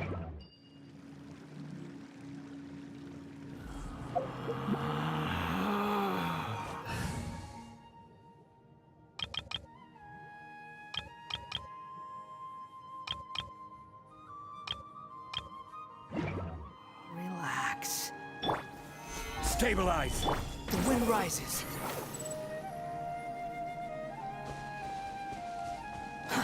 Too slow. Quit following me.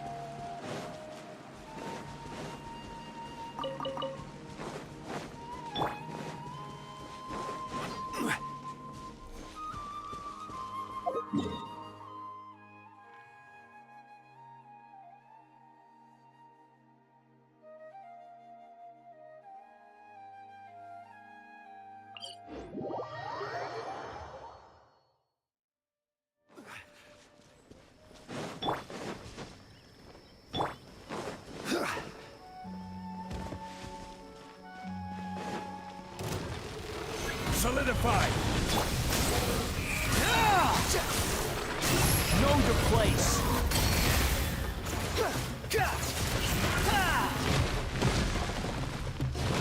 Squall and Fury.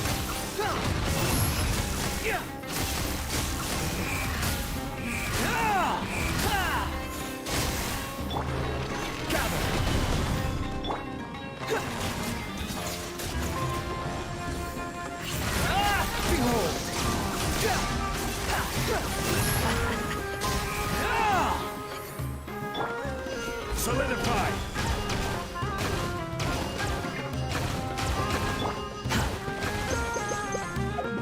Squall and Fury.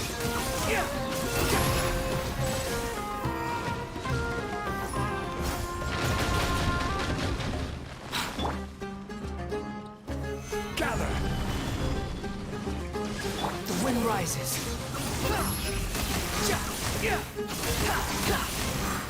Squall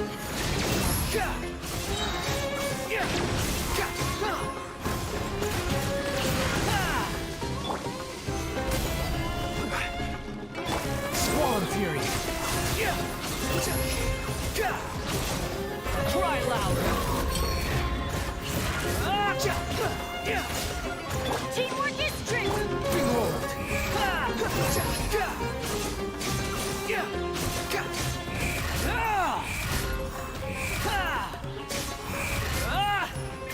This is order!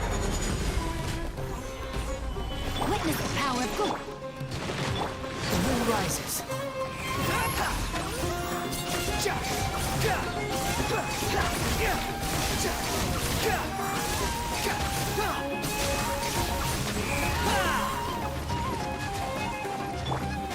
Solidify! Behold!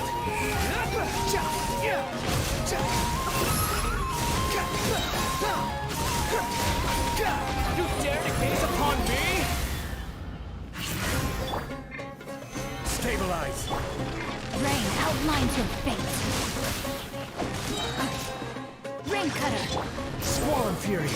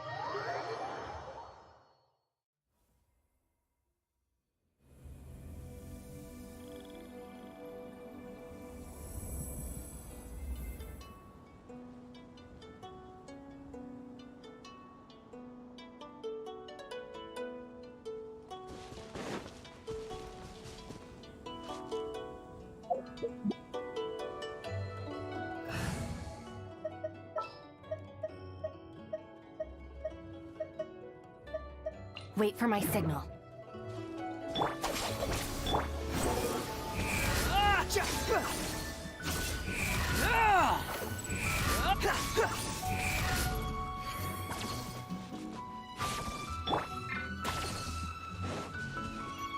Stand with me!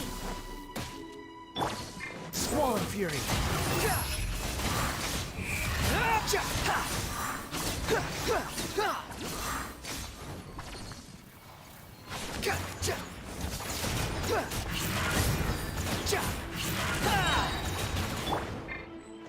Dissipate!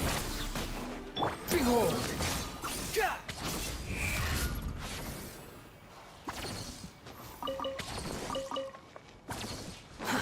Too slow.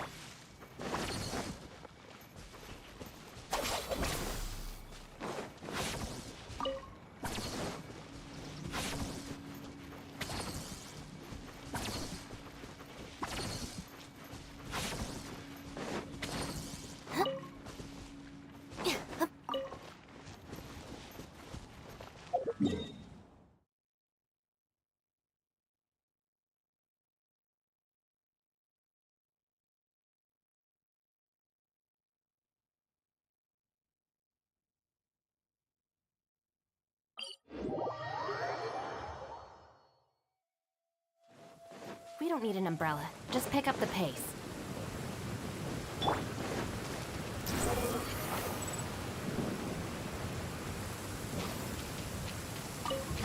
An assassin from our homeland, or a fool who trespasses upon the waters of Chinza. Coveting the shapes of the living, pure water can take on many forms. In this way, shall water deliver your punishment.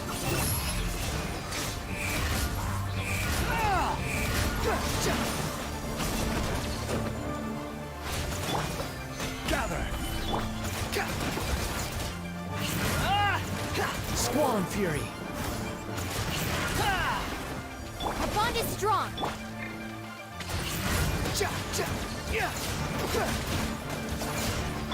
Rise! settle this. The power of water is its ability to take any shape.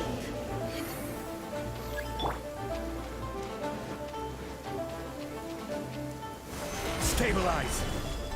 Order guide you!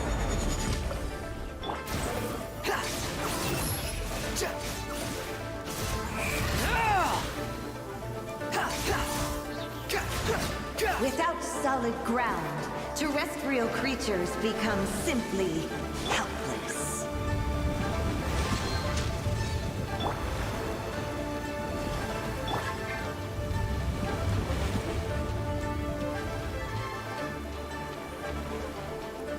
The power of water is its ability to take any shape. Solidify!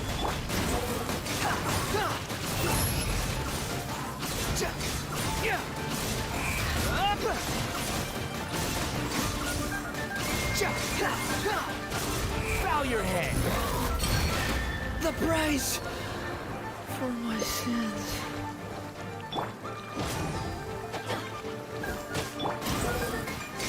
Falling into the abyss.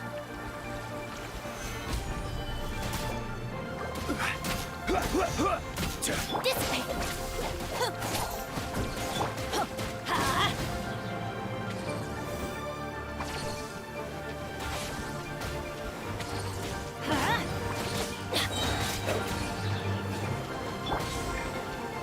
Our bond is strong! Gather!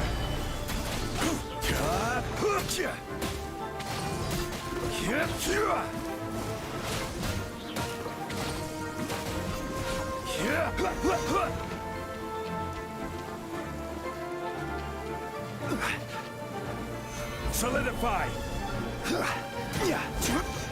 One who is ignorant of water's treasures fails also to...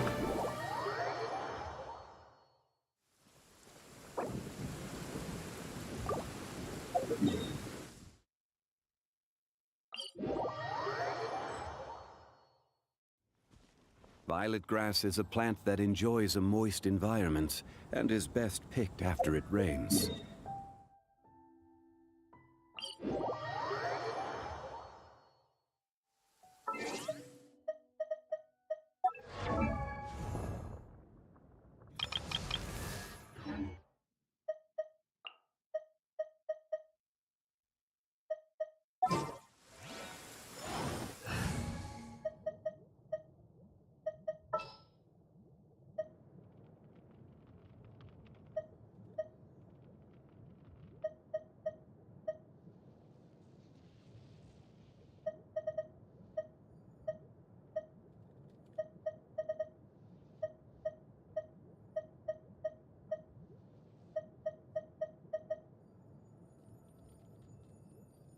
Present.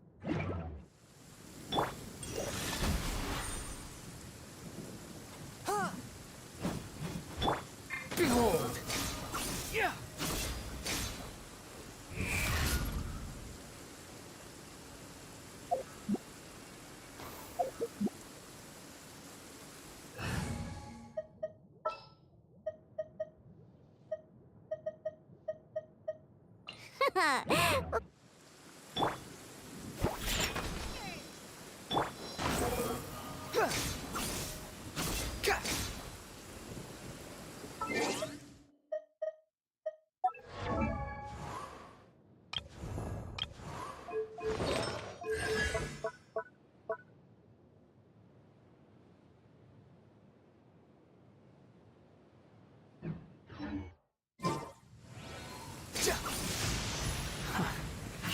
How irritating.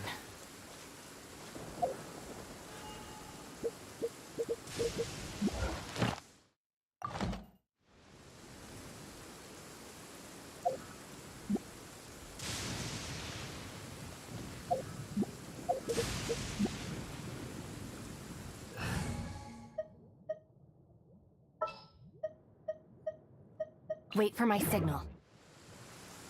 The wind rises. Ha! Ah!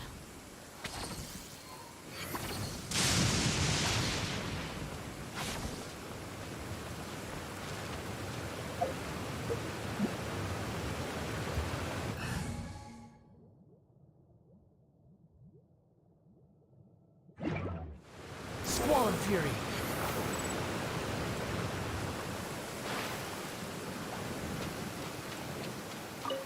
An assassin from our homeland, or a fool who trespasses upon the waters of Chainsa. Coveting the shapes of the living, pure water can take on many forms. In this way, shall Wat deliver your punishment.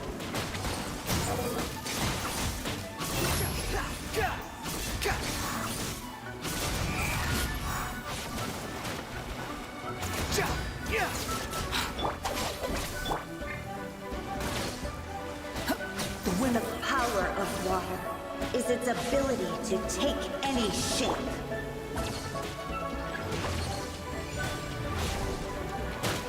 Squall and Fury. Everything was futile. Get with me!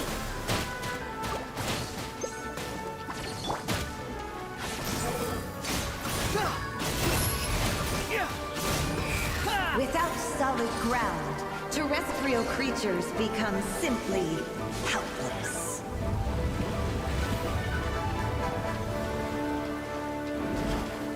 Dissipate!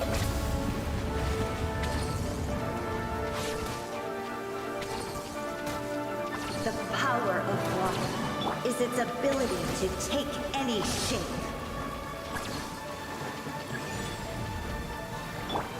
Our bond is strong! Behold, that's far enough. Falling into the abyss.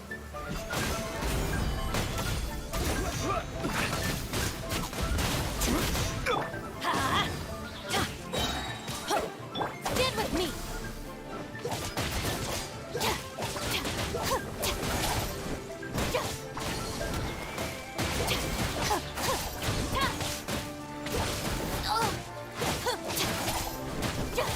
Our bond is strong!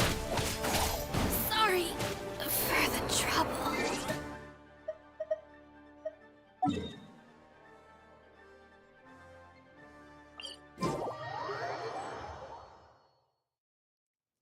Violet grass is a plant that enjoys a moist environment and is best picked after it rains. If you should choose to pick any, be sure to store them appropriately.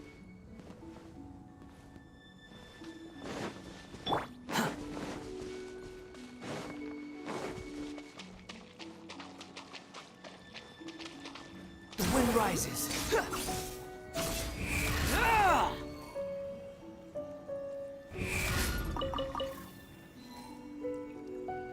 Search forth.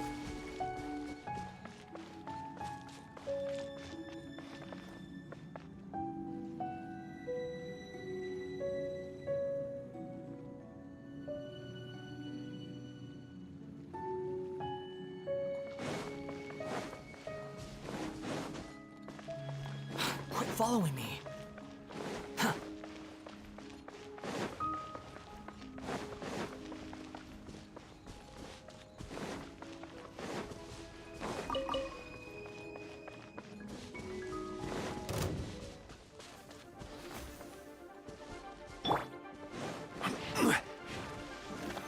Solidify! Stand with me!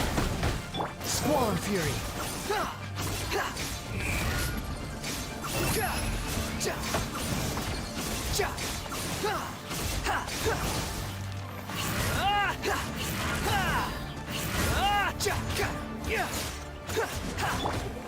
Gather!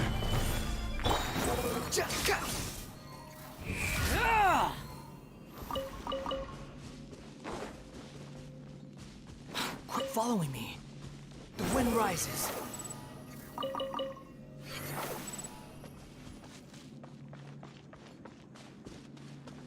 Our bond is strong!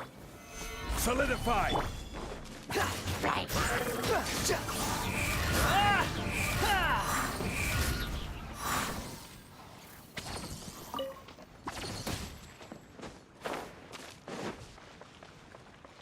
Squall and Fury.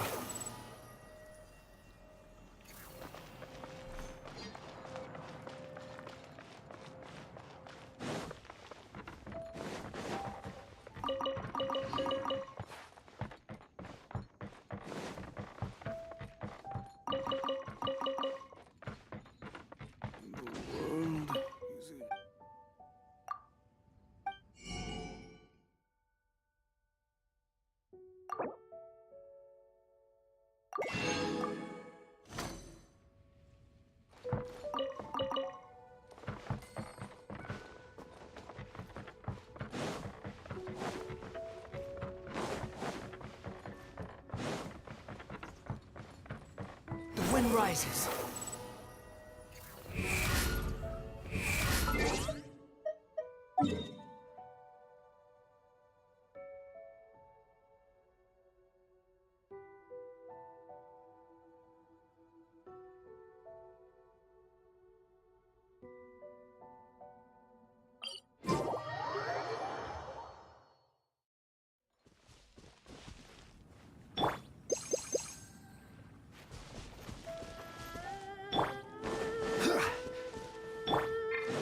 Off we go! Teamwork is This is order. dissipate! Behold!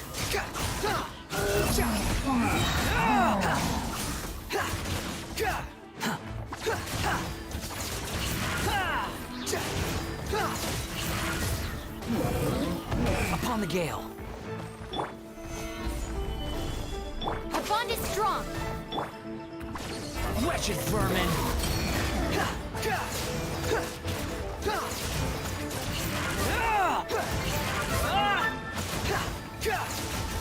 The wind rises.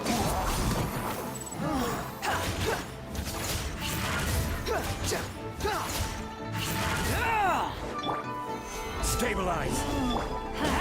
Everybody stand back!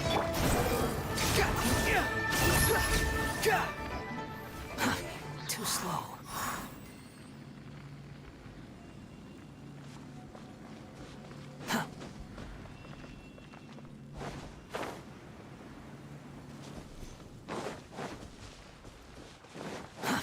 Too slow.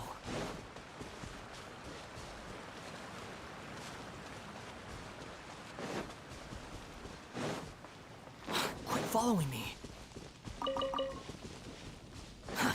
Too slow. Behold! Upon the gale.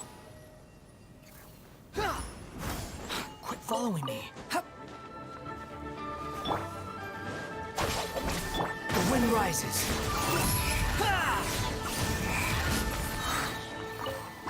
Search for it.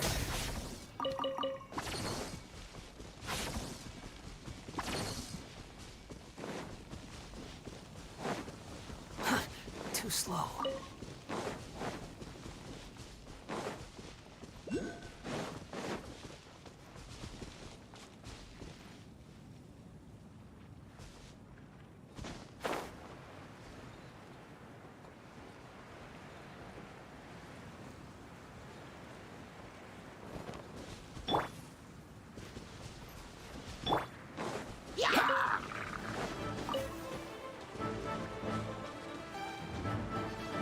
Behold!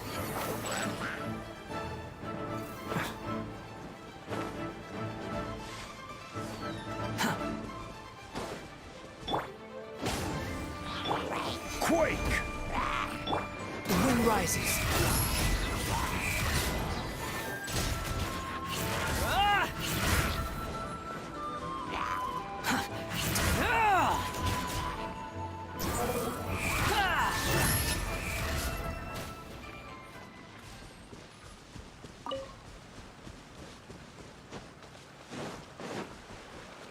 Squall Fury.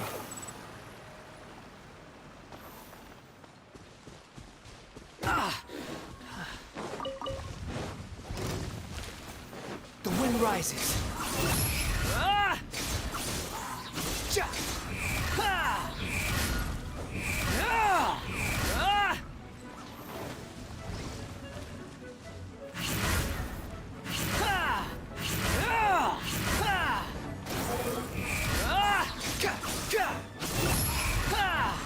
You dare to gaze upon me?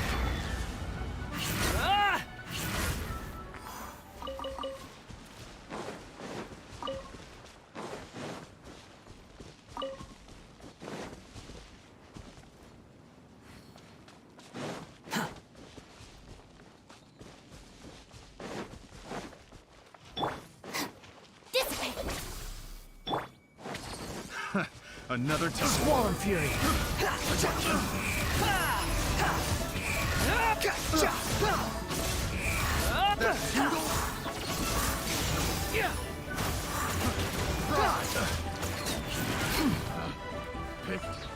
Behold!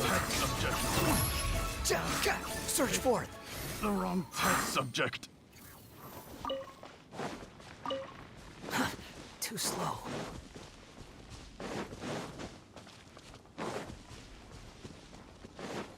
There's no end to this. Another test subject. That tingle. Adventure! Solidify! Top right there! The wind rises.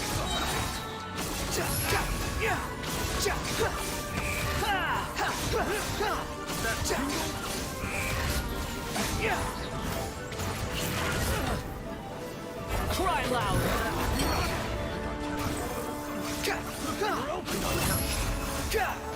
Upon the gale. You're dead. The wrong test subject. Gather. Squall and fury.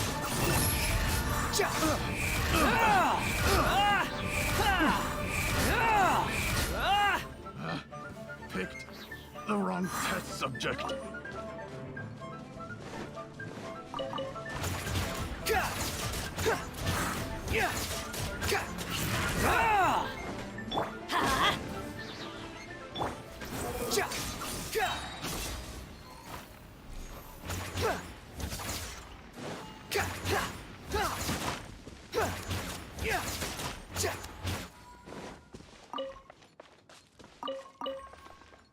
Let's light it up!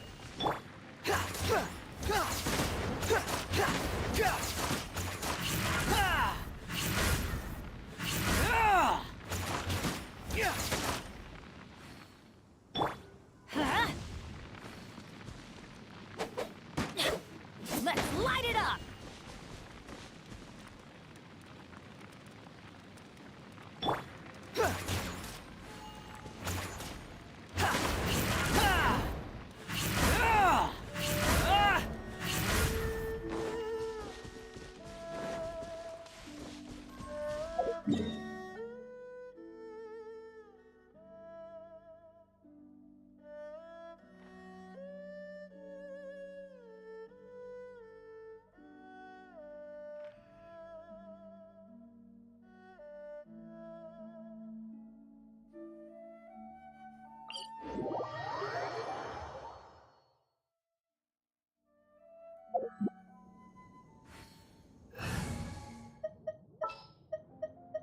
Chivalry will...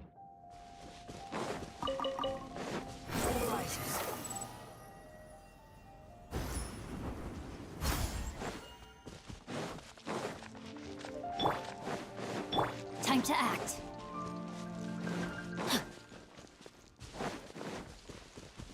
Time to act. Body and mind. No, my sword! Solidify! Order guide you!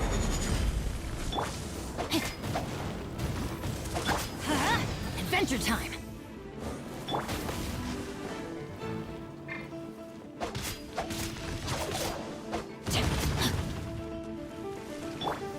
Gather! No, my sword! Let me weave you a verse. Behold!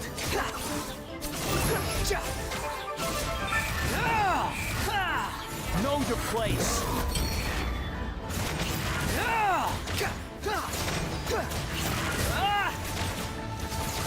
Squall and fury.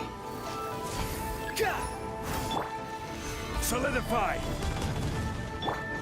Rain outlines your fate. Know my sword! Witness the power. The wind rises.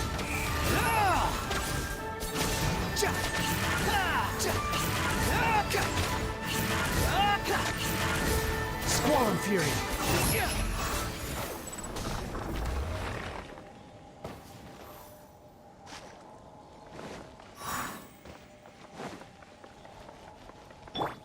Rain outlines your fate.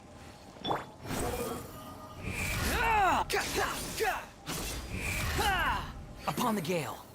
Upon the gale.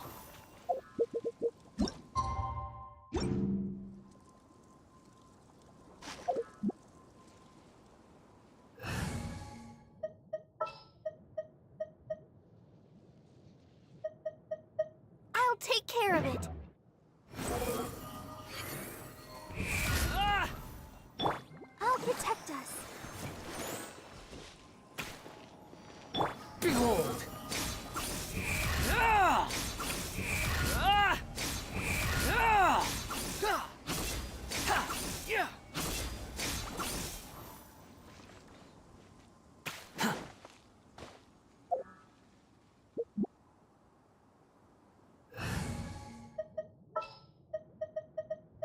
justice.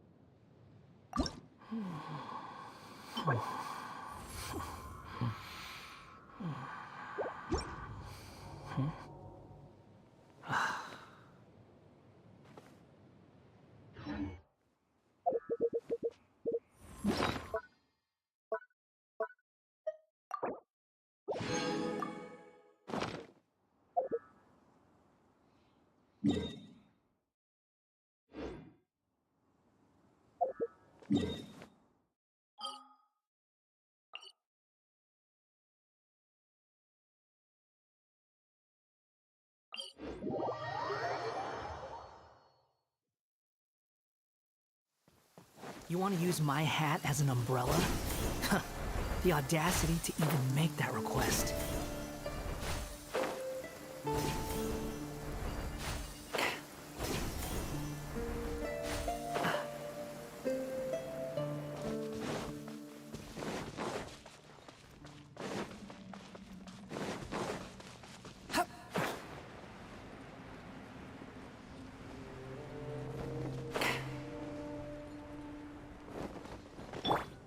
Adventure time! I'm going in! No, my sword! Rain outlines your fate. Rain! Gather!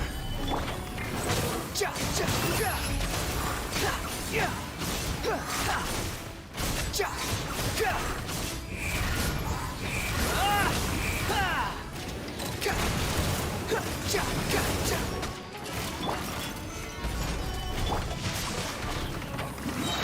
Let me weave you over. The wind rises. Unsightly insects.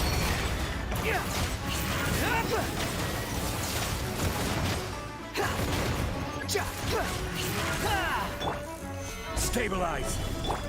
Get out of here! Squall and fury.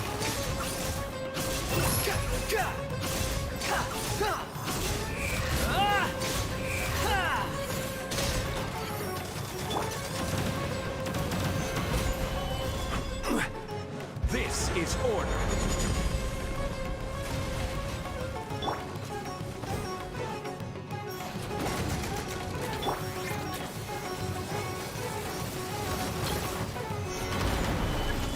The wind rises.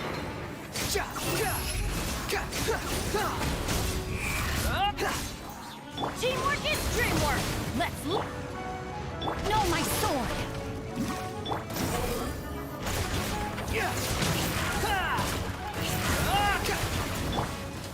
Solidify! Squall and fury.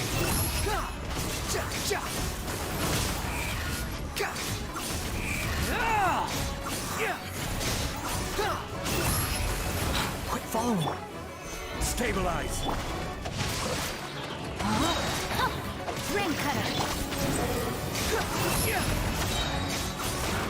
Cry louder! Solidify!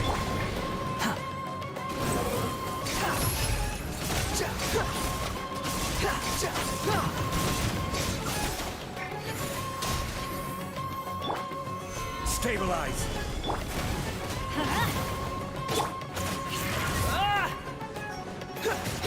The wind rises.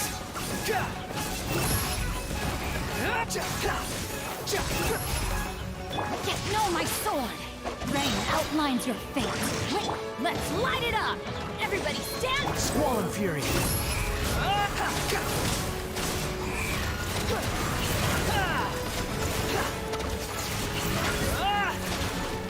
Behold! Solidify!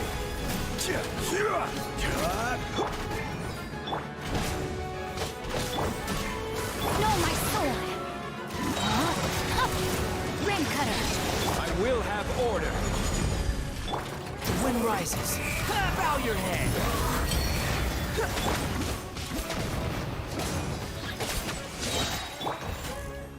I'm going in! Stabilize. Squall and Fury.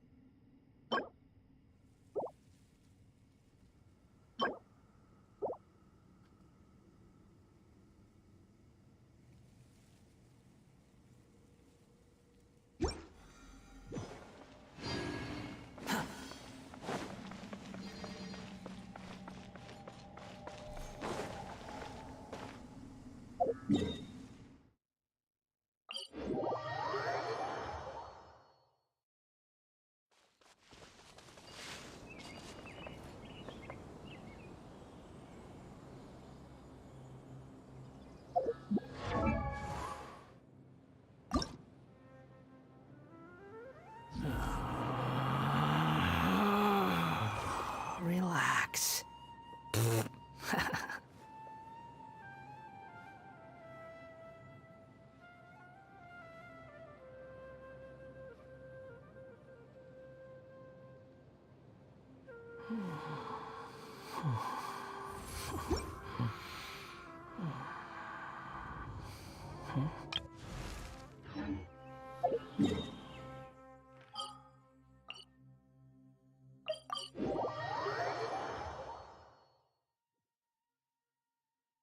The wind rises.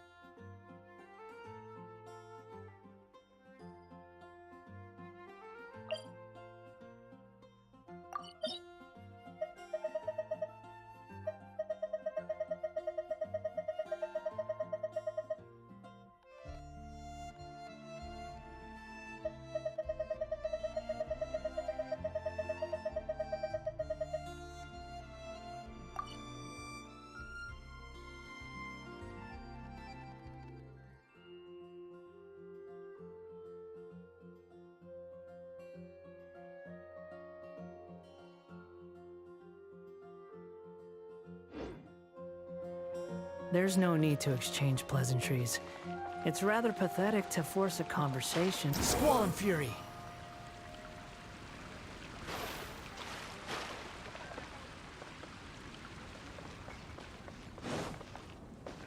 The wind rises. I guess I'll host an expedition at the Adventurers Guild.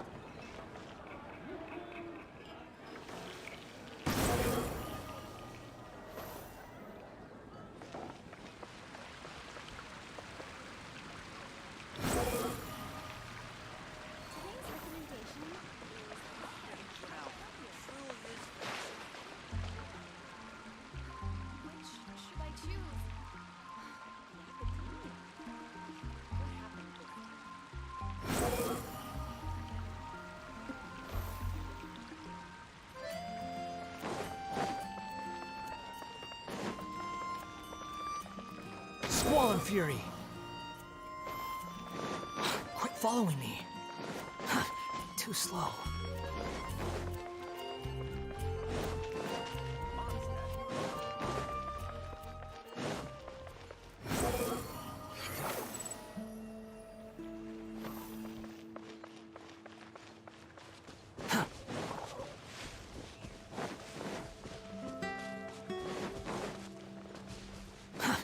Too slow.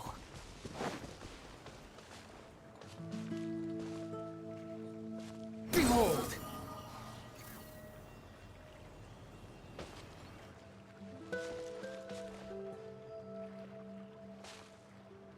The wind rises.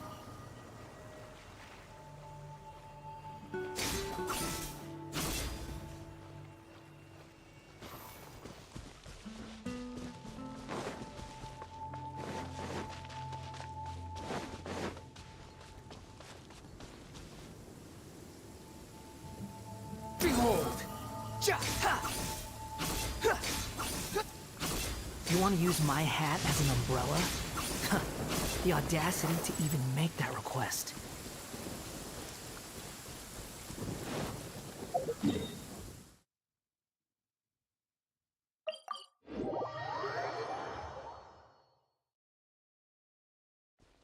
Fundamentally speaking, there's little difference between snow and rain, yet people lavish praise only upon the former. Fate can be truly arbitrary.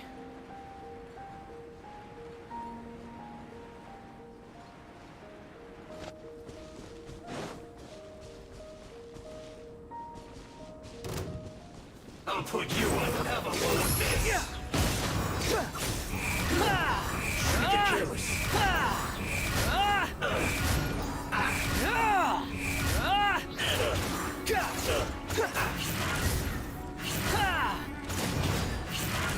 Rain outlines your fate.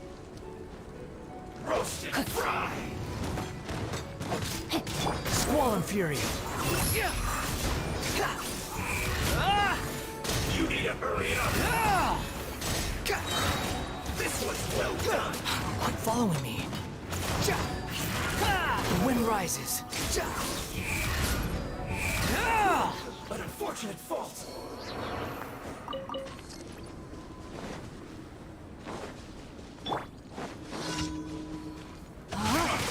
Come at me!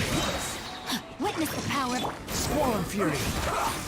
You dare to gaze upon me? That all you got? Teamwork is dreamwork! Killjoy, we've only just begun.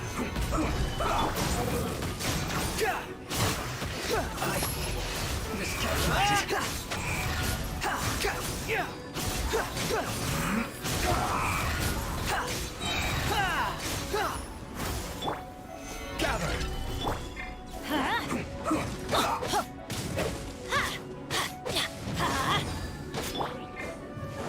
No, my sword! Time to act. Let's end this quickly! Solidify!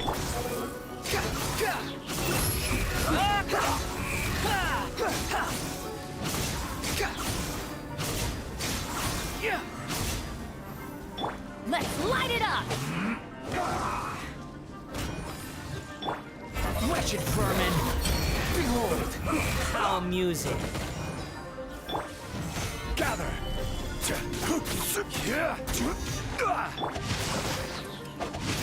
Let's end this quickly! Squall and Fury!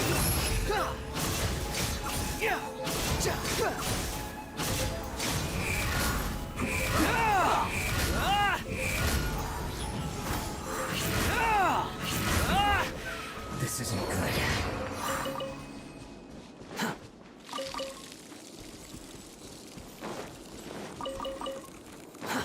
Too slow.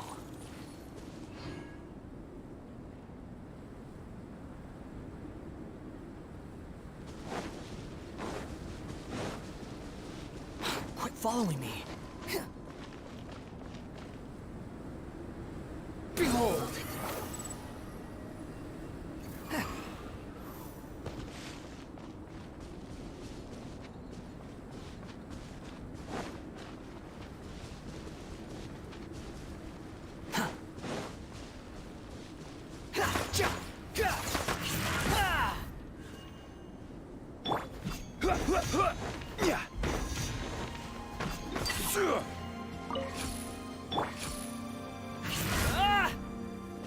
Quit following me.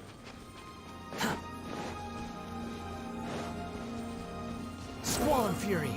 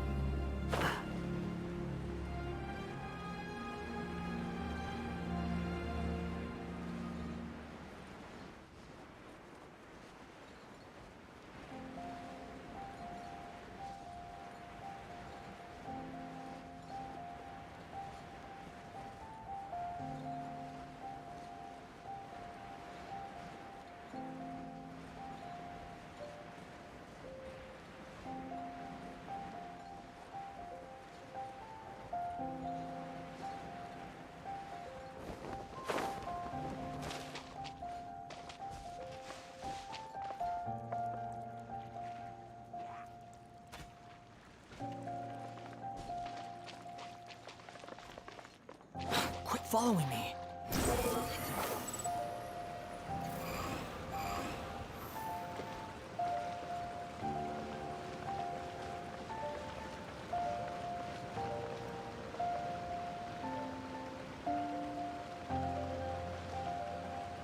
The wind rises.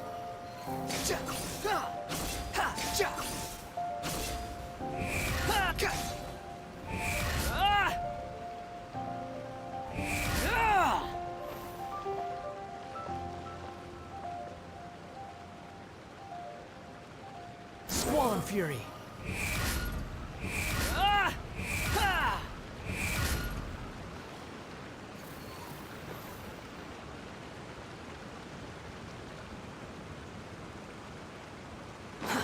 Too slow. The wind rises.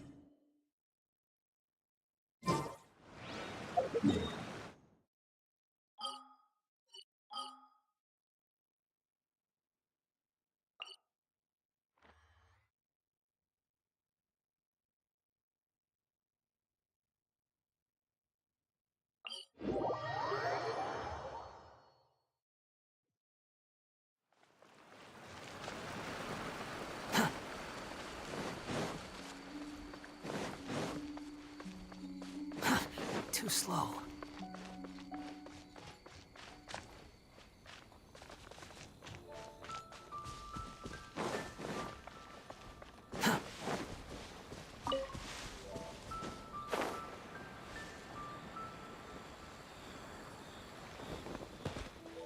Behold! Quit following me.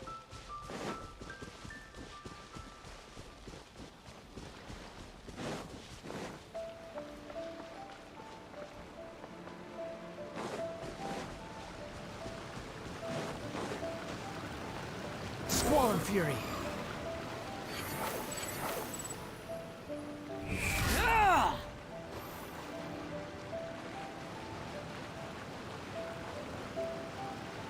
The wind rises.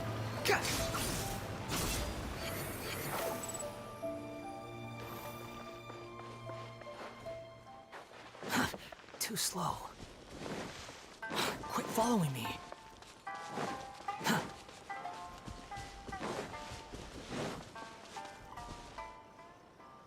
Quit following me.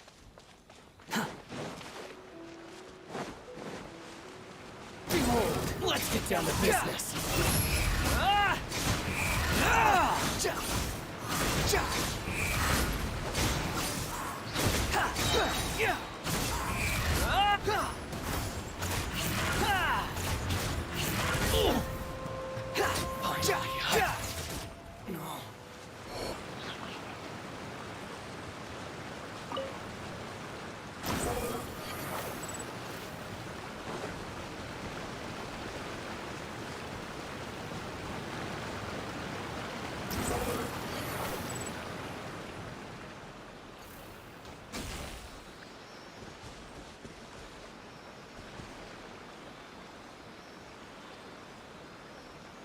The wind rises.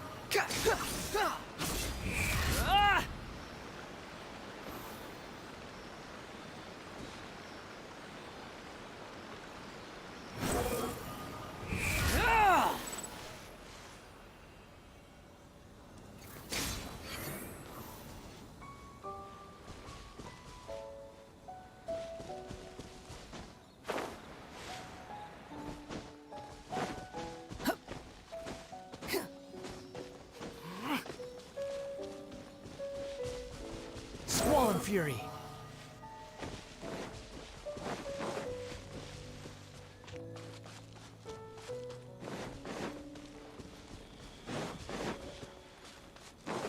Quit following me.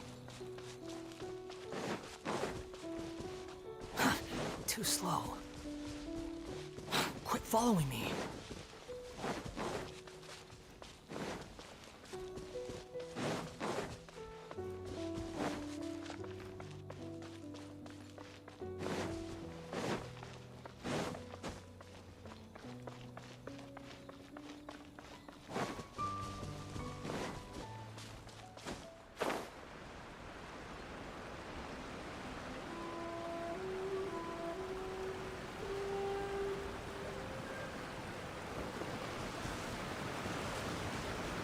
The wind rises.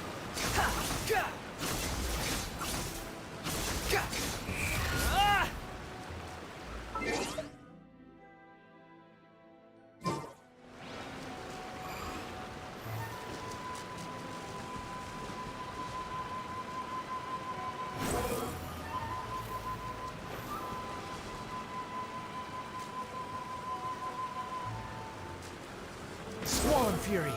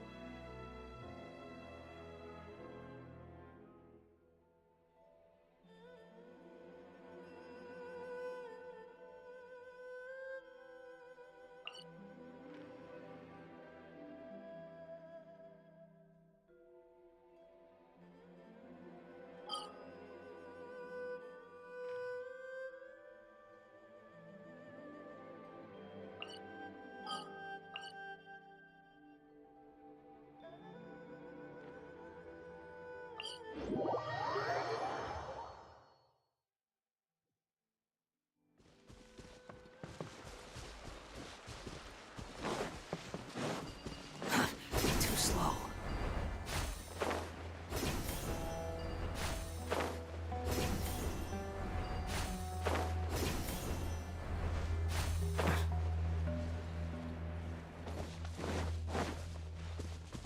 Quit following me.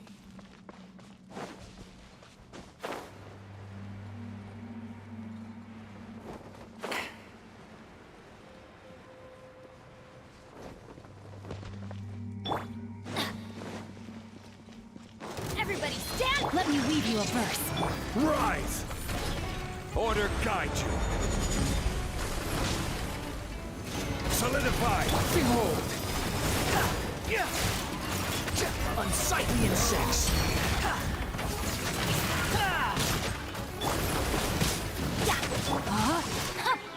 Know my sword! Stabilize!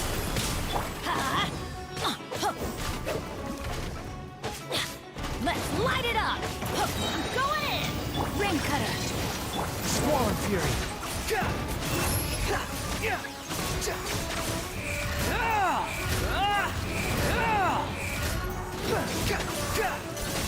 Upon the gale.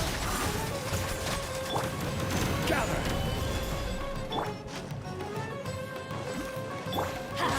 Adventure time!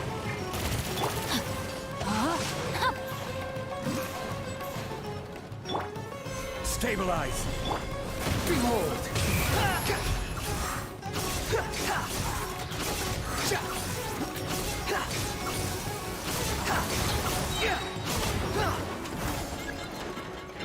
Off we go! Let's light it up!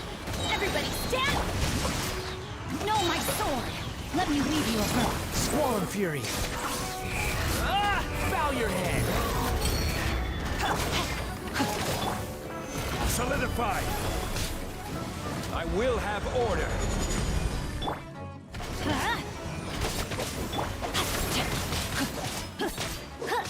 The wind rises.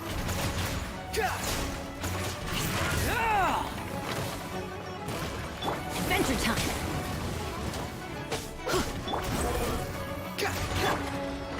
Crumble!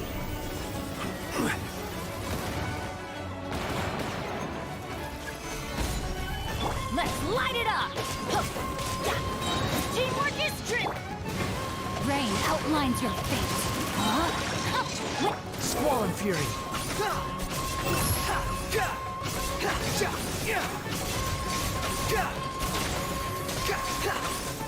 Quit following me. Gather! Behold!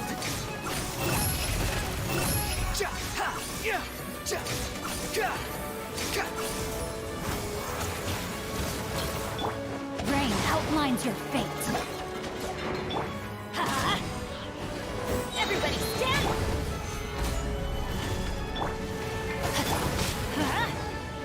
Squall and Fury.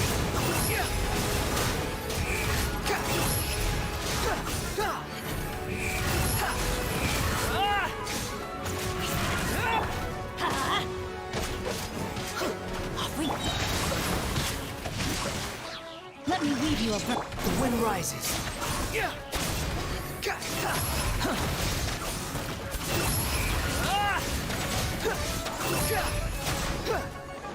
I'm going in! Wretched vermin. Behold.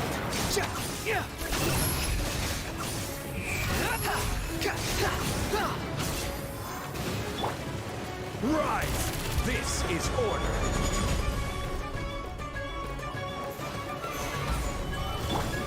Adventure time!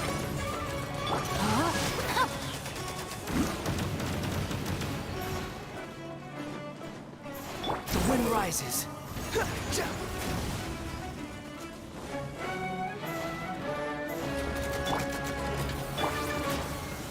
Stabilize! Behold.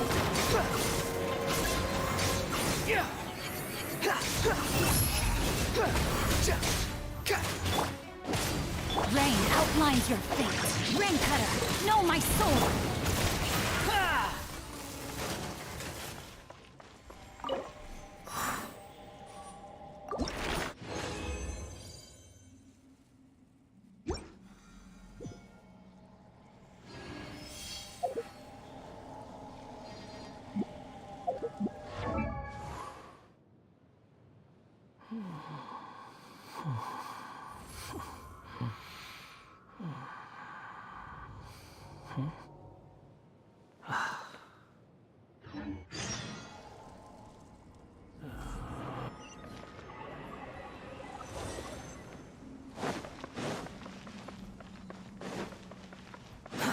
Too slow.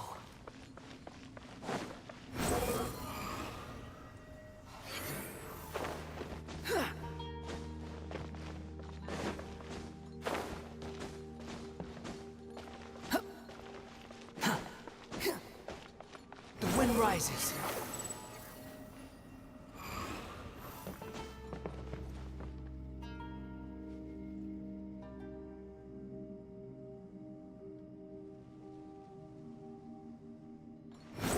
Upon the gale.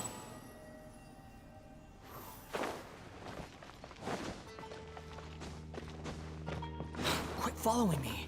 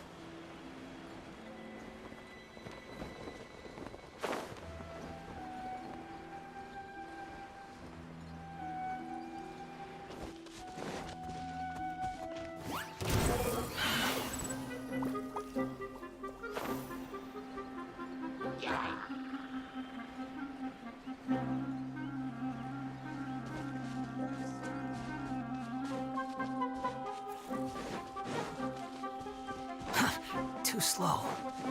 Squall and Fury.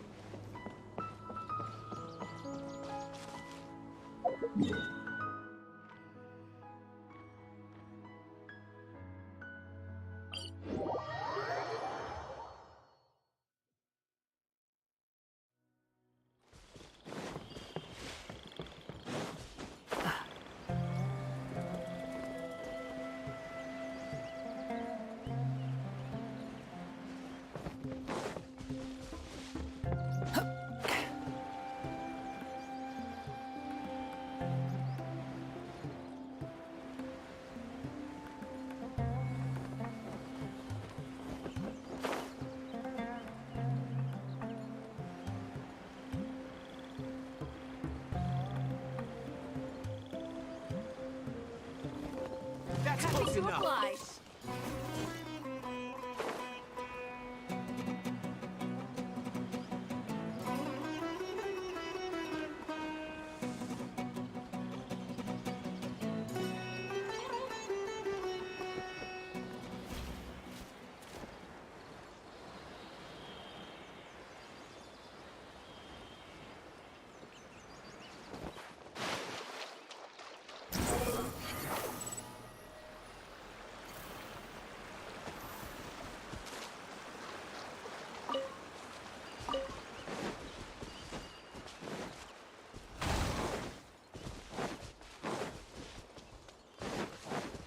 The wind rises.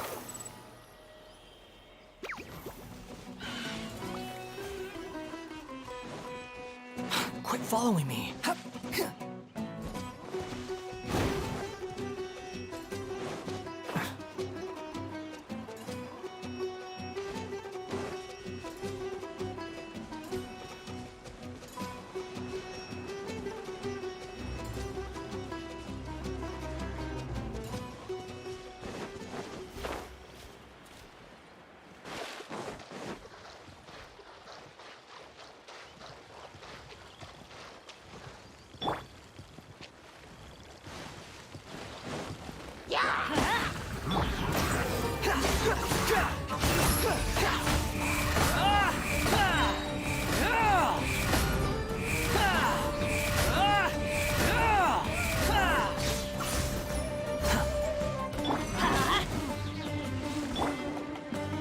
Time to act. Squall and Fury.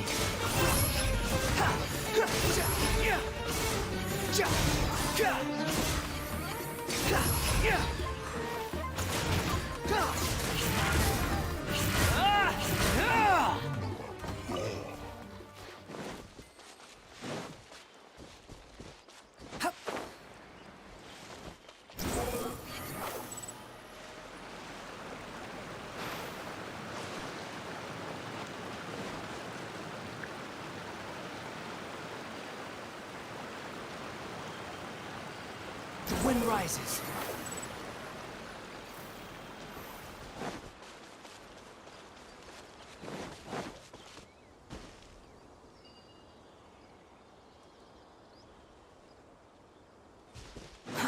Too slow.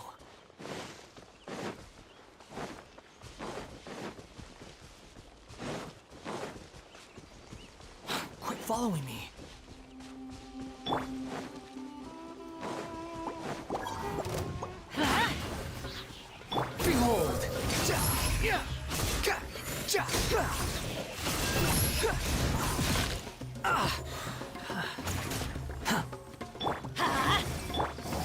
Gather!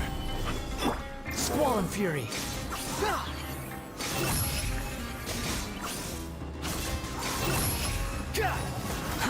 Too slow. Let's light it up! Off we go! Solidify!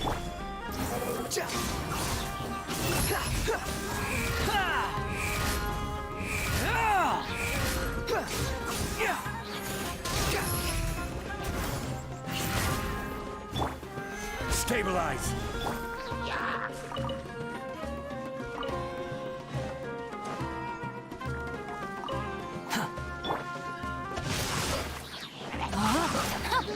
The wind rises.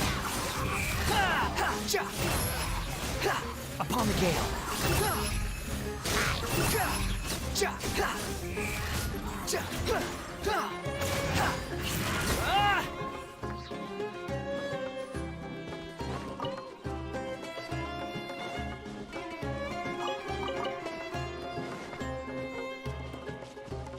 Quit following me.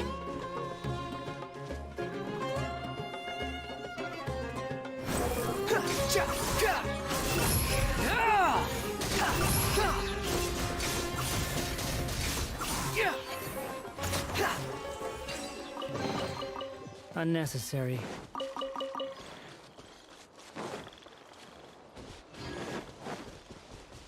Behold!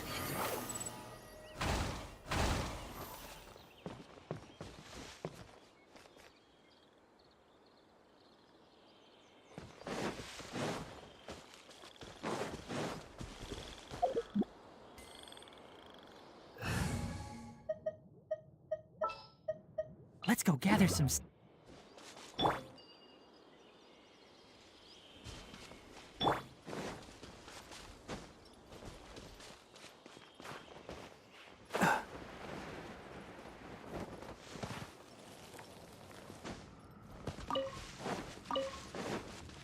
Keep up.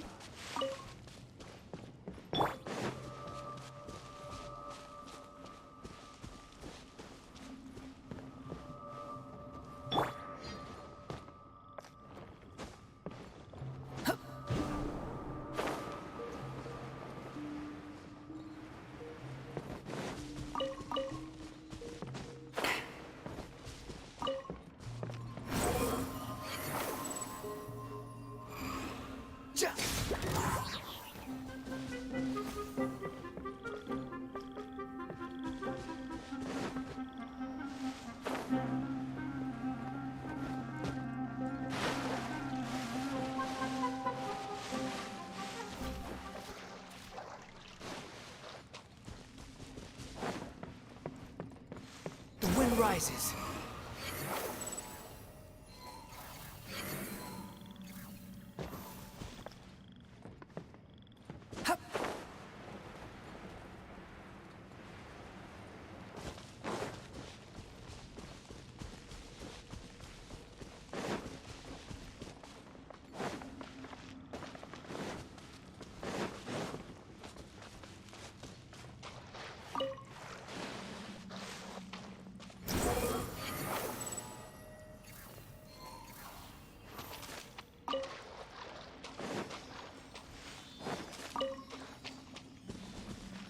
Squall and Fury.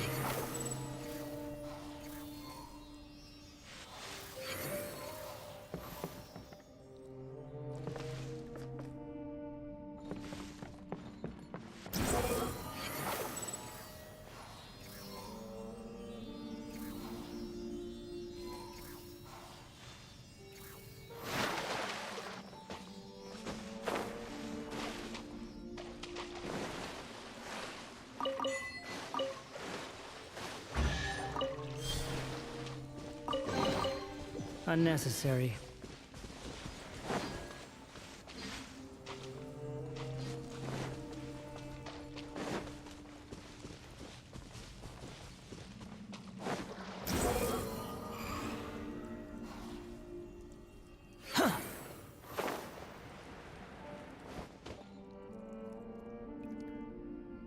The wind rises.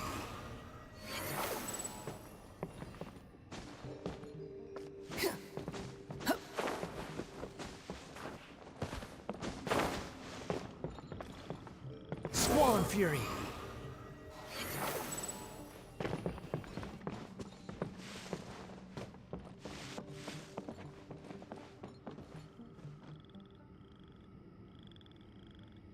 The wind rises.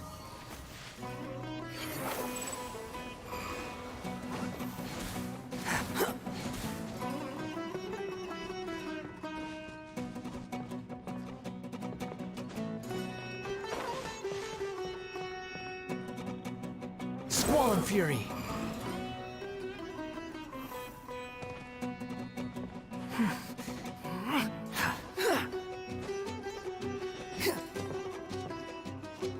Behold!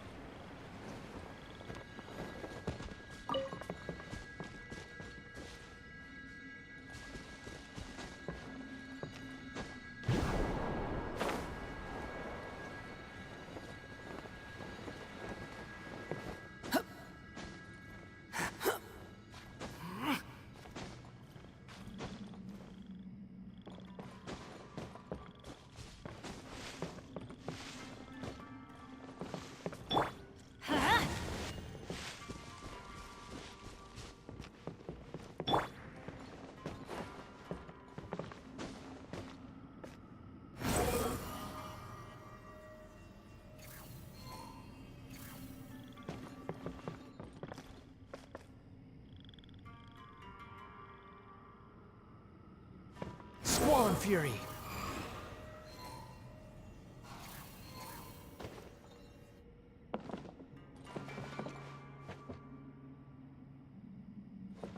The wind rises.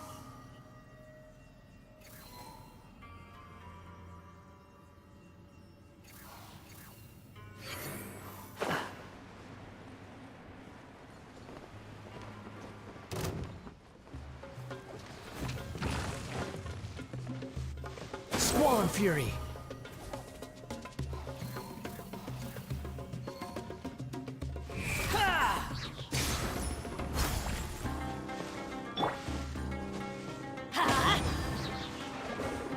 The wind rises.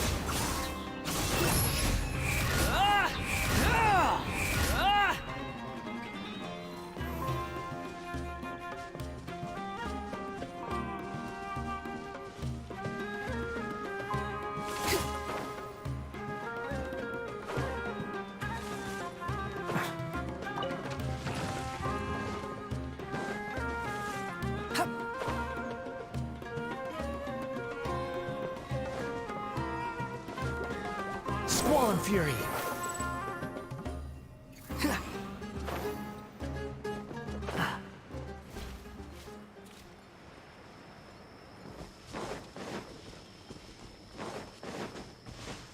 The wind rises.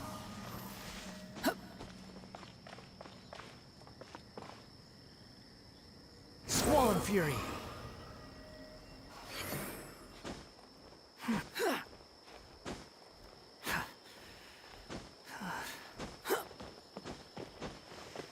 Behold!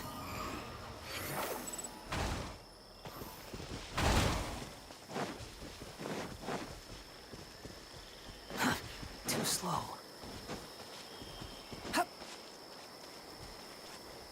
Squall and Fury.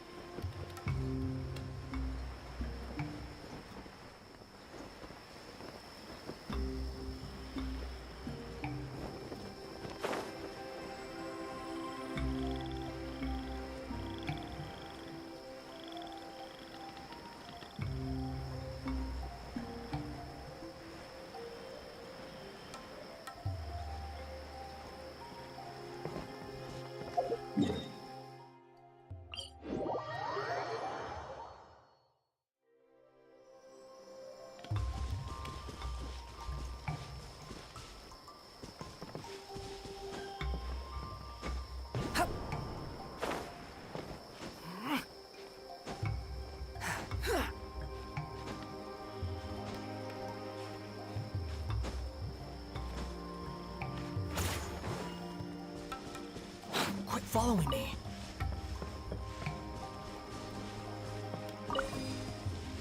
Ja! Ha! Ha! Ah! Ah! Ha! Ah!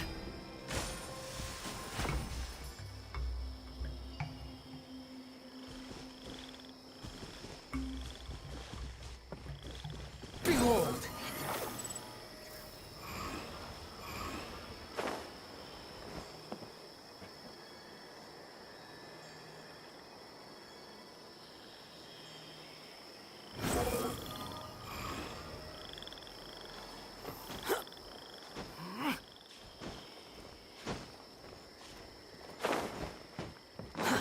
Too slow.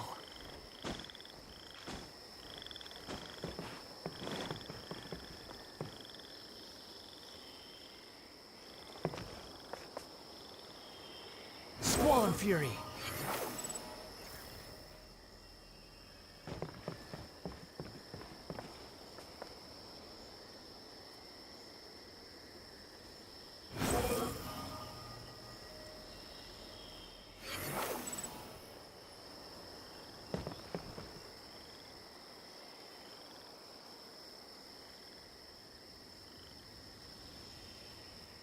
The wind rises.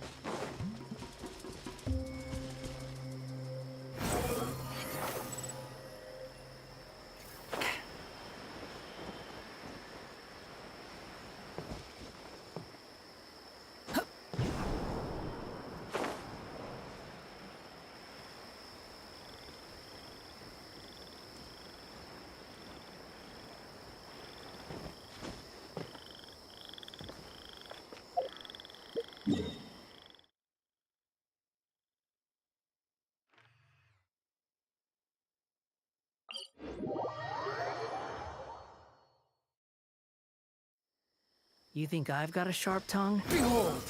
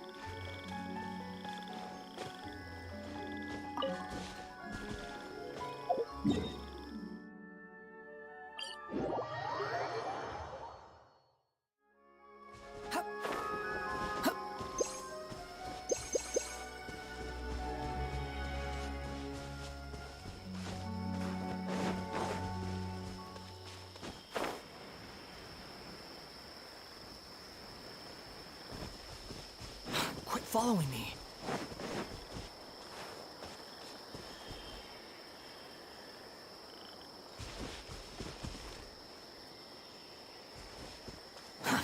Too slow.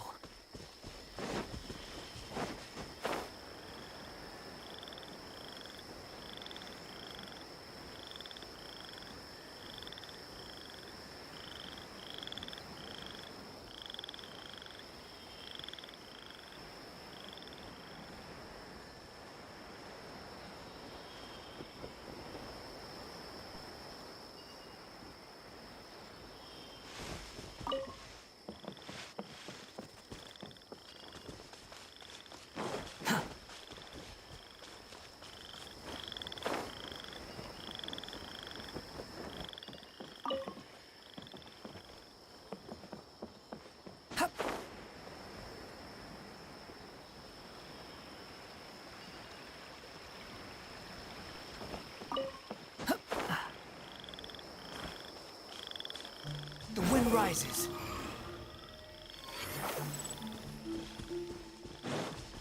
Quit following me.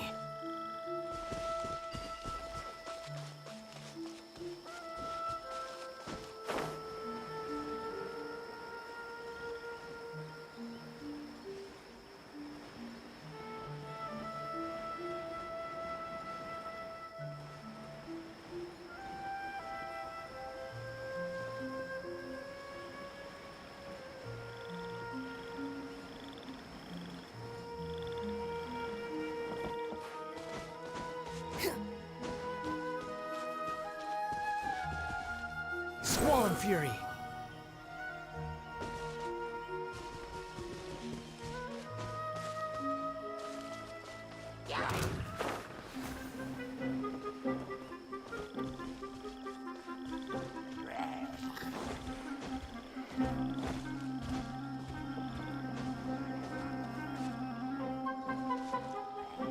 The wind rises.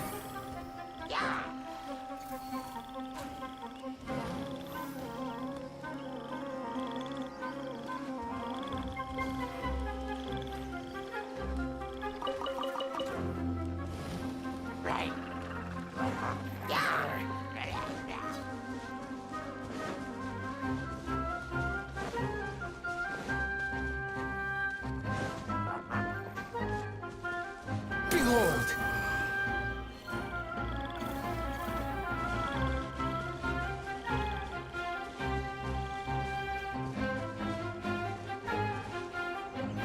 Squall and Fury. Upon the gale.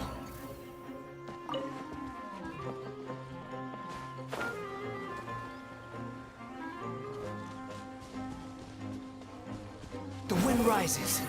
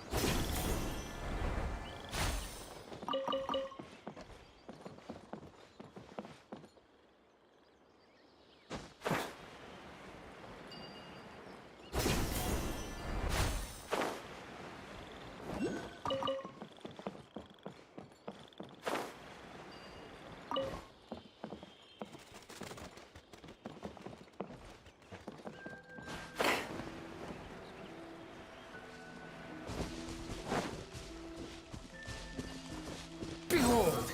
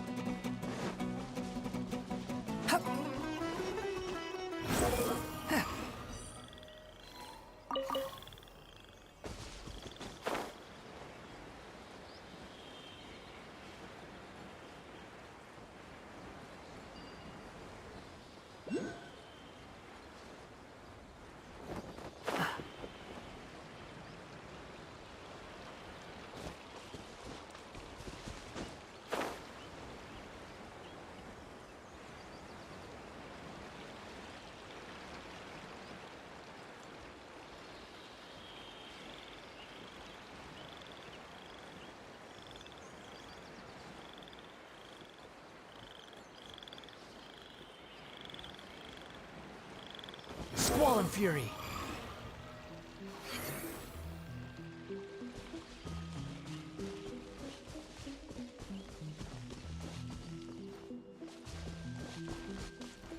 The wind rises.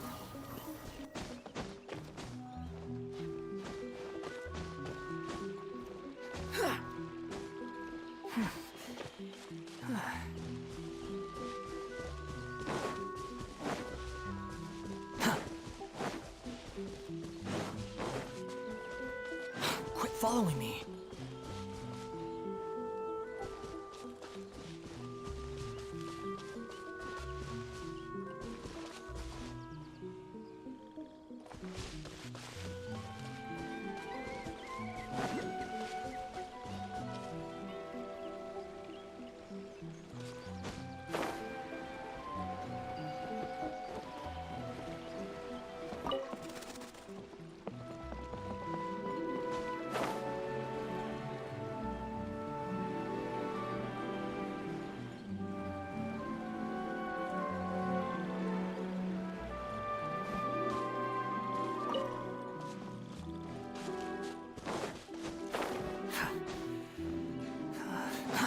Too slow. Squall and Fury.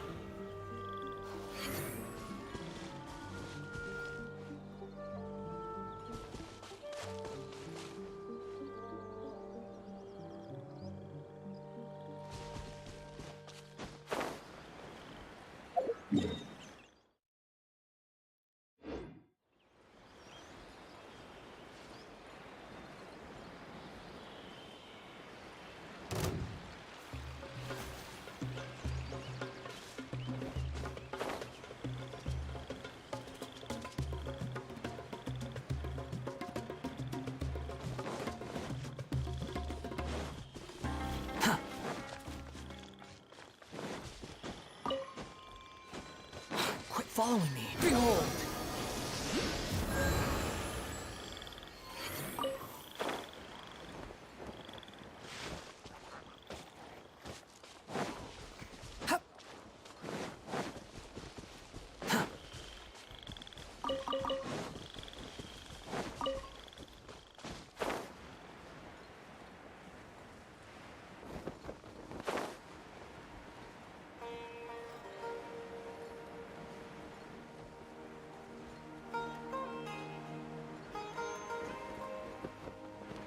Following orders.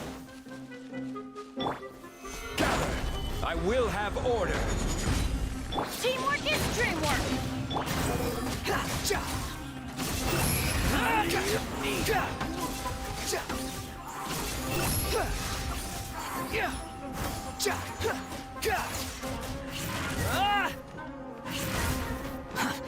I'll be back.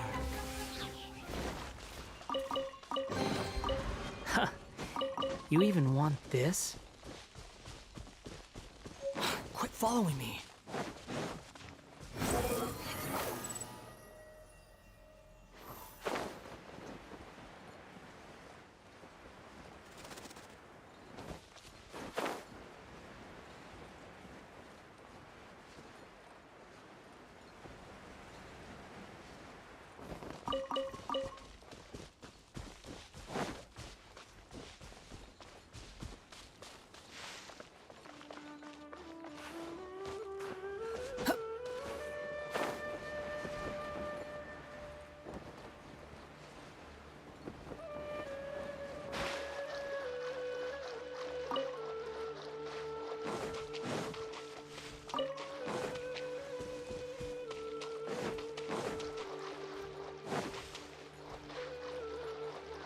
Squall and Fury.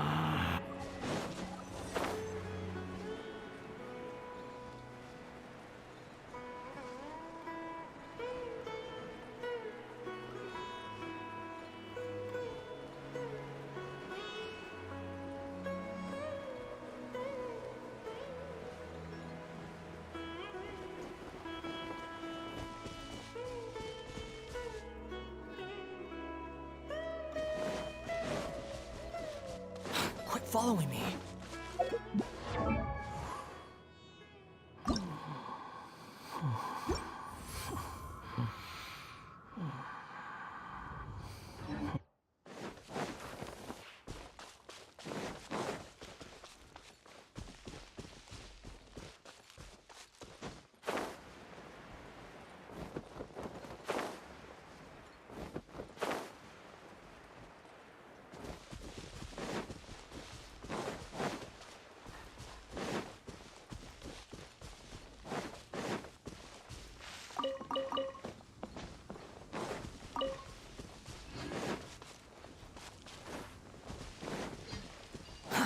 Too slow.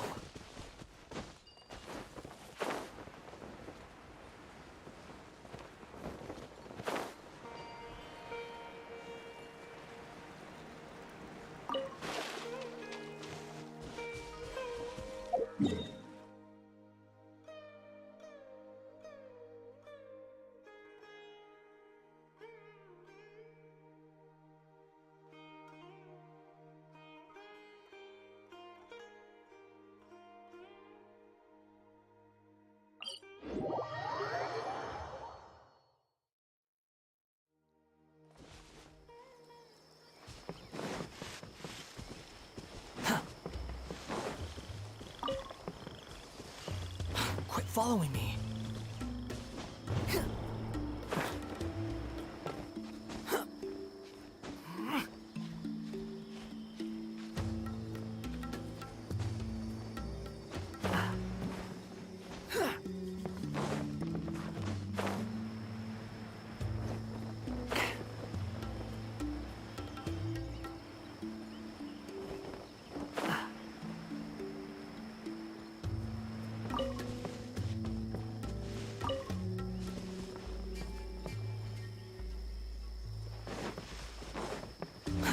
Too slow.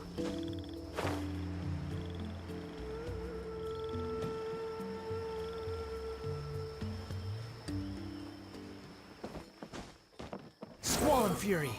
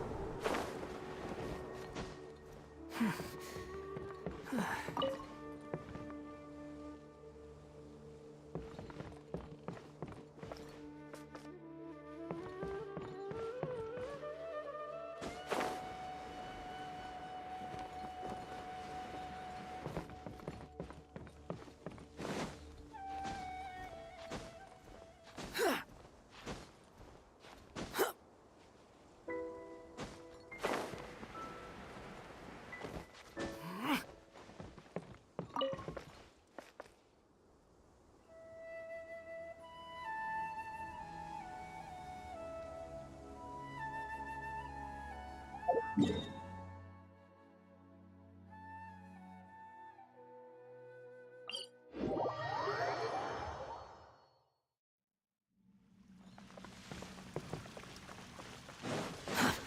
slow.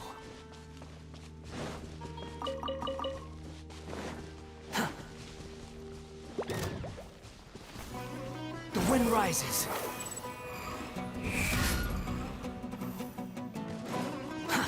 Too slow.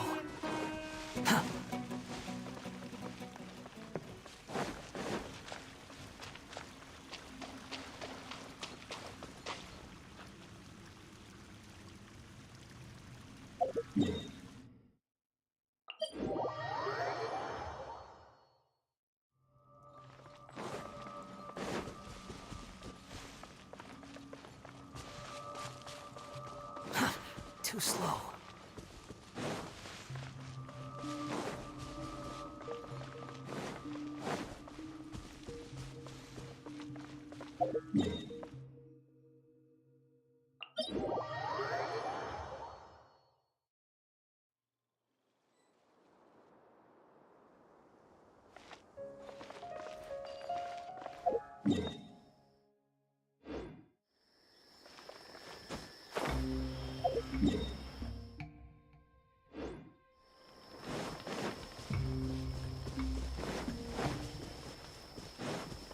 Happy to oblige. Squall and Fury.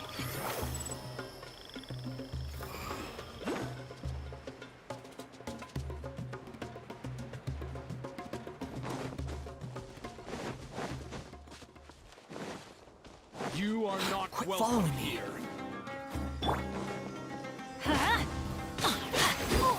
Adventure time. One with the forest.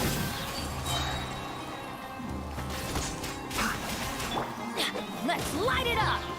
Everybody stand. The wind rises. That's far enough.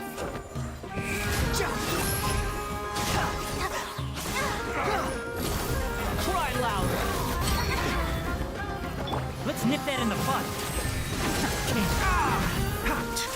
Now you're testing my patience. Teamwork is dreamwork. Solidify! Behold! Upon the gale. Upon the gale.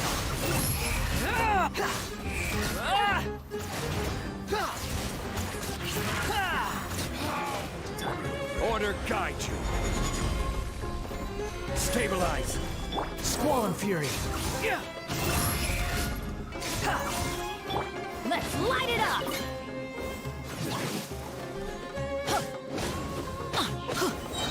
I'm going in. Enshroud. Just my patience. I'll uproot you. The wind rises.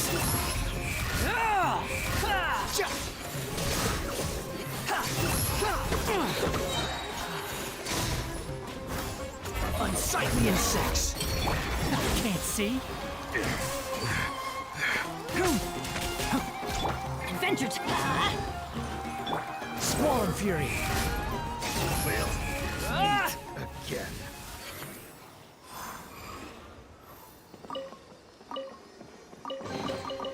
Unnecessary.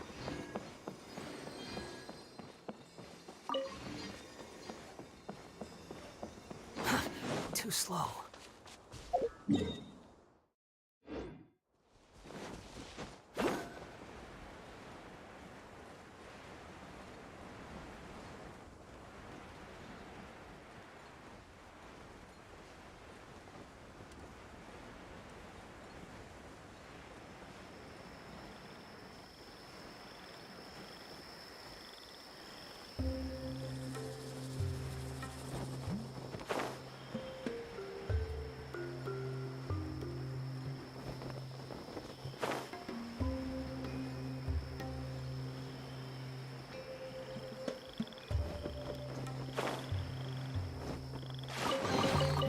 Unnecessary.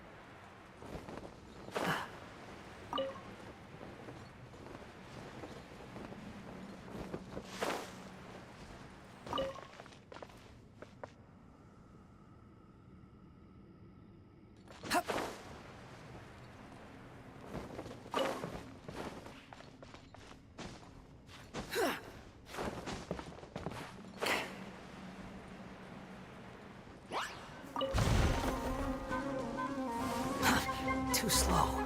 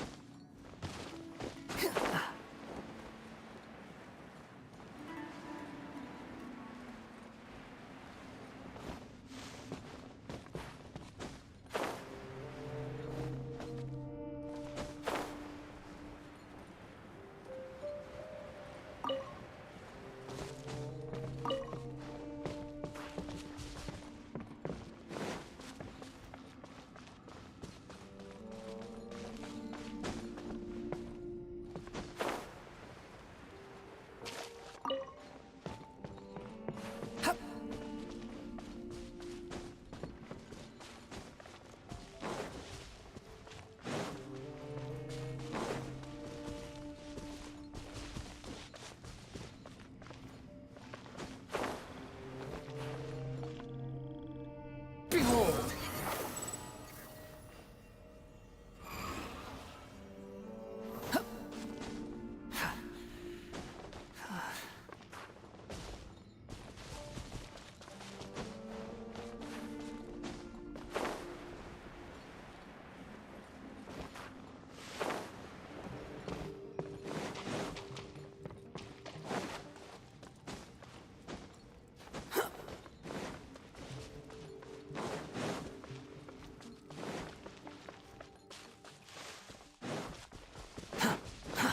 Too slow.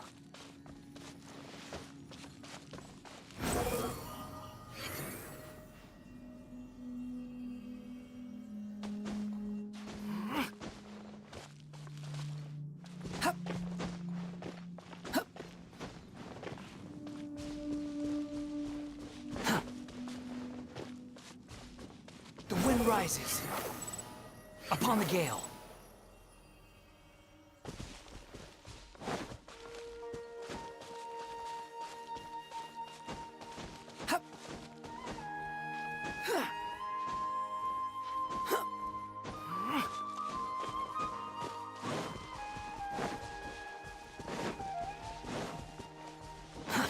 Too slow.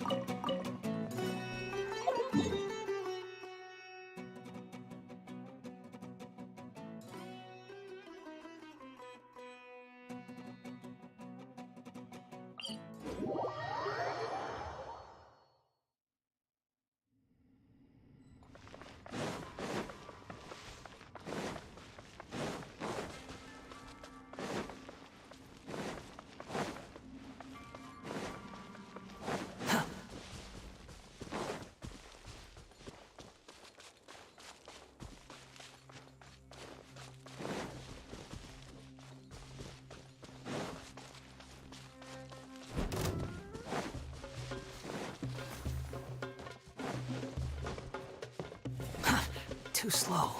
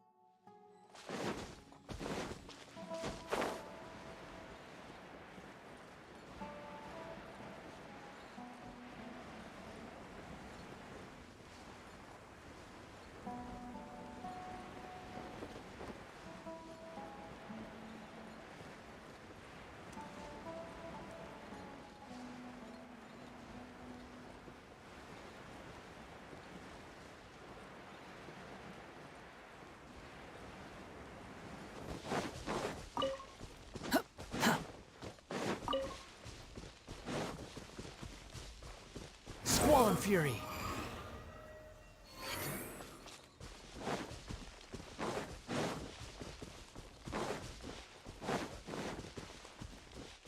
Quit following me.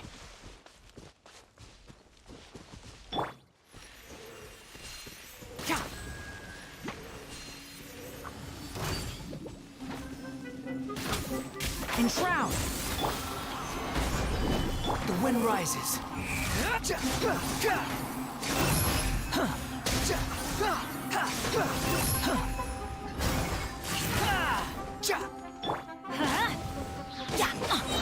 Teamwork is trick.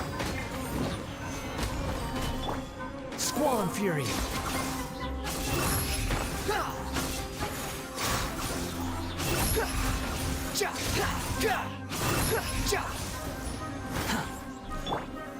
Solidify!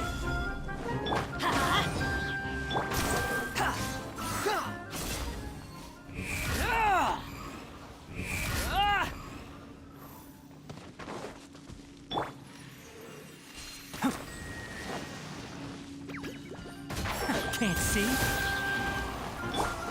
Let's light it up. I'm going in. Behold! You dare to gaze upon me?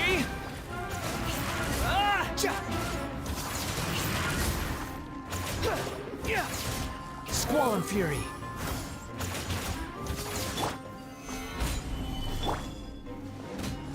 The wind rises.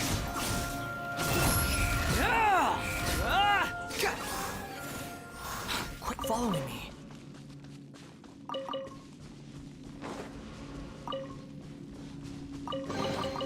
Take it and have fun.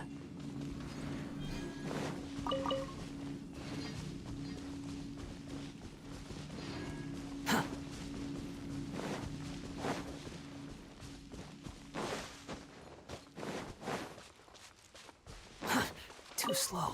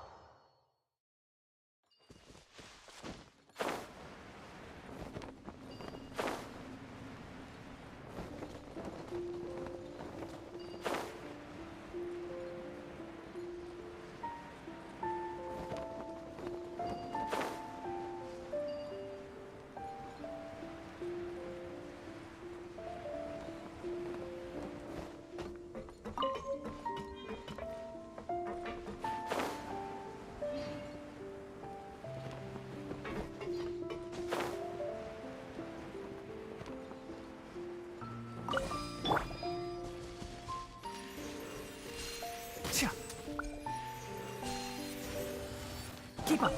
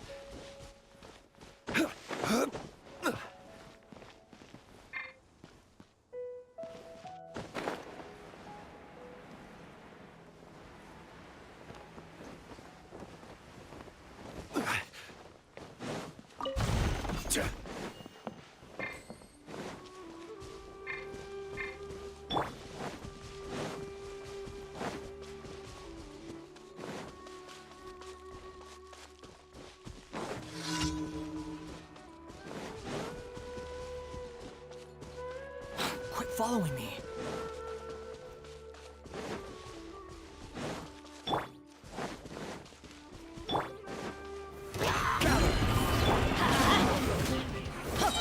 Teamwork is dreamwork!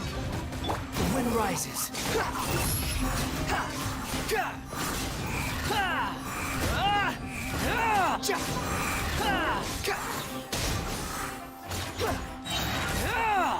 Let's light it up! Too slow.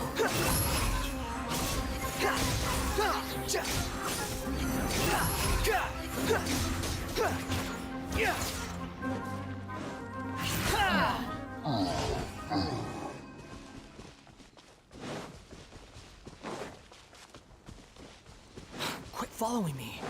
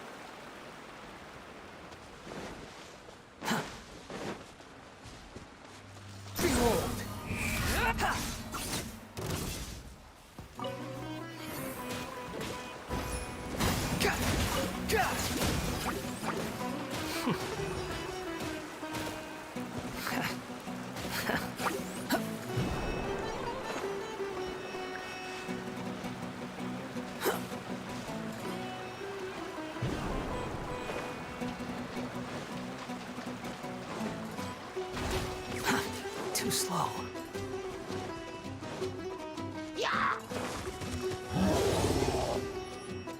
Squall Fury.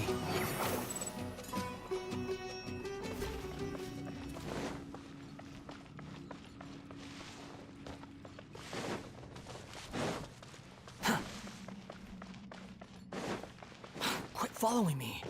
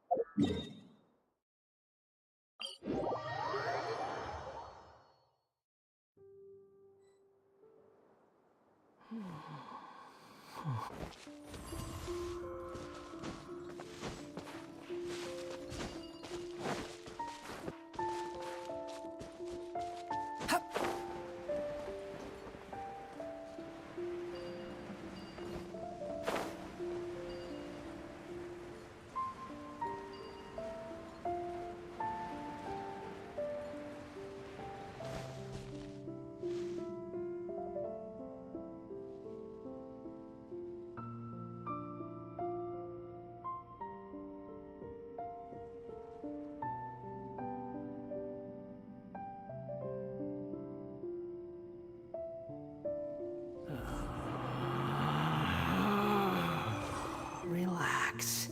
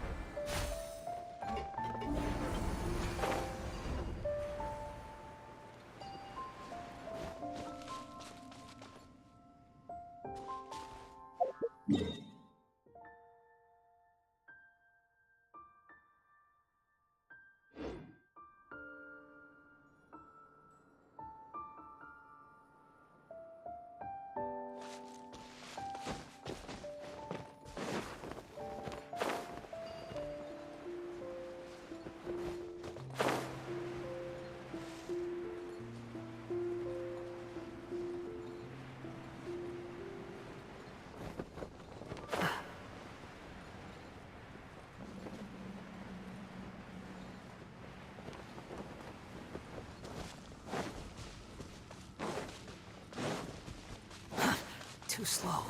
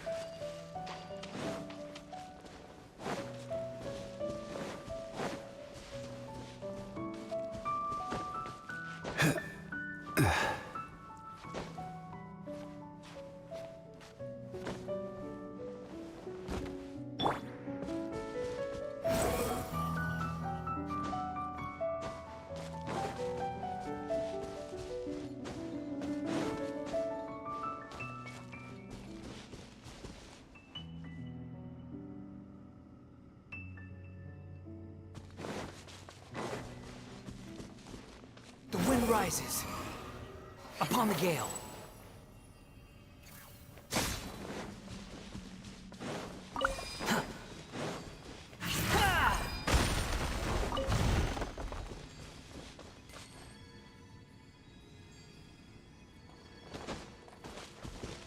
Storm Fury.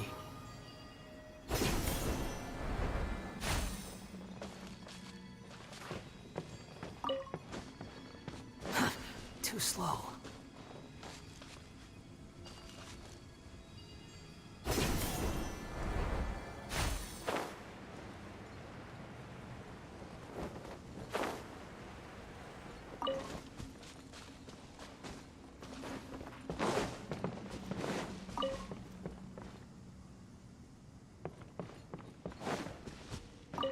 Behold!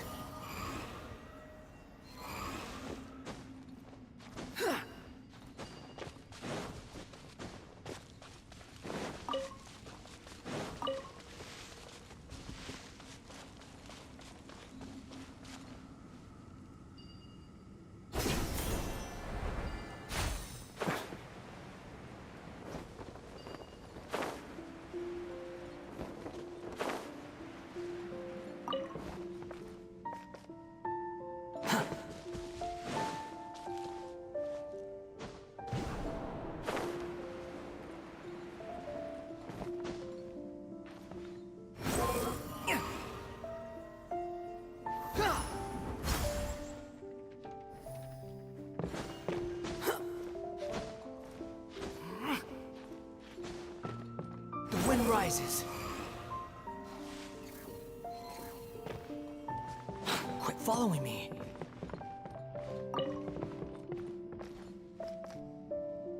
Behold!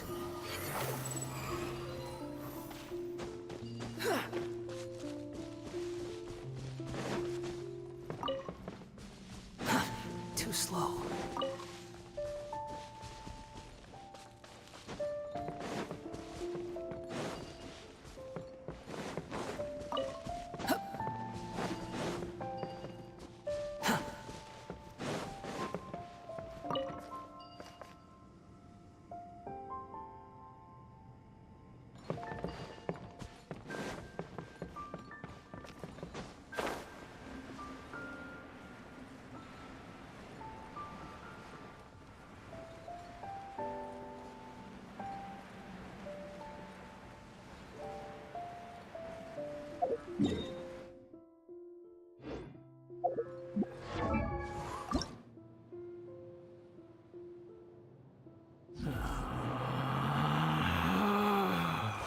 Relax.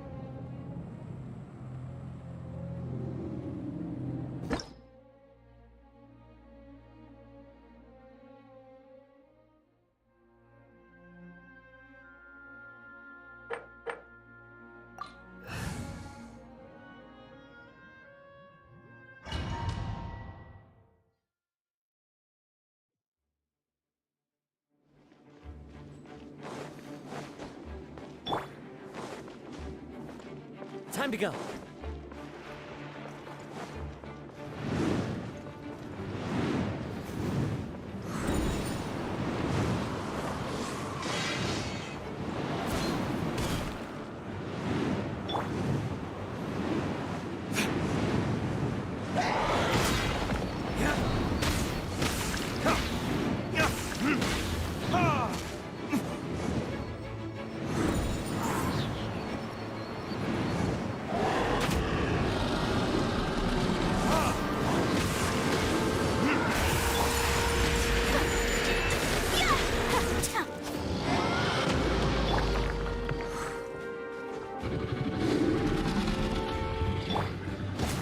Everybody stand!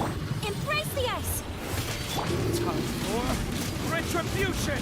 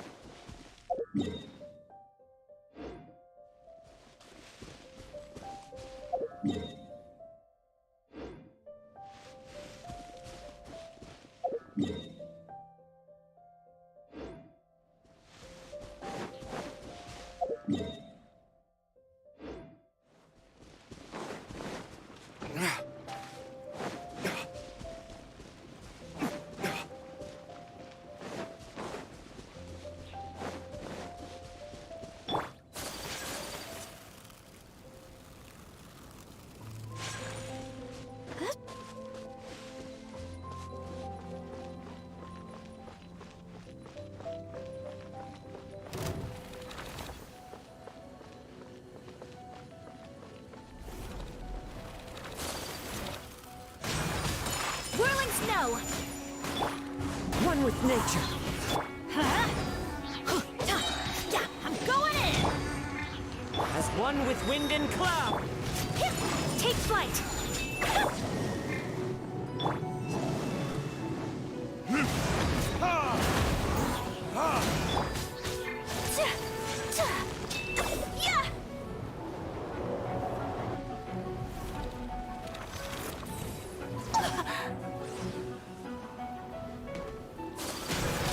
My apologies!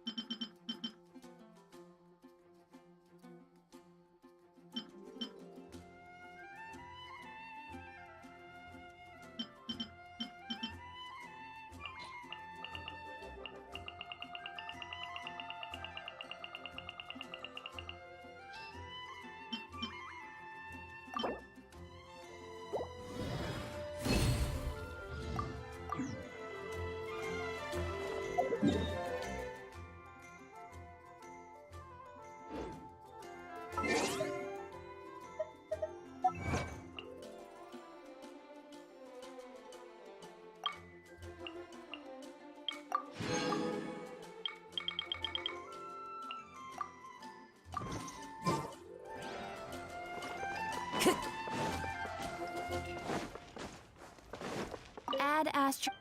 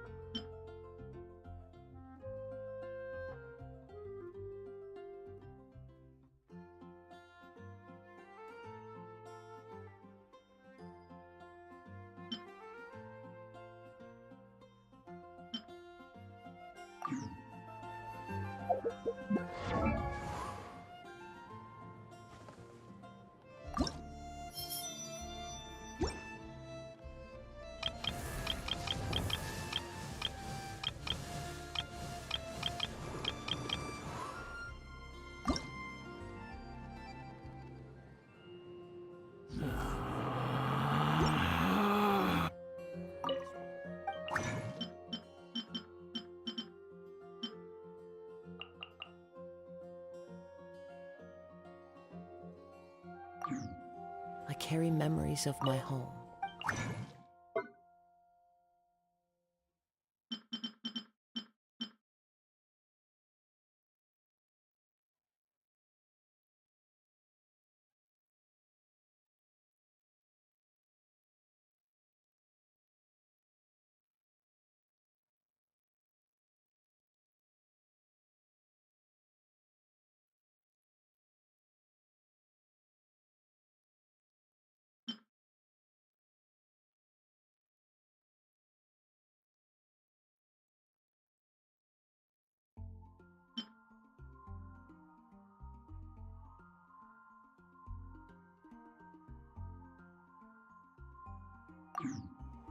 This blade.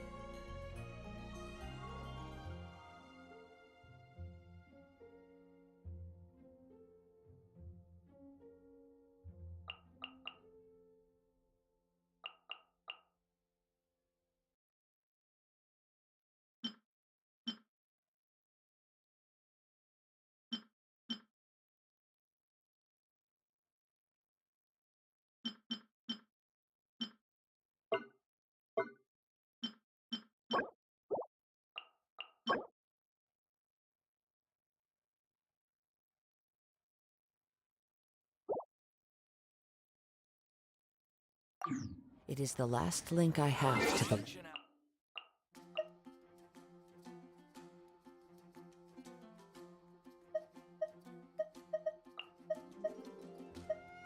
of my birth.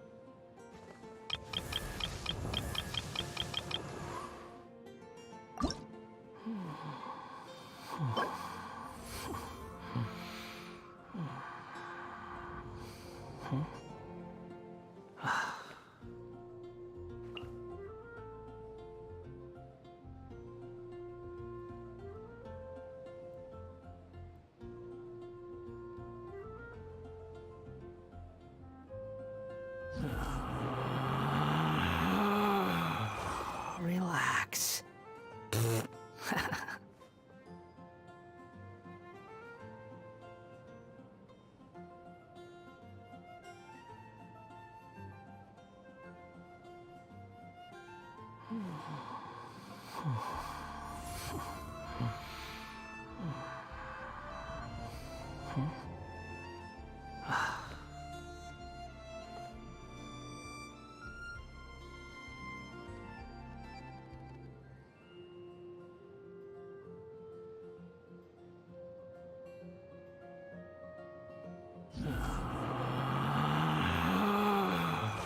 Relax.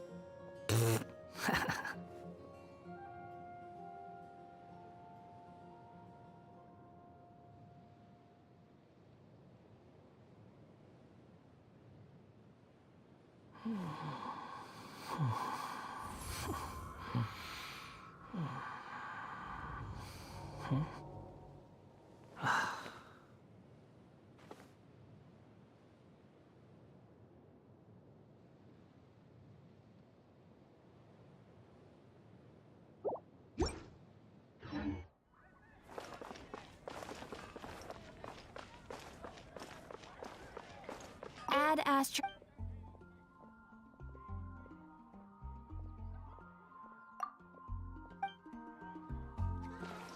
Time to go.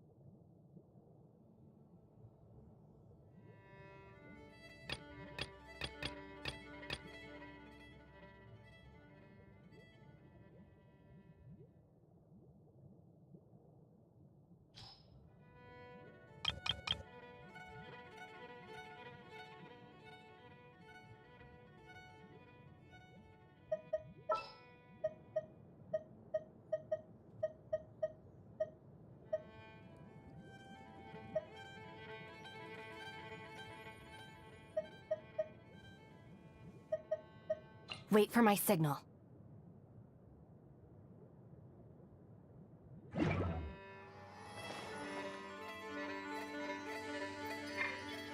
Squall and Fury.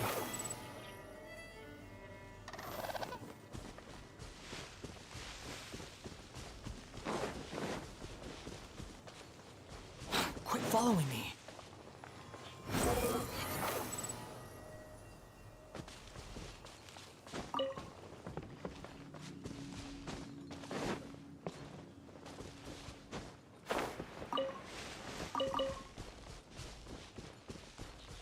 The wind rises.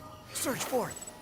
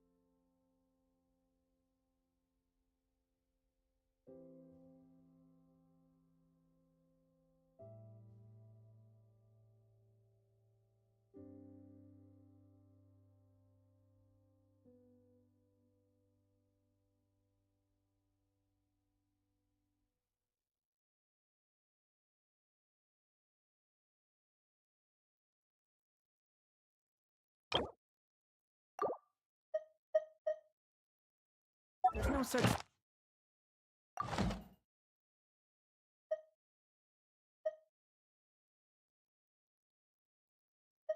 It's pure...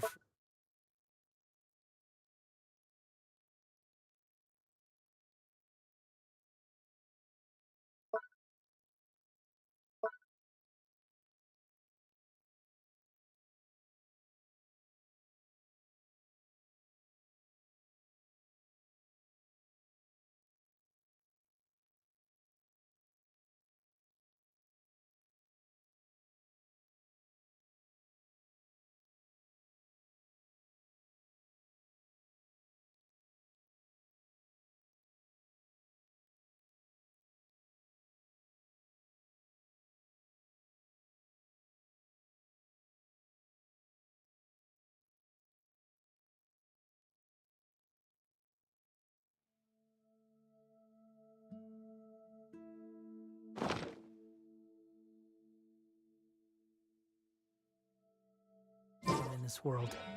Even the wind cannot blow on forever.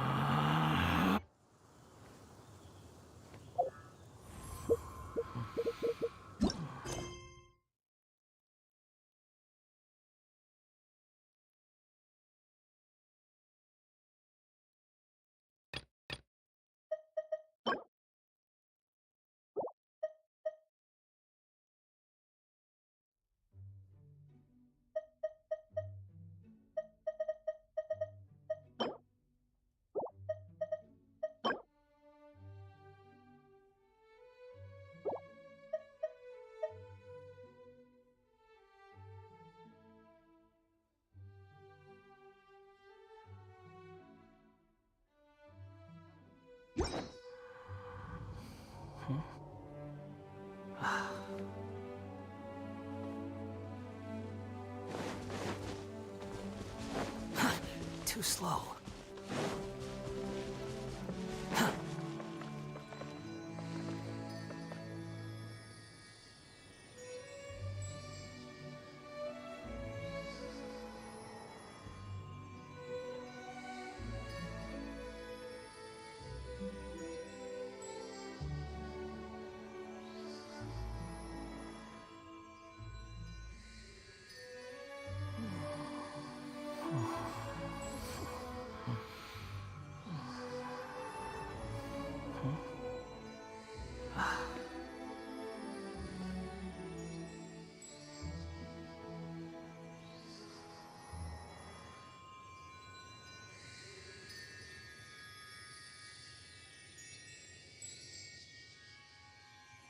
You think I've got a sharp tongue?